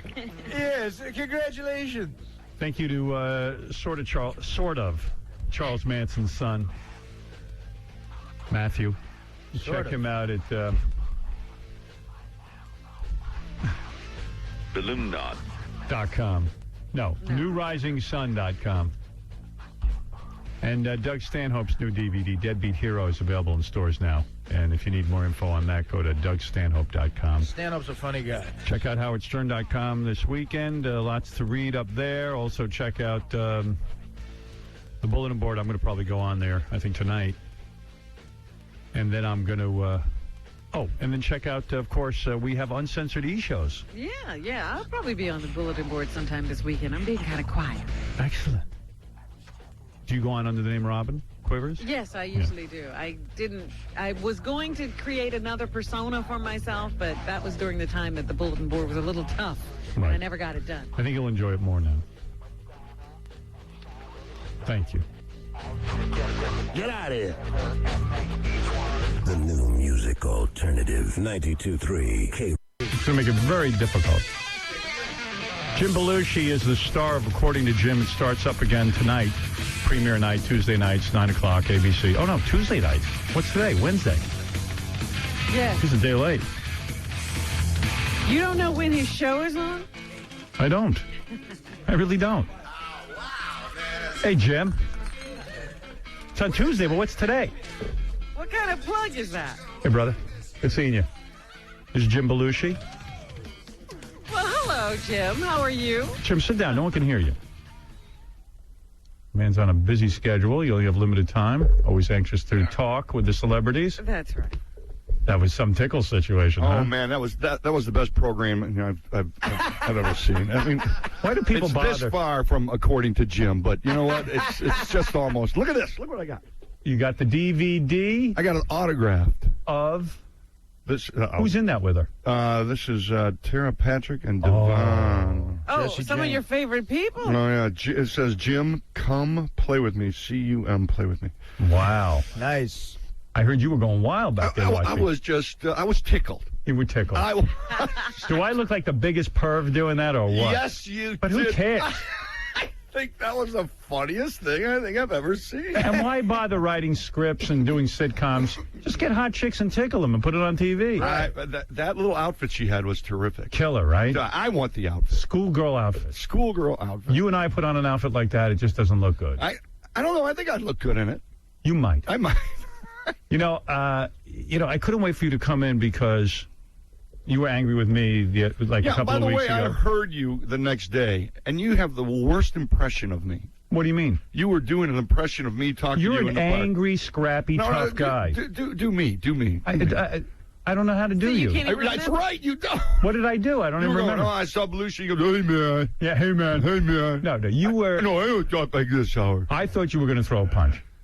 But Really? Fortunately, I was with a guy who could kick your ass. I'd kick his ass. No, Pat would beat your ass. No, I'm a grappler. No, this guy could beat your ass. No, I could kick his ass. Where is he? What, does he know karate? What is the deal? Get him in here. I do jujitsu, grappling. Oh, do you really? Oh, yeah. Oh, I didn't know that. Well, then maybe you could kick his ass. I could choke him out. He'd tap You out were on mad at me. I don't even remember why, but I was like, hey, Jim, what did I do? And then we figured out you were mad at Robin. Well, I'm mad at the both of you, really. Why were you mad at me? I don't Let's even get this over remember with. what you're talking about. What are you talking Well, about? first of all, I got to say, I miss you guys. Yes, and by the way, when is your show on? It is on Tuesday nights. So it was on last night. It was on last night. We did very well last night. Thank you. You won the time slot, as you say? Always win it. Yeah, Doing well. Okay. We're doing great. And unfortunately, did you read the article in the New York Times the other day by Rick Marin? No.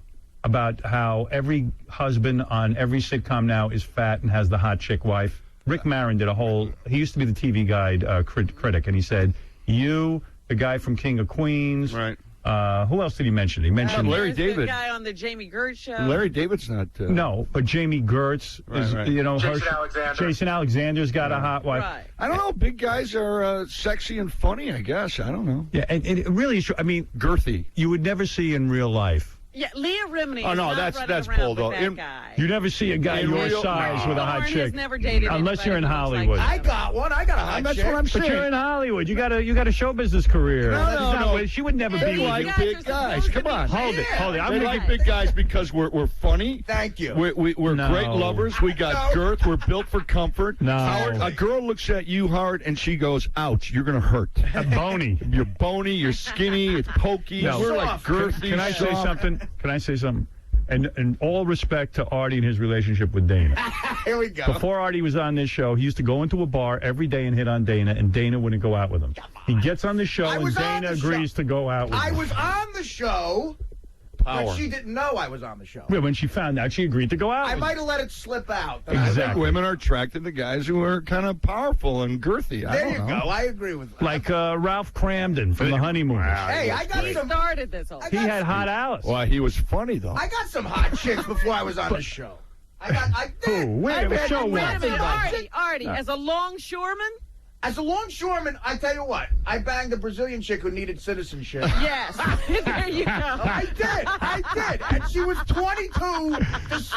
Yeah, but she needed citizenship. Yeah, That's like a whore. You could do very well with the citizenship run, buddy. I didn't give her. I mean, that's like a mail order bribe. She thought longshoremen were rich because we were in the That's union. right. So my You buddy, were a mogul. listen to this. My buddy sends me up with her. He goes, she don't speak any English. So I take her to dinner at this restaurant in Newark. We go get like Portuguese food, and I got to point to stuff. She doesn't understand anything. I'm pointing to the salt. I take her home, bang her that night. Yeah, but here's the point. And then she didn't. Yeah, she you didn't want- get point to citizenship. this. We went to Vegas. We go to the strip club. Right. Artie gets this phone number from the stripper. She takes down his number. He goes back to his room. Right. He's sleeping. Phone rings. I got to see you, Artie. I'm coming over. No kidding. Listen to this. Yeah. She comes over. She bangs him twice, like rocks his universe. In the morning, she wakes up. She goes, "That'll be $500." Oh, poor. I'm sorry. And he paid her. Oh, you What am paid I her? going to do? Get into an argument with a whore So in what I'm Vegas? saying is- You don't want to argue with a whore. Thank God I had the money. No, I'm You saying don't want to okay. argue with the whore. Yeah, all right. But I'm just saying, if we were in the show business, we wouldn't have hot chicks. Okay, I get you. I don't think so. and- I think every guy has got a hot chick. I think we're very visual, and we only pick girls that we're really hot for. And I think the girls are hot. Thank you. You're living in Hollywood. All right, now listen. You are a hothead. No, you have to do a poor imitation of me.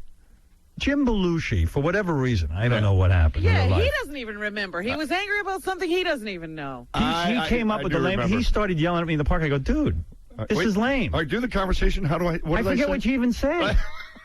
If you remind me, I'll do the conversation. Hey man, hey man, what's with you, man? No, but you were really argumentative, and I was like, "Hey, Jim, I don't have any problem with you. Why do you have such a problem?" You said I threw you under the bus. Wow, what you guys did was last time I was here before I came on, both of you guys were kind of dissing on me before I walked in, and then when I came in, I don't remember that. Yeah, I know. What did I say? Well, Tell me. Wait a minute. You were here. I was in the other room. Yes. Right. Did you hear us? No, I didn't. What happened was I got a copy of it. Oh. And I saw the copy. What did we say? I don't even know. What did I You say? were talking about how all my movies went to direct-to-video. But and I liked made your movie. Silly little movies. She didn't like your Wait movie. a minute. Well, some of them did.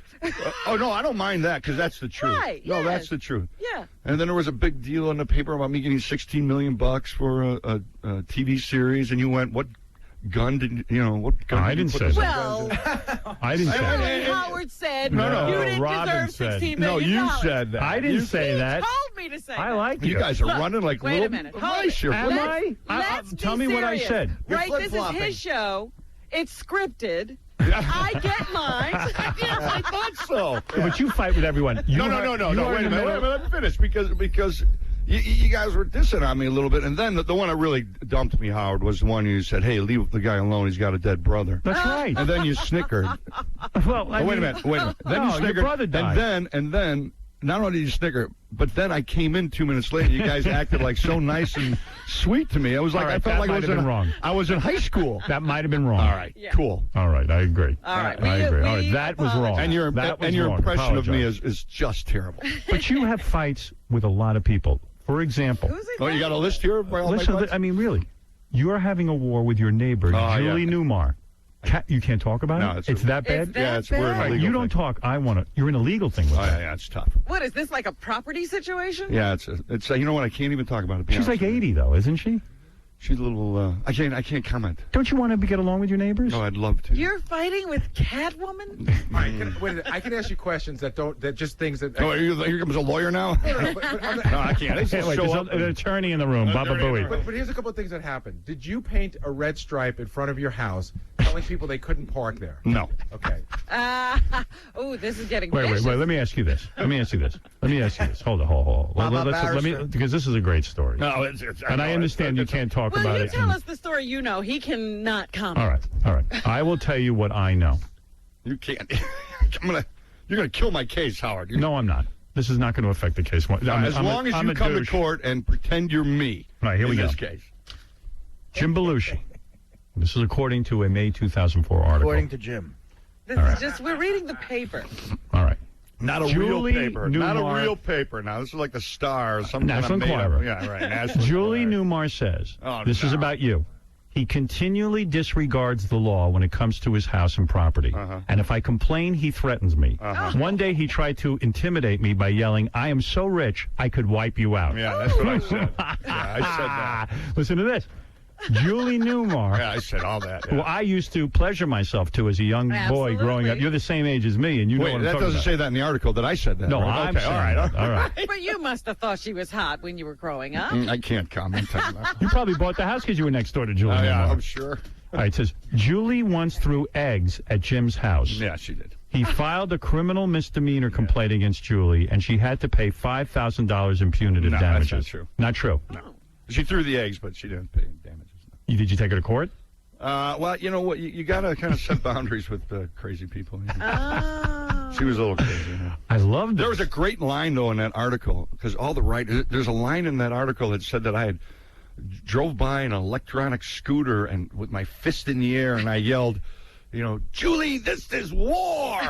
Right? And the writers on my show, I believe that. They said, did you do that, Jim? Did you do that? And I went, no, I didn't do that. Oh, come on. Tell me you did that. That is so cool. But your reputation is so... I don't know what you're macho. talking about. You know what I'm talking about. My reputation is all about sex. Jim once painted a red no parking line on the curb in front of his home, forcing all visitors and workers to park on the street in front of Julie's home instead of his. But to be honest with you, you know what that was? There's a water meter. Right.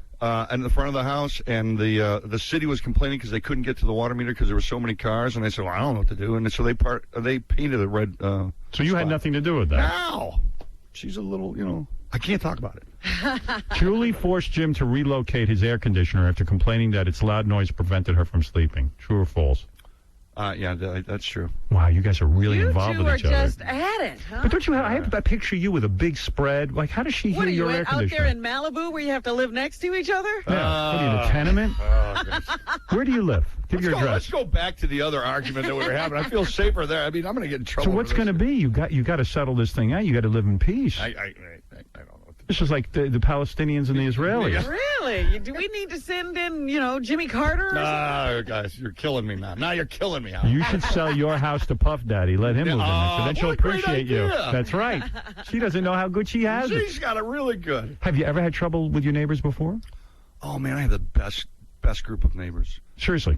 Seriously, I'm so happy. This is really unusual. I've been there for like 17 years where I live right Well, when did she move in? She was there when I moved in. I see. And So this has been going on the whole time? Or? Yeah, it's what they make movies out of and books out of and TV shows, like According to Jim. Right. We're going to do a Did show. you ever say to her, listen, do According to Jim. Well, what'd you ever As say my to her? neighbor. Listen, let's be friends. I'll put you on According to Jim for an episode. I have said that a couple times. Have you really? But not the According to Jim thing, but I've put the olive branch out many times. And it's not working. Wow. Oh, dear. She sounds like a bitch. But you Hey, take it easy. But you got to say, we don't know this story. Yeah. Probably Jim's crazy. Jim could All right, be listen. the rotten I neighbor. could be terrible. The way Jim was yelling at me at Central Park. How was I doing it? I'm siding with Hey, Jim. man, You better just shut up. Hey, man, I'll kick your ass, man. Right. Hey, Julie Newmar. Hey, you, man. I thought you were going to take a swing at me. Oh, yeah. I did. I would have kicked your ass. Oh, you're damn right you would have. And the other guy. What's the other guy's name? Pat Menachie. No, he would have. He plays hockey. Hockey players go down right away. I throw a puck out, he'd go right down. You think? Yeah, and then I jump him. Well, Then listen. he'd tap out. All right, listen to me. So, That's that feud. Then you have the feud going with us. Yes, the feud, yes. And then who else is he fighting with? He's been married a couple of times. Must have fought with his ex-wife. Are you married now? Are you Well, absolutely. The last time I was here, she was my girlfriend. That's how long ago it's been since I've been here. Why does a guy get married 3 times? You had your first marriage. That didn't work out because you paid too much attention to your son. What? Yes. Your son, you were in love with your son, and you didn't give your wife enough attention. You would come home and kiss your son before you'd kiss your wife, and even you yourself. And would your say- wife got upset about that? No, that was not the problem. But that's a great metaphor for a relationship. I'll go ahead. Didn't you just go through one? I went through a divorce 5 years ago. 5. Well, that's how long it's been since I've seen you. That's right. Well, you hold a grudge. Yes, I did. I held a grudge, and I was probably wrong. I probably overreacted a little bit. But you. Yes, you, Howard. So me. Why get married for the 3rd time? You know you're not marriage material. The way you were salivating over that porno star, I know you're going to screw this up too. No. I love my wife. She's beautiful and lovely. But, you know, and you she's the had a best. first marriage that didn't work, so you Right. got married a second time. What Right. happened there? That was... Was she crazy too, like your neighbors and everyone else? That was all my fault. What happened the second time? Cheating? No, not... No, I just wasn't mature enough. I couldn't handle it. I wasn't really man enough for these. And now you're saying you're man enough. Yeah. Now you're mature. Yeah, now I'm what did mature. you do? What What's changed so in your different life? What about changed? you Yeah. now? How did you I wised up. How did you become mature from the second marriage to the third I marriage? decided not to take any more crap from women. I just am who I am, and that's it. If you can accept it, then you can be with me. If So you you can't, laid go. down the law, is what you Yeah, I said. never did before. That was the problem, and the women really got mad about it. You got to lay down the law with women. You got to not lay down the law, but you got to let them know where your boundaries are. And What do you mean? Pretend I'm your wife. Lay down the law to give me. us the riot. What is the law according to Jim? Well, seriously, what do you mean? You can be with other women? No, that's not the law. That's What not the is law. the law? That's against the law. What is the law? Well, you just don't let them push you around a little bit. I was really kind of What did they make you do that was so Oh, gee. offensive? It wasn't. I made really bad choices. In other words, are you saying, I think I understand this. Yeah. You got into a relationship. Yeah, look, I was very, I don't like being alone. I didn't like being alone, so I don't either. compromised myself. I don't like being alone. And made choices that I shouldn't have made. So how do you know when it's the right one the third time? How do you know? You just, you don't really fight with them anymore, and they get along, and they accept you for who you are. Kind of like the relationship in According to Jim. Yeah, but who are you, really? Who is Jim Belushi? I mean, are you a guy who says, look, what's so difficult to accept? I'm going to go out with my friends, and I don't want any crap. I need my independence. And do you ever say to her, well, you can't go out with your friends? I never do that. What is it that you lay down the law about? I want to understand this. Yeah, what did you say to this woman right up front? That makes this work. It's about me, baby. Oh. Well, that's honest. That's it. It's about me. I'm an actor. This is what I do. I travel a lot. I don't want to On hear TV. about it. I don't want you saying that my work ever gets in the way of this relationship, because my work comes first. Right. And if you threaten that, we shouldn't be together. Nice. Look at you. That's the move. Well, very I love my work. I'm enjoying this show According to Jim on Tuesday nights at 9. Work comes first. Work comes first for me. That was the first one. And the other, And she said, and the other okay, two- I need you in my life so much that I'm willing to take second place to your work. Well, I think so. Yeah. But what happens is that because she said that, she's actually taken first place. Right. You know what I mean? That By she was taking really second smart. place, she took She first. got first She was the place. smart one. Yeah. She was the smartest one. So is it still all about you? Oh, now it's about the little kids, man. I got They these have two. kids. Oh, I got a 2.5-year-old boy and a 5-year-old daughter. And What do you do with them all day? Oh, man, I have a blast. I swim in the pool with them. I take them on bike rides. You like that? I love them. I soccer practice. I have a ball with these kids. Oh, I take them to Disneyland. It's like a second life. I mean, I'm having a great time. Do they ever sneak into Julie Newmar's house? No, they do not. They never go there. That's I laid the law down about You're not that. allowed to go there. Stay on this side of the fence. Now, are you two at the point of like building a wall between your properties? Or Oh, something? we're going back? Yeah. Oh, we're going back? I like this feud. You like this one? I like that it's Julie Newmar. Yeah, can you imagine? Oh, I used to think she was so hot. What is it? Julie on the phone? No, 15-foot Shucks. wall. 15-foot wall. 15-foot wall. That can't even be legal. I was just looking at the court papers. Did you put up a 15-foot wall? No. What are you talking about? Did you build an extension on your house that was so close to hers that she couldn't garden anymore? You son of a gun. You took away an old lady's garden. Look at you. I'm going to ruin your garden. Wait, just explain for the young people. Julie Newmar was cat Catwoman? On Batman, the TV show. Right. Right. And Okay. hot as could be. She was hot on that show. Yeah, she was cool. Yeah, on the TV show. I used to pleasure myself to her like 10 times a day. Man, She was good. Swear to She's going God. to come after. She's going to move next door to you for that comment. I'd be happy. You're kidding me, man. This is crazy. Hey, 15-foot Hey, wall. have you no, that's not real. Right. Have you watched the show, according to Jim? Yes, I have. Did you enjoy the show? Yeah, I enjoyed it. Yeah. What was the last episode you watched? What was it about? Okay, I saw an episode last season where, I don't even remember, but I'm telling you, I saw Courtney Thorne-Smith. Yeah, she's beautiful. And she's your wife. Yeah, she's gorgeous. There's a bunch of kids. Wait, I could tell you the episode. Bunch of kids? Tell me.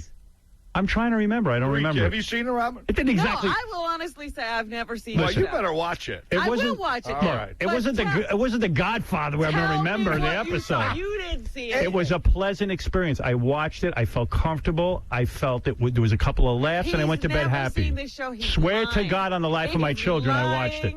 How old are your children? You got how many kids you got? I got 3 kids. One just How old are died they? because he made it. One just dropped dead. No, I really did watch it, and I wouldn't swear on the life of my three children. kids? I got 3 Yeah. kids. How old are they? I got a 3-year-old, a 2-year-old, and a 9-year-old. Oh, so 3 and 2, and No, I got a 21-year-old. I got a 24. I got a 18-year-old, Oh wow. and I got an 11-year-old. Oh cool. And that's it. All right. I'm done though.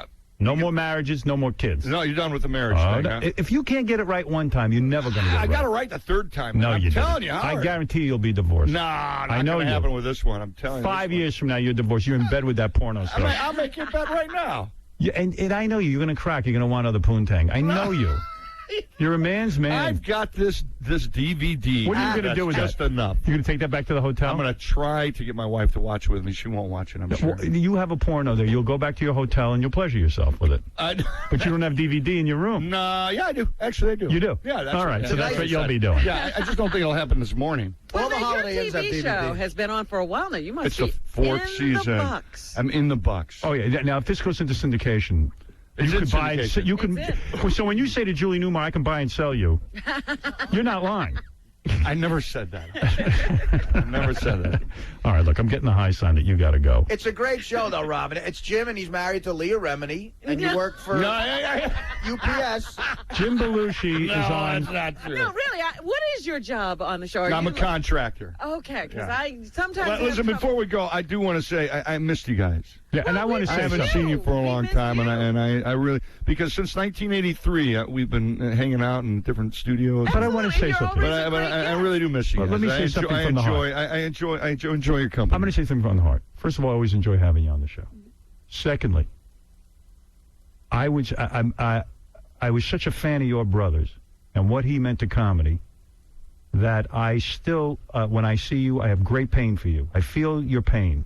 And I say this to you in all sincerity that, and I'm getting choked up saying it, I'm not kidding you, because there was a guy, a truly brilliant risk taker, visionary, and to lose a brother, I mean, to anybody to lose a brother, but to lose a brother like that, an icon, has got to still be very painful. And I think about that all the time. But you know what? The one thing we. There's thing.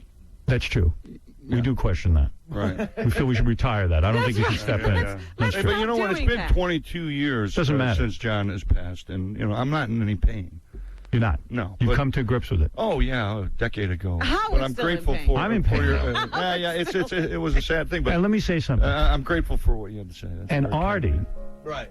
is, Loves- in fact, oh, my maybe you goodness. should talk to Artie because Artie's sort of He's following in patterning his John's life after. footsteps. He has Well, a John picture. created a character that we all comedians and actors. Have had. I owe him my career. Yeah, Holy really. John He Belushi. really set up an archetype that we all kind of follow. Right, Me too, man. exactly. Me too. But listen to this.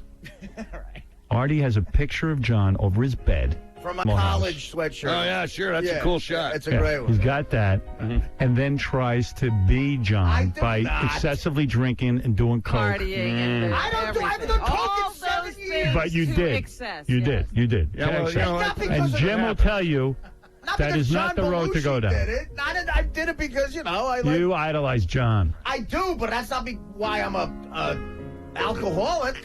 I mean, there's other reasons for All right, Jim has to leave. What's the matter? Where are you going? I got another interview. He's got to be at the WB by like The WB? A bunch of losers. No, they're wonderful, man. They bought my show in syndication. I'm going right over there, man. Well, how much do you own a piece of the action? Oh yeah. Oh, you do? Well, sure. That's what I'm saying. He's got to be in major Buckland. What are you worth? What's that? What are you worth? Oh, just gazillions of No, seriously. dollars. Are you going to be worth like a big amount of money? I mean, Huge, Howard. Huge. I think he's quietly... Enough to buy and sell everybody, including Julie Newman. quietly being like one of these multi-millionaires sitting here with us. Tomorrow... Pretending to be every guy. Tomorrow on our show, Julie Newmar will be here. All right. I'm going to get her on it. Get the other side of this I called her. I tried to get her to phone in. Oh, really? She wouldn't do it. No, she's tense. She didn't want to talk to you. She really started it with calling the paper. She called and did that article. You were making $75,000 an episode last year. I don't know what you're making this year, and I don't know what your piece of the action is. But $75,000 an episode. How many do you do a year? 22? 26. Last year we did 29. Nice. Yeah. Oh, that's beautiful. Courtney Thorne-Smith gets as much as you, or you were the lead guy? I don't know what she gets. Never discuss it? What does Robin get? Does she get what you get? No. And a I little bet bit- you Courtney doesn't get what he gets. She gets a little bit more. Oh, She get gets out. just a little bit more, Courtney. Get Just out. a little bit more money. I bet you Robin makes a lot more money than Courtney. I don't know about that. Let's put that salary to test. I Yeah. work with Courtney Thorne-Smith. She was on the Norm Macdonald show. Oh, yeah, she's she played terrific, his isn't she? girlfriend, Yeah. and she's such a sweetheart. She's really great. I thought I had a shot at her. Yeah, I'd bang her hard. But I didn't have a shot at her. I thought I did. I don't think You you'll ever never get did her in her? a tickle chair, though. You never did her. Not what? All right, we're going to take a break, and the great Jim Belushi, according to Jim, Thanks Tuesday again, nights guys. at 9 o'clock on ABC. I'm glad you're back. And me too, man. Just do an impression of me one more time. Hey, man. Hey, I'm gonna man, kick your what you ass, doing, man? I'm man. gonna kick your ass, All right, we'll be man. back right after these words.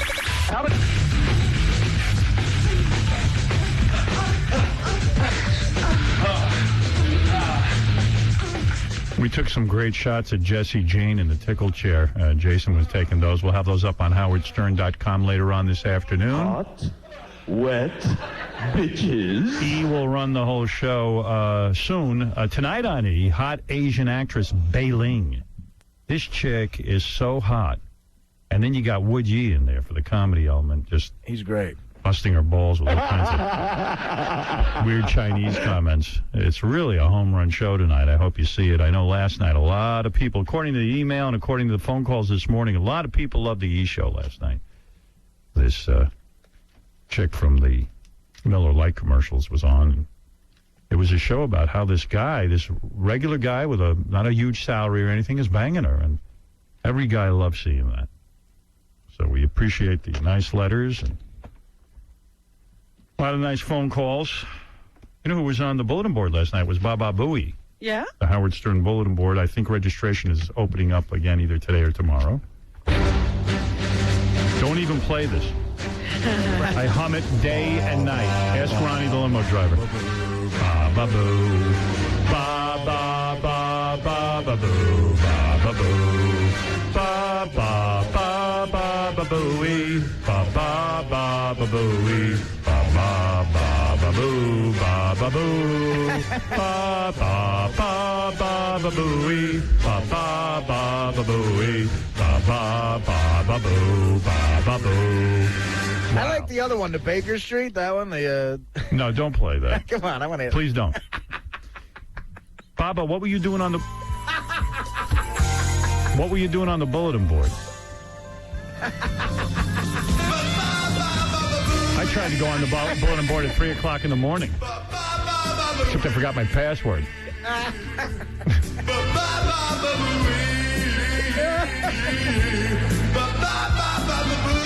What's up? What were you doing on there? You know, I just went on last night just because I hadn't had a chance to get on for a long period of time, so I wanted to see what was going on. And when I got there, I'm like, well, what am I going to talk about? But then somebody saw I was on, and they were asking, how come they don't hear Richard Christie anymore, but they hear Sal? Is Richard gone, and is Sal here? And I explained, no, Richard's doing a lot of behind-the-scenes stuff, and you hear his stuff every day on the show. Right. Sal's doing some stuff with us. And then I started fighting with an Oakland Raider fan about the Jets for a while, Jets versus the Raiders, just stupid stuff like that. And people asked me how I got the job, and I told how Fred played a horribly cruel practical joke on me when he first interviewed me, and just talking about stuff. You do get sucked into conversation. Yeah. I mean, I wanted to go on and defend myself because there's a Jay Leno thread saying that basically they felt the reason I don't like Jay, it's my big ego, and I was upset that Stuttering John went to the Tonight Show, and it was like, no, you got it all wrong. See, I know for a fact that you were irritated with Jay for a long time. Since the lesbian incident. And when Jay called you over the John incident, that just gave you the opportunity to tell Jay not all the things that irritated you about him. You said you stole this I got to tell you something. When Jay called me about the John thing, after, of course, it had happened, and by the way, this is the same Jay Leno who had people, some of his staff was going to go over to the Rosie O'Donnell show years ago, and as soon as he caught wind of it, he put a big clamp on that. So, Mr. Cavalier, like it's no big deal when people leave, is full of crap. But when I got him on the phone, I told him exactly why I can't stand him. I said, number one, your show is so goddamn bland, it's laughable. I said, number two, you take no risks as a broadcaster. Number three, you've only ripped off everything, including your signature piece, jaywalking from me. And I said, and you're a piece of garbage. I come on there with lesbians, and you walk off your own show. And I told him point blank. So then he's doing an interview with some friggin' magazine. Let's see, what is this called? The whole magazine's a tribute to Jay, by the way. Yeah. NBC, I guess, took out a big tribute in Television Week. That's a magazine. You can buy a tribute to Jay. Howard Stern has been critical of you recently. Does it bother you? No. It's big-time wrestling. That's fine. It's big-time wrestling. There's nothing wrestling about this. Wrestling's fake, dude. This is real. I think you're a rip-off con man. I think you're bankrupt comedically, or whatever the hell it is. Comedically. I don't think you take a risk. I've never read a thing about your show that was controversial. You get people on the show, you don't ask them any kind of real questions. I think your bits are lame, and even the ones you take from me, you water down. It's big-time wrestling. That's fine. You know what's hilarious to me? I had the radio on in the car, and I turned to Howard. He was praising me, saying what a great guy I was. And then I heard it was a rerun from a year ago. He just got mad that one of his guys came to work for me. He just got mad. That's the quote. He just got mad. Because Jay knows what's inside of me. He just got mad. It's no big deal. No, you're a scumbag. You're a con man. You steal from everyone. Yeah, why would anybody ever want to be in a movie? Meanwhile, he put out the worst movie ever made. Why would anyone want to be a sitcom? You would. And you're a creep.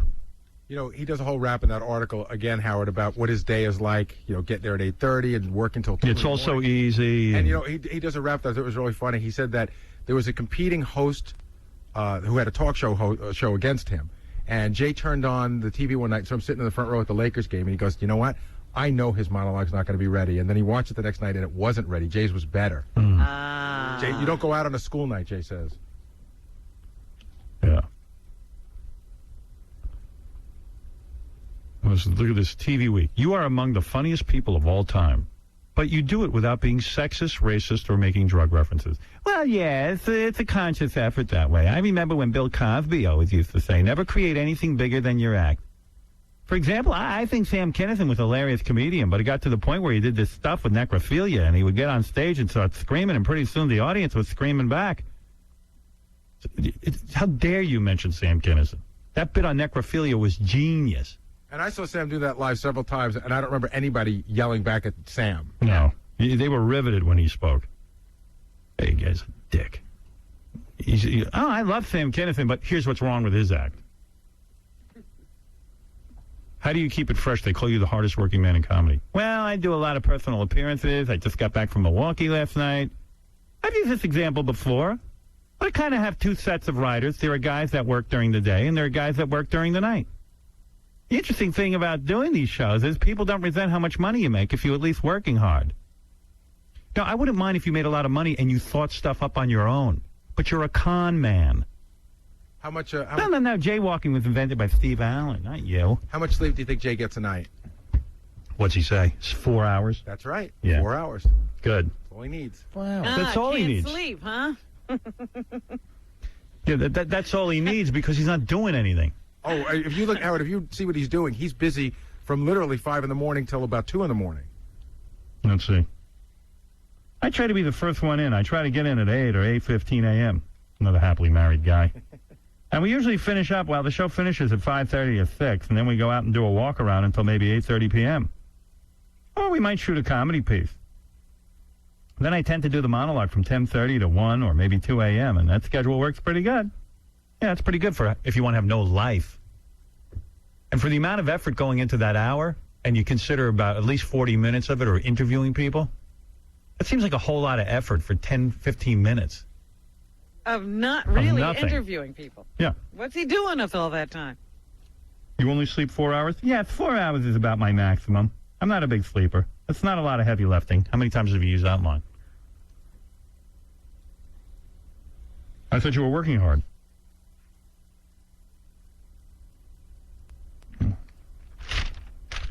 Awesome. He's awesome. Conan O'Brien made a sappy, sort of weird comment on his going to take over the Tonight Show. First of all... So he got to mention it last night or Yeah, because Jay did his mention of it. Right. It's one big love homo fest. You got to hear this. Well, folks, we have a big show tonight. We got a lot of fun stuff planned. I am going to Very serious announcement coming up. Everybody, please. This is really intense. talk about something right up front.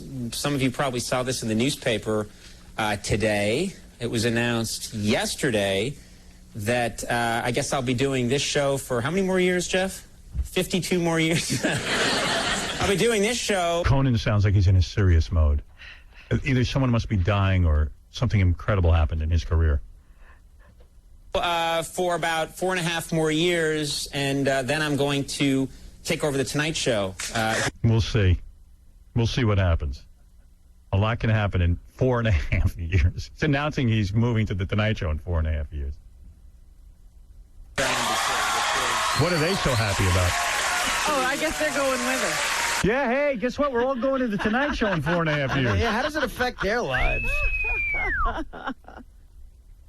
Letterman got the same promise, if you remember. Oh, yeah. Johnny was handing the baton, that corroded baton of the Tonight Show with that great legacy of morons. Johnny Carson, biggest suck ass on the planet.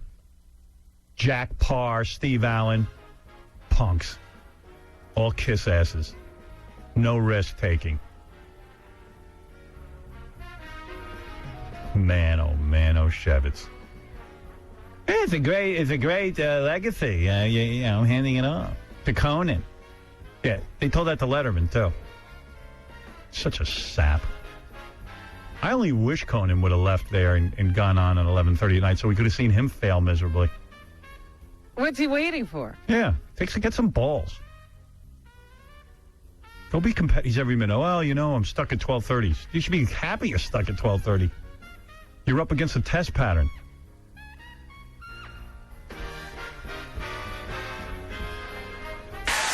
Pretty amazing. That's nice. Yeah. Oh, that's nice. Please, you gotta... Yeah. Hey, Conan's going to take over the Tonight Show. What are they, retarded? Happy days are here again. You'd have thought they just declared the war over in Iraq. I think the audience is retarded. Yay! Yay! It's about time. Nothing happened. Yay! Dreams do come true. Yeah, nothing happened. Yay!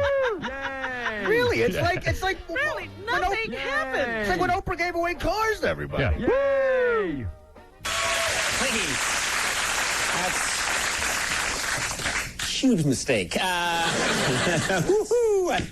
No, this is a huge thing for me. This is for something you. I've dreamt about for a long time. Dreamt about it. People in comedy only can dream about something like this. So I am Dream about what? Taking over a lame show? incredibly humbled and thrilled to get this amazing opportunity. And I did want to say... He's getting an opportunity. Welcome to the gay hour. Oh, wait, it gets gayer. Oh, strap on your gay seatbelt. Get ready for a homo hour. Give my heartfelt thanks to everybody at NBC that made this possible, and particularly to Jay Leno. Jay Leno has been a big supporter of mine a good friend to me for 11 years when I first showed up at this network, and he's been incredibly kind and gracious about the whole thing, and he's a class act. And so to everybody at NBC, why don't you moral? But particularly Jay Leno, a huge thank you, and I hope I can live up to that. I hope I can live up to this very gay moment. A moment like this. They should come out and give a coronation. Big crown. A moment like this. Who's high-picked? It's Kelly Clarkson. Balloon knot. I have Hi, 15, Daddy. is it 15 years? 22 years. No, I have some time to figure it out. So in the meantime, there's a lot. Could be the same lame show that I'd still love to do with this show, and so a lot of things we. So why don't you just coast until you get that other show? Save up all your good bits for the Tonight Show. Still want to try, and I'm looking forward to doing that. So we're going to be here for quite a while still, but to everybody, thank you very much. It's very cool.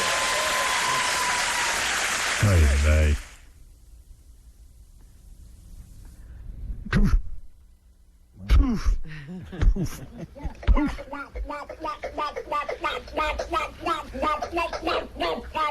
The whole thing it just reeks of publicity seeking. It's like, hey, yeah, I'm retired. We can start the Fare Thee Wells now. Because Johnny Carson, his ratings were slipping, so he announced his retirement, and then the ratings went up. Yeah, but I don't think it was 5 years. No, we had to sit through that nauseating experience for 6 months while Bette Midler sang homages to him. Yeah, I was just thinking, who's going to sing to Jay? Who's going to sing to Jay? I'd like to announce that in 2011, I'm taking over for According to Jim. Do that show. In 5 years, Scott the Engineer is taking over for me. That'll work. Now, that's news. The only more retarded moment was when Bush got up and said, "Mission accomplished." Yeah. I mean, stood in front of a sign that said, "Mission accomplished." That was the best. In a flight suit. In a flight suit? Yeah, he got dressed up in a costume to go meet the troops. It was like Halloween. Yeah. I'm playing a pilot. Why not wear a pirate's outfit? Big eye patch. We're going to go take the bounty in Iraq for ourselves. I'm a Spanish captain. Yeah, it would have been more appropriate, a pirate's uniform. Hey, Artie, you know about baseball. What's with Pedro Martinez walking around with a midget? Like, he says it's for good luck? Pedro Martinez is arguably the best pitcher of this generation, but he's clearly a lunatic. Is this the Boston guy? Yeah. He's walking around with a midget? He's the guy who threw Don Zimmer down last year, remember, in the playoffs, and threatens to hit people in the head, and he will hit you. He'll throw a pitch at your face. But he's nuts. He's got all these crazy quirks, and I guess he has a midget that he travels with for good luck or something. That's so disgusting. And what does the midget, like, does he touch the midget's head before he pitches? I don't know any details. Maybe Will or someone in the back knows more, but I don't know any details about it. I just heard about this recently. But Pedro Martinez is crazy. You are willing to say that? I'm willing to go on the line there and say that. He's the guy, the Yankees beat him last week, and publicly he said, "The Yankees are my daddy." Yes. They beat me. They're my daddy. I'm their bitch or something. Wow. But, hey, look. Whatever works for you. I got mail to read, and I got... You fixed that phone situation at your house? He's got a phone situation? Yeah, every time I call him, the answering machine is full. Oh. Oh, me? Yeah, no, no. A friend of mine hit my number on his speed dial on a cell phone and didn't realize he got my machine and ran out all the time. Oh, is that what happened? Because I tried to reach you, and... Yeah, that's what happened. I came home last night, loaded at like 3:30, and I had one message, and it was the entire time on the voicemail it took up because the kid just didn't know he was on the phone. Every time I call Artie, there's some problem. No, there's not. Got a special block on his phone. You got me on the phone. We got a problem. There's no block. Oh, there is. I don't like to be gotten in touch with. Secretive. Yeah, I'm very, very mystical. Anybody want to hear tape of... let me make a couple of show announcements, and I'll play some tape. All right. If you're a hot chick who's always dreamed of becoming a stripper, come down to the studio on Monday, October 4th. That's this coming Monday at 6 a.m. for a chance to win a trip to Florida to dance at the new Scores in Fort Lauderdale. So Lonnie's hiring, and we're going to do it right here on the air. So we're going to have a little contest and pick a stripper? Yeah, that's going to be hot. Also, if you're a hot woman who's also an amputee and would like to enter the amputee beauty pageant for a chance to win $10,000, send in a video of yourself by Monday, October 18th by 5 p.m. That's hot. It's a $10,000 prize. That's for the amputee beauty pageant. It's sponsored by the movie Saw. Experience the ultimate Halloween event in theaters everywhere, October 29th. And just send your entries to the amputee beauty pageant, 40 West 57th Street, 14th floor, New York, 10019. And a good time should be had by all. Want to hear what Jennifer Lopez has learned about marriage and love? Yes, I would like to know that she learned something from what she's been up to all this time. I guess this is from the show Prime Time with Diane Sawyer. Yeah, the whole cast of this new Richard Gere movie was on, and Jennifer's on it. So, has she analyzed this history of falling hard and marrying fast? She says maybe it was never really about guys, but a girl trapped in scalding fame looking for a sanctuary. You know, the idea of family, because I had a great family. I have a great family. I met her mom. She's terrific. My mom, my dad, I'm lucky. I have a great family. So I've always wanted one of my own. And maybe was part of it. That serial marriage very romantic, charge. yeah. So it's over. I realize that there's things that are real, that are more real than that. She's a kook. What? She had a great family, so she wants a family. So she got married 3 times inside of a couple of years, gets right out of a relationship with Ben Affleck, and then marries this other loony dude who's clearly even loonier than her. Didn't he just have 2 kids with some other woman, and now he's with her? Right. He was married, and now he's not. And now he's not. He got out of his marriage and married her immediately. Yeah, no one can wait to get married. Rosie O'Donnell has said of Mark, he has adored her since the moment he set eyes on her. That guy Mark is creepy. Yes.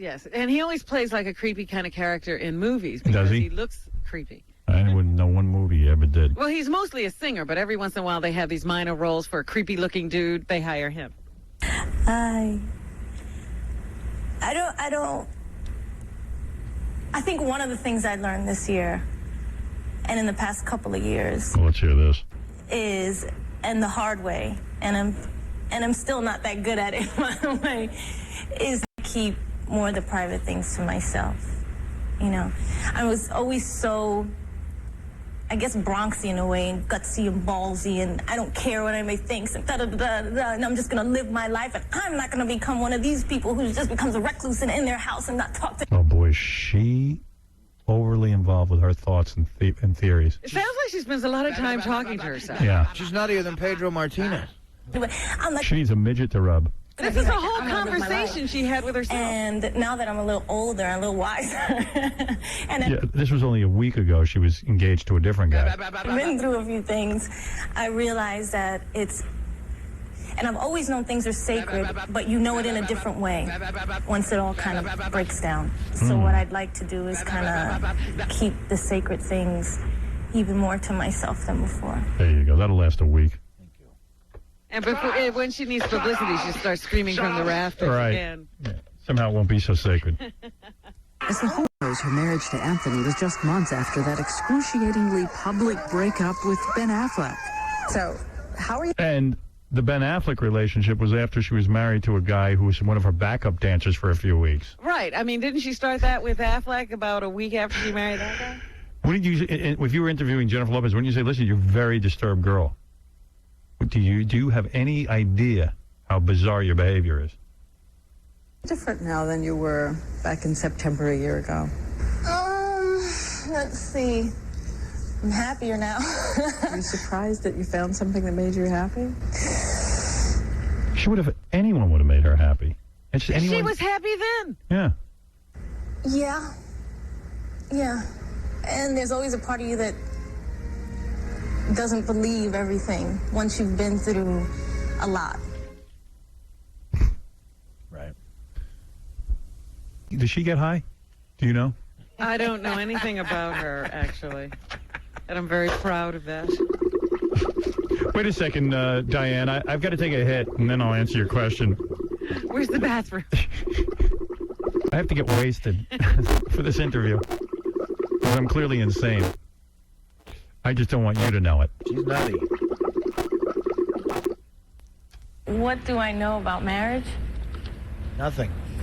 I think I've... That would be the appropriate answer. Yes. Clearly Because nothing. she's really not saying anything here. Nothing would have been the good answer. learned that it's both people have to really want to be there, you know, and they both have to make that choice, and it's compromise, and it's how you treat each other when you're hurt.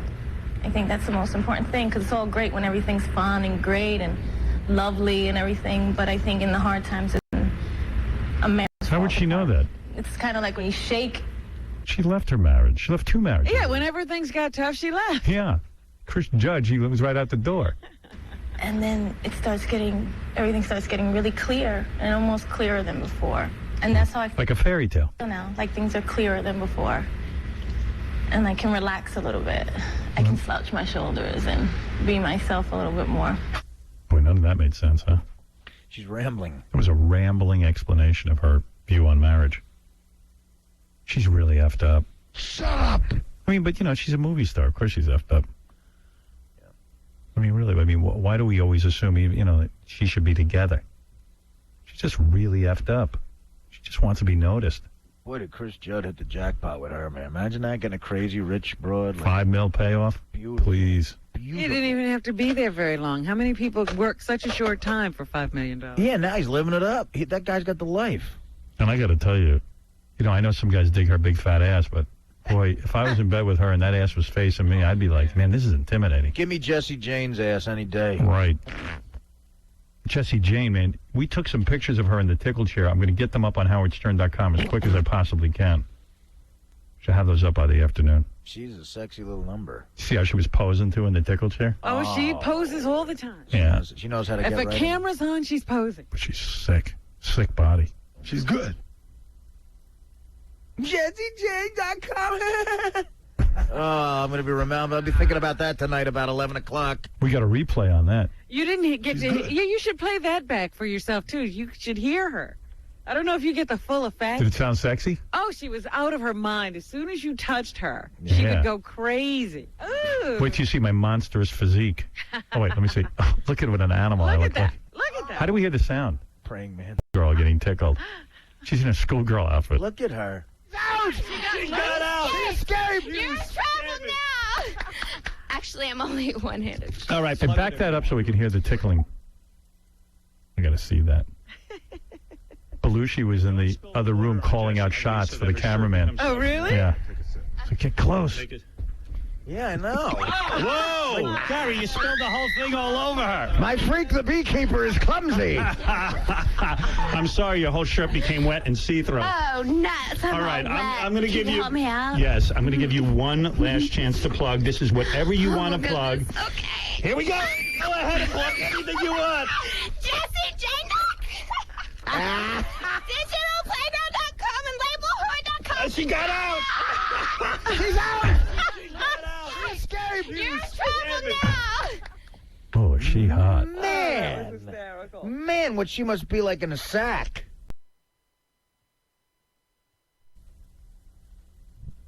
Man. Oh. Hey, Frankie, you're on the air. What's happening, brother? Hey, how you doing, Howard? Hey, bro. All right, I don't like that crosstalk between you and Robin about Mark Anthony. He's my cousin. My name is Franklin Muniz. Don't like the talk. I wish you cut it out.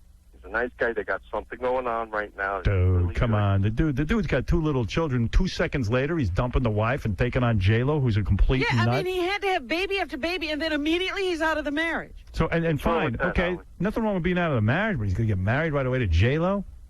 But you should have seen how he was banging out those kids. I mean, if you're having a troubled relationship, maybe slow down. Come on, but if you look at J-Lo.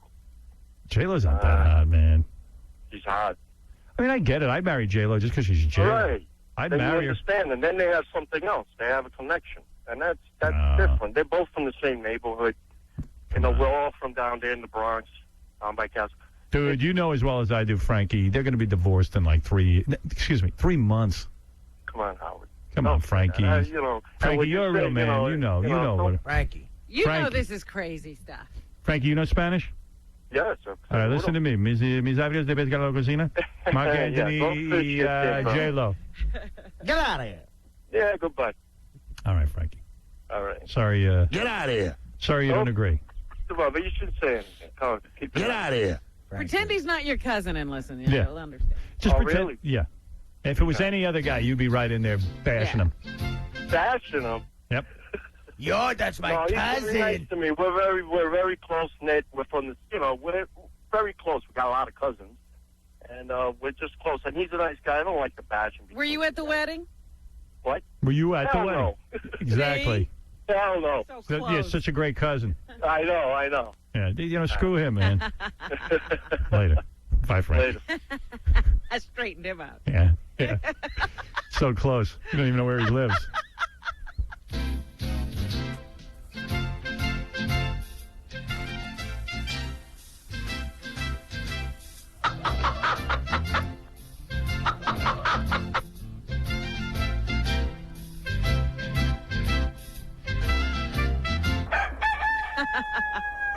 See. When's the last time Frankie was invited over for dinner? Let's keep it real because I'm keeping it real. Yeah, he's never even met J-Lo. Let me read the email to you, and then I'll... See, I brought in a bunch of articles and stuff. This is pretty good. If you want to go on the internet and see naked college girls getting political, it's like naked chicks writing, like, either pro-Bush or anti-Kerry or pro-Kerry and anti-Bush statements. Wet. Where's that? It's on a regular website. It's called, www.collegehumor.com. I was on there last night. And the girls get naked and give their views? Yeah, they write stuff all over their bodies. Oh, It's free porn. Whose idea was that? Good Lord. It was pretty good, actually. Did they have some interesting things to say? Yeah, it was just like, like they'd go, like down by their bush, they'd write, I'm for Bush. Real crude stuff. Nice. That kind of stuff. The writing doesn't obscure the view. Here's a chick. She wrote, vote for Bush on her boobs. You know what I mean? It's just like different chicks. See? Oh, okay. Or here, I'll give you a better one. Hey, there you go. I love Bush. See? That's it. It's kind of fun. I don't know. Oh, the Carrie girl shouldn't have taken off her shirt. See? Yeah, the vote Carrie boob. We need some better boobs for Carrie.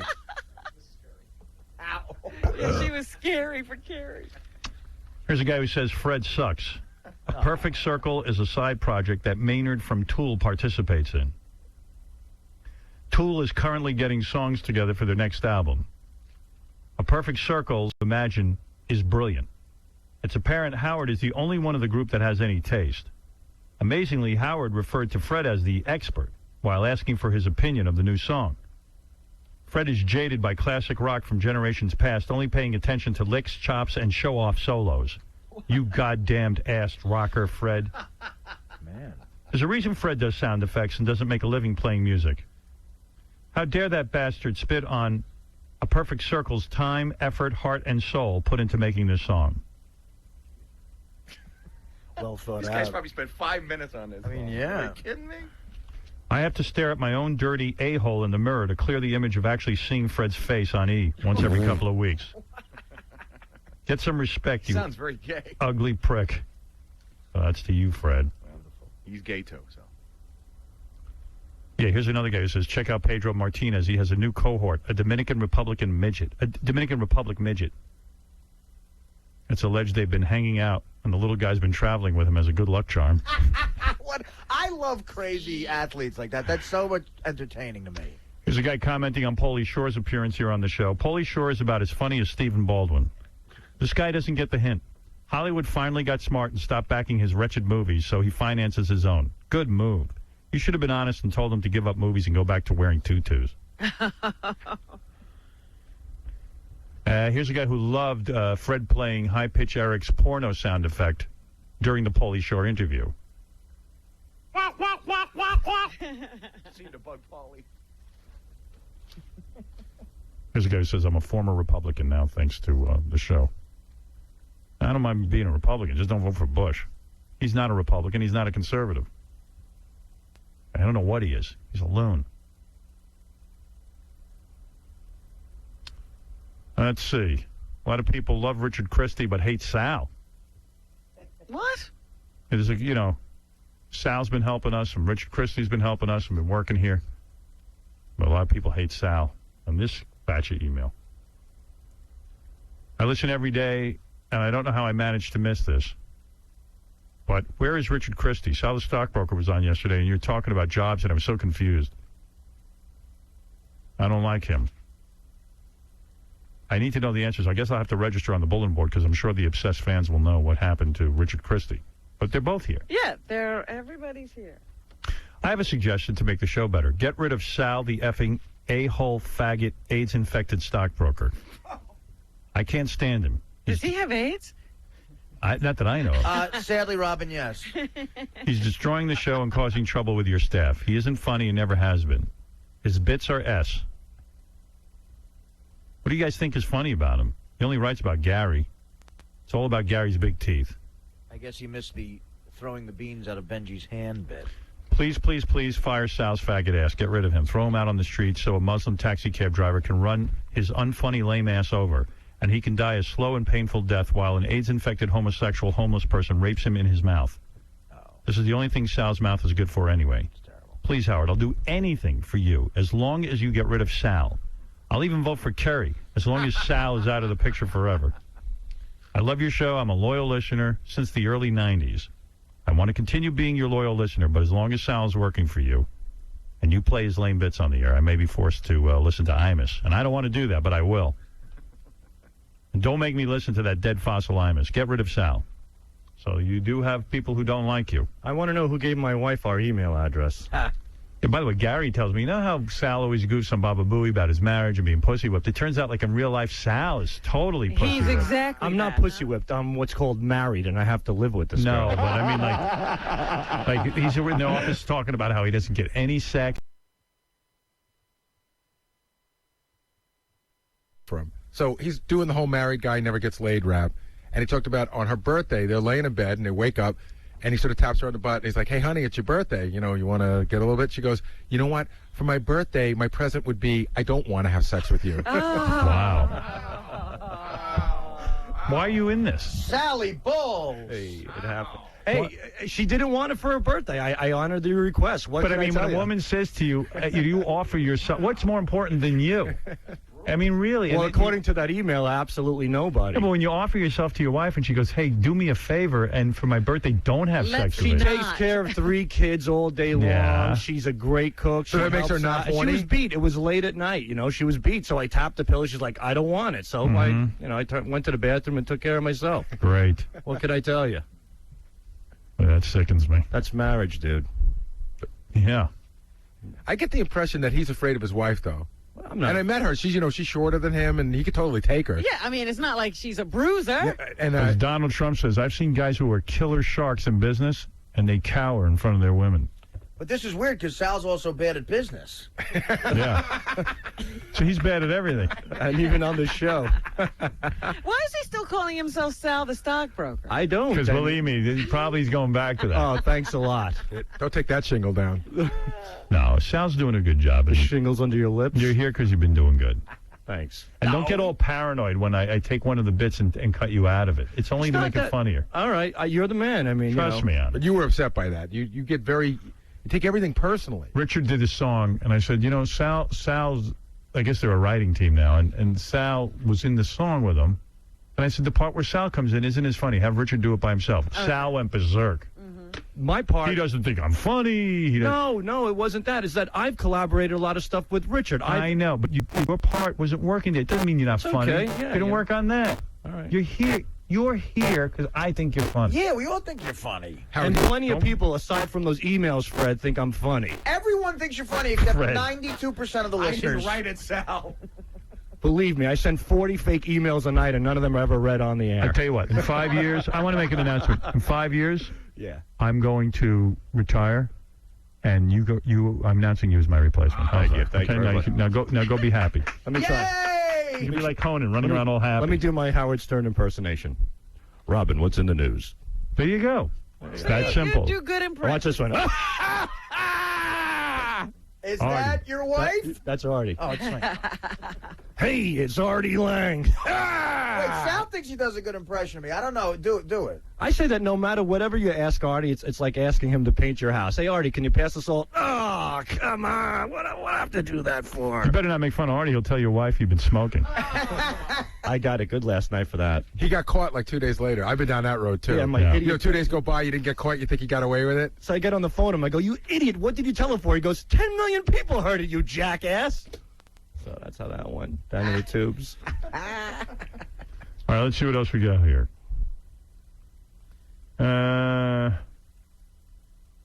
What is this? I lived in Houston, Texas for a lot of years, and I still keep in touch with a good friend of mine that works construction. Long story short, George Bush Sr. has had some heavy structure set behind his Bel Air home in the last 2 weeks. He has a Bel Air home? According to my friend, it's made mostly of concrete, about 3 feet thick, and goes at least 10 feet underground. What's he talking about? I think he's insinuating that the ex-president has a bunker in his backyard, and he must know something we don't know. Here's a message for Artie over the Jack Daniels controversy. They lowered their alcohol content from like 89 proof to 80. Artie, you must boycott Jack Daniels. These effers are watering down your precious golden liquor. And they never made an announcement. They were going to just do it. It's amazing to me how Have outraged you noticed? people are. No. I mean, I'm So instead of drinking 14, Artie will have 28. What's the big deal? Here's a guy who says my interview with Mark Cuban was no good. He says, I never realized even you could be such a kiss ass. I've never seen it from you before. You had your head so far up Cuban's ass you could see Baba Booey's feet. Oh, you little bitch. Gee, I thought that was a good interview, actually, but what do I know? Maybe I screwed it up. Concerned Daniel Carver fan. What happened to Daniel Carver? I just said that to Baba Booey. I said, where's his messages? Scott, Scott just emailed me back. Daniel hasn't had a message on in over a year. All right. He's busy hating everyone. Here's a woman who hates Robin. I love your show. I've been listening every day since I first came to the United States from England in 1998. However, there's just one thing that bothers me, Robin. I can't stand the sound of her voice. Her cackle drives me insane. I actually turn the station when she's doing the news because I just can't stand it. So you have to clean that up. One non-fan. She says, is there anything we can do? There's another one about you. Robin, please shut up. Not all the time, but back down a little, would you? Watch your volume. You hurt my ears. But he likes you. Says your volume is too loud. I'm not controlling the volume. It's an engineering problem. We'll get on that. Talk like this. Talk like Vinny on the bus. Pretend you're on the bus. Who's hype? All right. So everybody took a couple of knocks in the as always. Yes. Vinny does scare me, though, when he calls in from that bus. Yeah, it's scary. And he's trying to get a girl undressed. Sounds like a serial killer. Do you know how many people are on the internet right now? I can't talk. We're going through the tunnel. How excited am I? Smallville's on tonight. And yeah, I saw last week's episode. I didn't have as many problems with it as you did.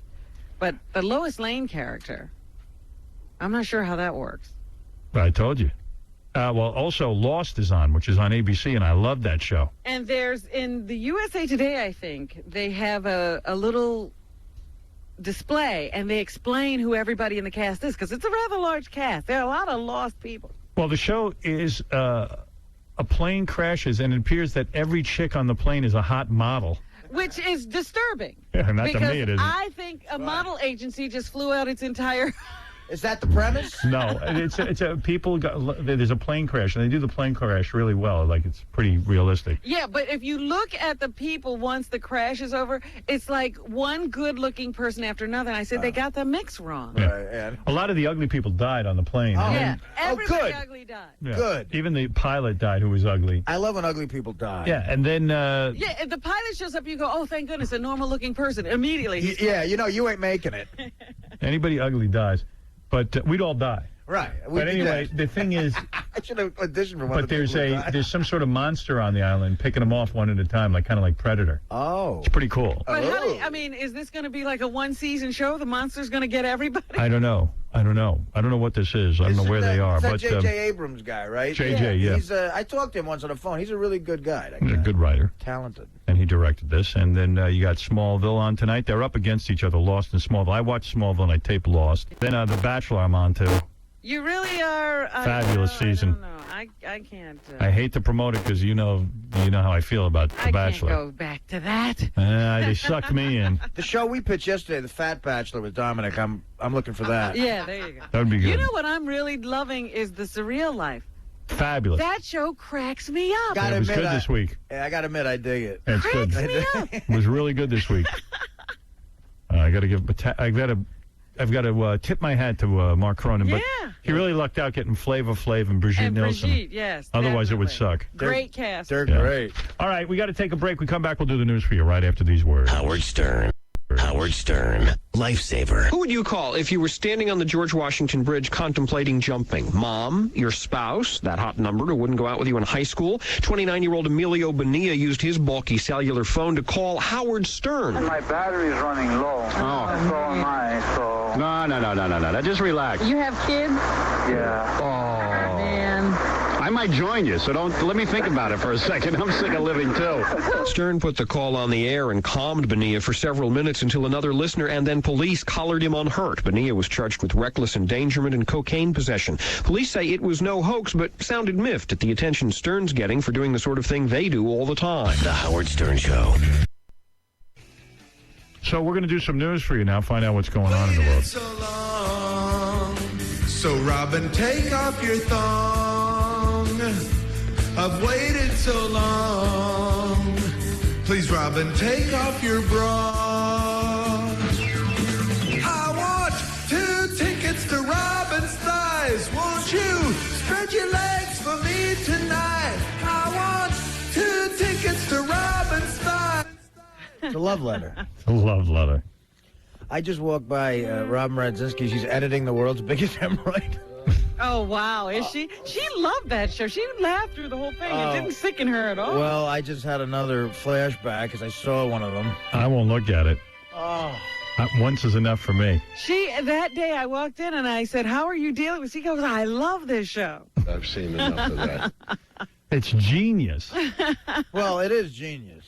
Hot amputees entered the beauty pageant for $10,000, brought to you by Saw, the movie. Get your videotapes in by Monday, October 18th, 5 p.m.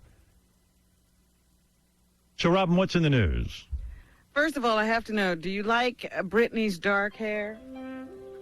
Not as much as her blonde hair. Okay, so you prefer her as a blonde. Yes. Gentlemen's prefer blonde. Yes, I do. All right. Second question is, how young is too young for a nose job? I believe a nose job should be given no younger than 16. No younger than 16? Right. Unless your friends call you Toucan Sam. No, 16. Because they say that the nose and the rest of the body hasn't finished growing. And also, I think at 16, at least, I mean, if you should at least have a chance to live with your disgusting nose. Right. And see if it's a self-esteem issue or you're crazy. Yeah, maybe you whatever. don't even need to have your nose changed. Unless you're a chick and you look like Judd Hirsch. Then maybe 15, 14, maybe as young as 13. Well, a lot of young people under the age of 18 are getting plastic surgery these days. It's become very popular as a result of these makeover TV shows, the Extreme Makeovers, The Swan, the MTV Famous Faces show. What about breast implants? I think 18. Definite minimal age on that. Really? Yeah. Big lips, all that stuff. Got to be 18? At 20 on that, the big lip thing. Right. I don't get the big lip thing. Who cares? I don't either. It just looks so strange. Nose job 16, implants 18. They say 3,700 breast augmentation surgeries were performed on teenage girls last year. That's hot. And that is hot. Well, by teenage girls, if it's 18, I'm okay with it. Well, this is under the age of 18. Wow. That's wrong. Even I think that's wrong. And kids as young as 6 are having their ears pinned back to flatten, protruding ears and all that stuff. I suppose if it's something really prominent, you should get it taken care of before it can become a problem to you. But, just the cosmetic things, you should wait. I could see if you have an ugly kid. You know what I mean?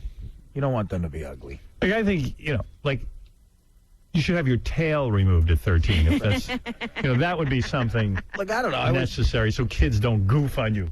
I wish my mother would have, I don't know, got me some work as a kid. I wish my teeth would have been worked on when I was a kid. Yeah. Yeah, like braces and stuff. That was. You never had braces or nothing? No. I did. I had a whole thing. You had braces? Yeah, I did. I had braces, but then I screwed up my teeth as an adult. I got into bar fights. Let's see. Well, I can't see. You got nice teeth. yeah, they're straight and everything. I got a couple of chips Yeah, from big deal. a bouncer kneeing me in the face. But no, my teeth are all right. I had them, Yeah, I have horrible teeth. Yeah, they did a good job, because I can't even tell you had braces. Some smiles are just way too perfect for me now. Yeah, I like my my smile. Thanks, guys. You got a great smile. Thank you. I have nice That's feet. hot. Because your mother didn't have some cuckoo fear of dentistry like mine did. I remember it costing like $1,800 for braces. I remember them bitching about the price, but they were like, "We got to do it." And you think about $1,800 in the long run is like. My mom had this wacky thing where Yeah, it wasn't even a money thing, was it? No, if you get braces, your teeth get loose and they'll fall out of your head. And she Really? knows another person who had braces and their teeth were loose and all these wacky notions. Did she ever produce any of these people? Yes. No. Really? But I know the people she's talking about had nothing to do with the fact that they had braces. It's the fact that they had poor hygiene. Uh-huh. I mean, it's ridiculous. The whole world got braces. Right. It's just like, it was just like this irrational fear. She wouldn't let the dentist give me that Novocaine stuff. I had to get drilled. No. Can you without Novocaine. imagine? You got cavities drilled without any gas or nothing like Nothing. that? Oh, man. It would take hours in the That's chair. almost like a Christian Scientist in a way. Yeah, it would take hours. She would put me in the chair, and then even the dentist would beg her. He'd go, "Mrs. Stern, I can give him some Novocaine. We can be done with this in a minute." She goes, "No, no Novocaine." Man. And then she would, and then the dentist would go, "Okay, look, man, I got to go down to the nerve now. Just raise your hand when it gets really too painful." And we'd have to do a little bit at a time, and then we'd just sit there. Was she in the room or she stayed outside? Oh, she stayed out. What was she doing there? But she took Novocaine herself when she was having her teeth. I don't. She was an adult already. I don't know what. Because I thought you said that to me. She would take aspirin and tomato juice, and she'd carry it in a little Tupperware and drink up before she went in there. And I don't know. Oh. I don't know that she got drilled because. But does she own up to not giving you Novocaine when you were? Yeah. Oh, she does. Oh yeah. But I say, why did you do that? She doesn't know. I don't believe in anything unnatural, she'll say. I go, but well, a drill is unnatural. A drill into your tooth is unnatural. Yeah. Well, I mean, she should just say the truth. She should just go, I didn't like you. I like to see you tortured. Yeah, I mean, I don't know. I mean, to me, it seemed like she was angry with me. That is amazing. I still can't get over that because I can hardly go to the dentist with Novocaine. My mom thinks doctors kill you, that they want to kill you. Right, that's crazy. But they don't know what they're doing and they want to kill you. I had a dentist. They want to kill you. Yeah, like in other words, like they just don't know what they're doing and it ends up in death. So you're going to feel it when they kill you. Yeah. That's what she's saying. So if they're going to kill me, let me do it with Novocaine. I had a dentist call me a pansy once. Really? The guy really put like his knee in my chest while he was drilling, and I made a little noise. He said, "What are you, a pansy?" I'm like, "No, I'm not a pansy." Well, I do think some dentists are torturers. Well, I'll tell you what, mine wasn't. I had this nice dentist. Yeah, he sounds like he was tortured by having to do that. Yeah, he was not pleased with it. You actually, one of the And people... I got such a great dentist now, this guy, Dr. Kaufman. That's why I always mention him. Yeah, one of the people you speak fondly about in your life is your dentist. Because Dr. I go Kaufman. in there, the guy's never caused me any pain. Right. Plus, he fixed my teeth to the point where they're at least presentable. I mean, I had horrible teeth. Yes, Robin. I mean, mine were real pushed in and chipped and How long has he everything. been your dentist? He's been my dentist like 20 years already. Yeah, since you got to New York, right? Yeah, he's a great guy. And, I never had any, like, fear of dentistry or anything, but I don't know, man. I haven't been in a long time. You should go to this guy. I gotta go. He's got an office right here in Manhattan and Long Island. That's convenient. Go after the show. So. Yeah. Instead of eating obsessively. Maybe you just get your teeth cleaned. You know what I had yesterday to try to watch calories? A buffalo burger, a bison burger With the roll? with a roll. Yeah. It was good. It's dry, but it's, My buddy Louis Lanza just opened up a burger joint, like an all-natural, like the Best Burgers. It's called Best Burger. Like, where? All over Oh, yeah? Manhattan, yeah. But like a high-end burger, Sounds good. We got to go over there. Turkey burgers, all that kind of stuff. Where's this? I don't know where he is exactly. He's got one on the east side. You want the best cheeseburger ever. McHale's Pub on 8th and 46th. Oh, like one of those Irish pub type cheeseburgers. Oh my God! You know what? I might go today. I might treat myself. He's just talked himself into it because I'm hungover. Well, there goes the dentist. That's an instant cure for a hangover. Is an Irish pub cheeseburger, and that McHale's is the best. Well, that sounds good. I'm going today. I just talked myself into it. I'm always trying to say thin. I don't eat the bun. You know what I mean? By the time I get done with that burger, it's not even fun. I love even a what I love is when anymore. you get a big cheeseburger and you put the tomato on it and the ketchup and a little mustard and you smash the bun down. It all just squeezes out and then a nice medium rare bite out of it. Oh, that's America. Yanks are in the playoffs coming up. Warning. This is why the terrorists hate us. This is why they hate us. They want to take away our burgers. They want to take my cheeseburger. As much as half of the Viagra sold on the internet could be counterfeit, according to scientists. I got to tell you, I get more exciting messages on my computer about low-cost Viagra than anything else. I mean, really? Oh my God! Spam. You know what? I don't know what happened, but I was actually we did a promotion with GoldenPalace.com, and I registered on there. Because I wanted to see the results. It was one of those voting. And ever since then, right, the voting that time. Ever since then, I get tons of spam. Yeah, as soon as you register for anything. They killed me. I mean, I must get 50 to 100 messages a day about low-cost Viagra. That's the new telemarketers, right? Oh, man. Oh, and it's just like, dude, sometimes I think I got like 100 email, and it's like 90 of them are just low-cost Viagra. Well, don't get it. It could be counterfeit. Yeah, imagine me sitting there waiting for my erection. Hours. Hopelessly waiting. Damn it! I've taken this hours ago already. Scientists have analyzed some of the pills and found lots of the little blue pills had different components or less of the active ingredient than the genuine version. So there you go. Make sure you're getting the real thing. I don't know how you do that on the internet, but you want to take some precautions. Susan, you're on the air. Hi, Howard. How are you doing? Fine. You think George W. Bush is going to start the draft after he's reelected?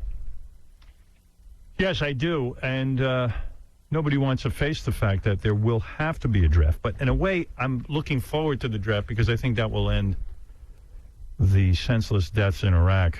I know that no middle-class person is going to send their kid to war.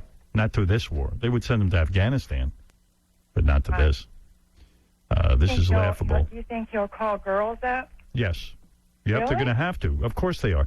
Because women are in the military now. And I have an 18-year-old daughter. I've got a 21-year-old daughter. They're all draft age. And I guarantee you, I will lead the revolution against them being drafted. You give me a war that I can get behind, like Afghanistan and getting Osama bin Laden, that I understand. I'll volunteer.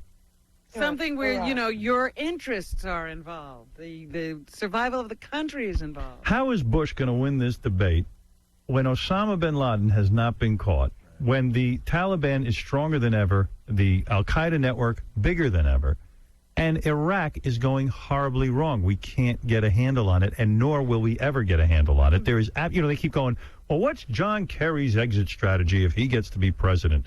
What's George Bush's? He is the president. He got us into John this. Kerry has a very comprehensive plan. He certainly at least could get a shot at getting a coalition together to help us end this That's thing. absolutely correct. Right. He has a very good plan. Bush has done everything within his power to make sure that there is no coalition. Do you know what all George W. Bush can do is just make jokes. Yeah. And smile, that silly smile. And be a good old he's got a boy. jerky smile. He's a jerk. He's going to be the guy who's going to be your buddy who'll go out and do a few bong hits with you. Well, that's fine. But you know what he said the other day? That, Bill O'Reilly asked him, are there really going to be these elections in Iraq in January? And can people really vote if, they're being bombed? He goes, that's when you're supposed to vote. Yeah. So go out and get bombed, Iraq. Yeah. Every Iraqi gets the concept of voting and going into a town like Fallujah and casting You know your vote. what? I have a friend who was in the Vietnam era, And he says this country is more divided now than it was in the Vietnam era. Well, they're every bit as divided, and Yes, the only they're reason more divided. we will be more divided once there's a draft, and there will be a draft. And really and a I like the thing. guys like Tragedy. I have friends who have 8-year-old kids, and they go, I don't care. I got an 8-year-old. I go, dude, this Iraq thing is going to drag on for at least 10 years, maybe more. Your 8-year-old, Killing our future, the young people of America. your 8-year-old will be 18. Yeah, it's in 10 really years. bad. And these parents who say they don't care about that, they're all BS. And it's like that that Springsteen rap he does before that song, The River, where his old man was like, wait till the Army gets a hold of you, they're going to cut your hair. And then he tells him that he didn't get drafted, and his father's like, oh, my God, that's good. 13-year-olds will be 18 in 5 years. Right. So your 13-year-old is going to war. And John McCain just said in some interview he thinks we'll be there for 10 years. Easily. At the Well, what is very the least, where are we age? going to What go? is the age in the draft? 18 to 35? Well, the point is, I think. 26? 18 to 26? Bush doesn't understand the war. This is Dick Cheney's war.